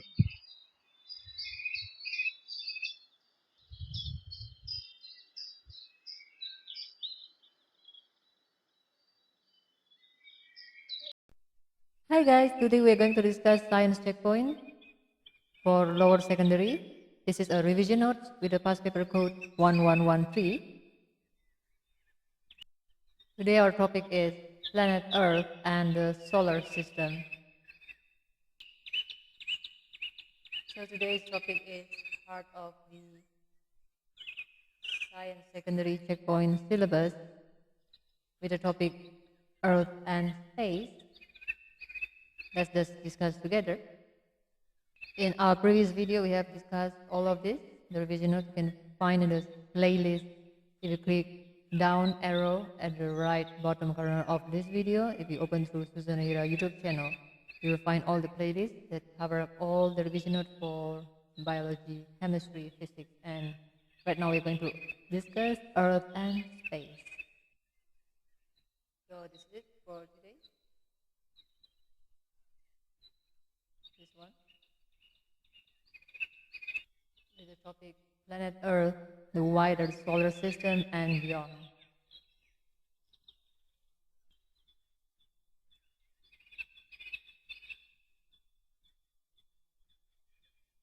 Let's get started. The Earth is almost a sphere with radius approximately 6,400 kilometers from surface to center. So the radius from the center of the inner core to the crust of the crust is about 6,400 kilometers. Now the Earth is divided into three layers. One is the crust, second is mantle, third is the core.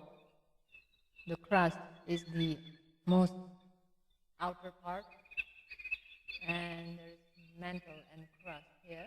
The mantle and the crust. The crust is at the top. After that, below crust is mantle, and then below mantle there is outer core, and there is inner core. Mantle and crust is mostly rocky material, while inner and outer core is mostly iron and nickel. So the characteristic of crust, relatively thin and rocky, while mantle has the properties of a solid but can flow very slowly. Core made from nickel and iron. The core is divided into inner and outer core. Inner core is solid and outer core is liquid state. This is the properties of the Earth layers: inner core, outer core, mantle, and crust. Now the composition of crust is polar rock. It is between 0 to 700 degrees Celsius and it's between 6 to 70 kilometers thick. While the next layer below crust is mantle, it is heated rock. The temperature is between 870 up to 4,400 degrees Celsius, and it has 2,900 kilometers thick. The layer below mantle is outer core. It composed of liquid metals with temperatures between 4,400 until 6,100 degrees Celsius. It has the thickness of 2,300 kilometers. The most inner part is inner core. It is solid metal. The temperature is between 7,000 up to 8,000 degrees Celsius, and it is 2,400 kilometers. It is the diameter of the inner core. So here again, this is the inner core, outer core, mantle, and the crust. Now our next topic is rock and soil. Rock. There are three types of rock: igneous, sedimentary, metamorphic. Igneous is formed from molten rocks inside the earth. Example is basalt and granite.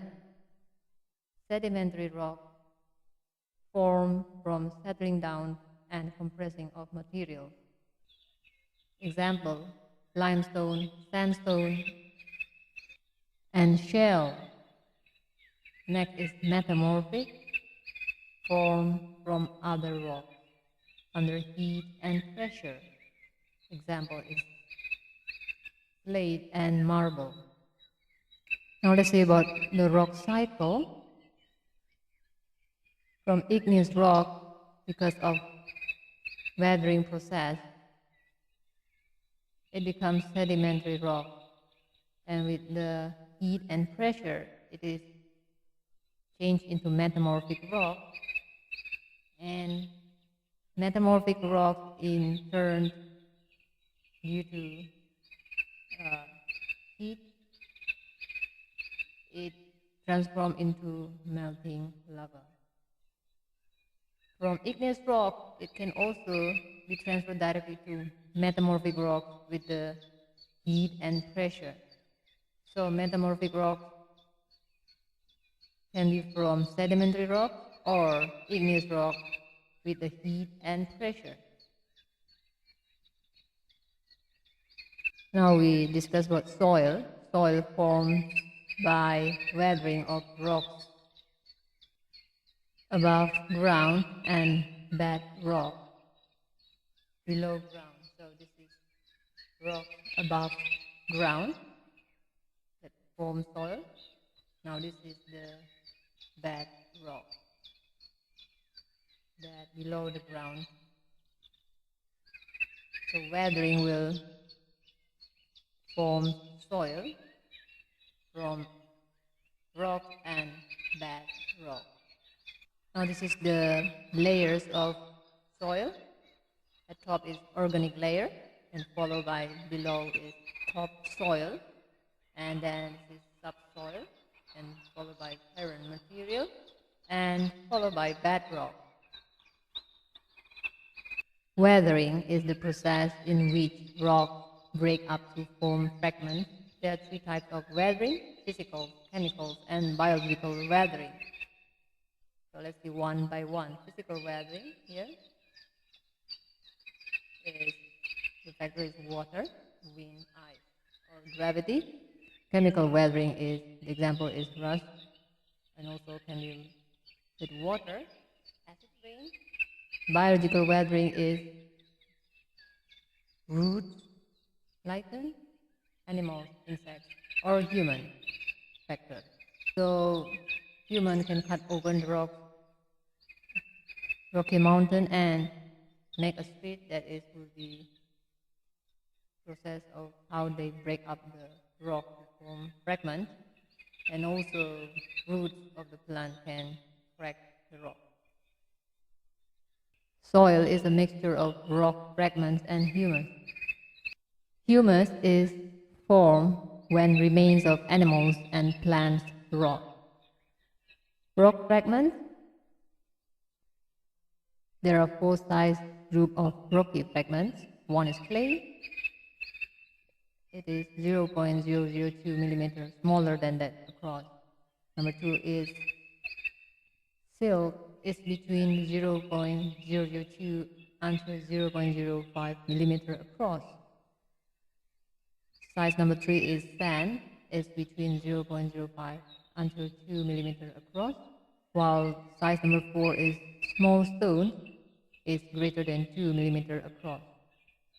So that are the four types of rocky fragments. So different fragments will produce different types of soil. So then we have soil type sand and clay, silt, and loam. So sand feel gritty, composed of weathered rock. Location can be desert beaches or riverbeds. Other characteristic is large visible particles loses water quickly. Clay, the feel is sticky, composed of small particles adhering to each other. Location varies. Other characteristic small particles, clumps, poor drainage. Silt, it feels crumbly, slippery, like flour, composed of medium-sized mineral particles. Location is usually sediments in riverbeds. Other characteristic is good drainage and easily farm. Next is loam. It will loose. It's composed of actually these three types of soil: sand, silt, and clay mixture. The location can be various, and it's the best soil for agriculture loam. The pictures of it. All right. Okay. So this is our end of the discussion for planet Earth, soil, and rock. See you in the next video for the Earth and beyond, and outer space. So today we have discussed science checkpoint with the past paper code 1113. Our topic for today's revision notes is the Earth with the subtopic layers of Earth, rocks, and soil. It is for lower secondary, years 7, 8, 9. If in Asian countries, it will be grade 7 and 8. Please do check links in the description. Click this down arrow at the right bottom corner of this video. You will find all other useful links for past paper, science, mathematics, and English. Please don't forget to subscribe to Susan Mira YouTube channel, as you'll be notified when we release our latest updates, as we keep updating our resources for past paper and revision notes. Ring the bell so you'll be the first to be notified. Like and share to anybody who might need this. So today's discussion is conducted by Study with Tuition Online, together for all the subject and all the syllabus. Please email us if we have any unsolved past paper. We'll see if we can do it for you. Bye, and don't forget to check link in the description. We hope today's discussion will be helpful to you, and see you in the next video. Bye-bye, and God bless you.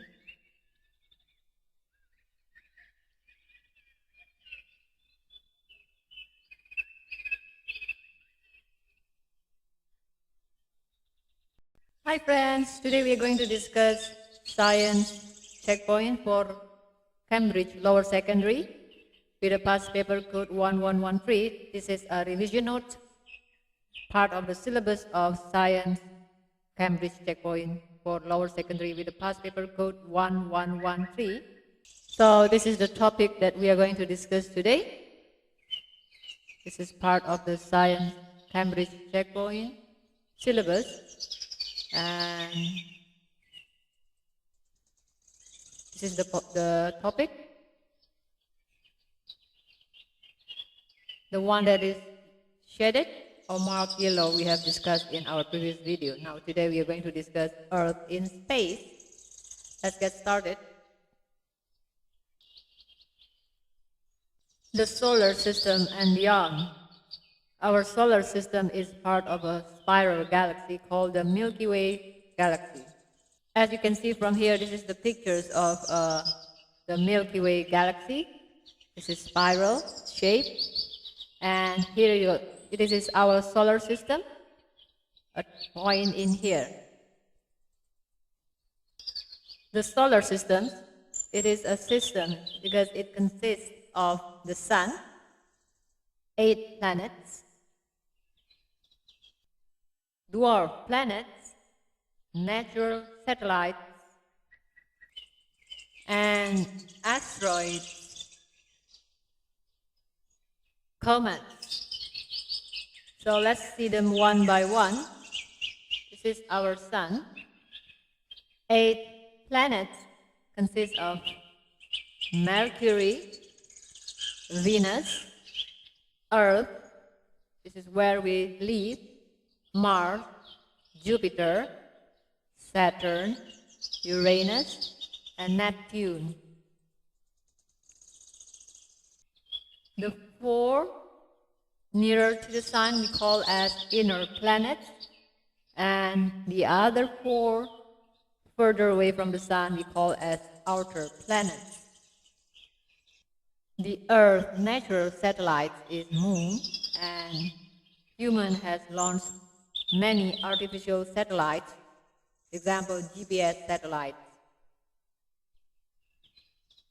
Now next is asteroids, is rocky objects that orbit the sun between Mars and Jupiter, between Mars and Jupiter. This is the pictures of asteroid belt between Mars and Jupiter. Jupiter is this. This is Mars. So asteroid belt is between Mars orbital path and Jupiter orbital path. Next is comets, made of dust and ice from the comet tail. When approach the sun, so it will form the comet's tail. This is the example of the comet. This is the tail. Now let's move to the next topic. The Earth rotation. The Earth rotation around its axis creates day and night. So this is the Earth axis. The part that hit by the sun rays will experience daytime, and the part that on the other side will experience night time. So the Earth spins once in 24 hours, or we call it as one day, from west to east. From west to east, this is the direction. The effect of Earth rotation from west to east, the sun appears to move across the sky. So the sun appears to rise in the east and set in the west. Second is we have day and night. The third, the stars appear to move during the night, like this one. So again, we repeat the effect of Earth rotation. The sun appears to move across the sky. It rises from the east and sets in the west. Second, we have day and night. Third, the stars appear to move during the night. Next point, the Earth axis. So this is the Earth axis. The Earth axis is the imaginary line through the center of the Earth between South and North Pole, which the Earth spins around. So this is South Pole, this is North Pole. The axis is tilted at an angle of approximately 23.4 degrees from the vertical. So this is tilted. The Earth tilted axis explains why days are longer in summer. The sun is higher in the sky in summer, like this one, and is warmer in summer than in winter. This is three different positions of the sun during winter is low, during autumn or spring is this position, and during summer is the highest. Next, we learn about the Earth revolution. It is the movement of the Earth around the sun in an elliptical orbit. It takes 365 days or 1 year for the Earth to go once around the sun. The combination of the Earth tilt and the orbiting of the Earth around the sun creates the season. So this one, it creates seasons. So there are winter, autumn, summer, spring. Now we learn about the moon. We see phases of the moon because the moon moves around the Earth. As the observer from the Earth, we see only one side of the moon because it spins on its axis once every 28 days, and also it takes around 28 days to orbit the Earth. So we always see the same phase of the moon. In this picture, the sun is coming from this direction. And as a result of that, we see this phase as full moon. because this side is fully displayed and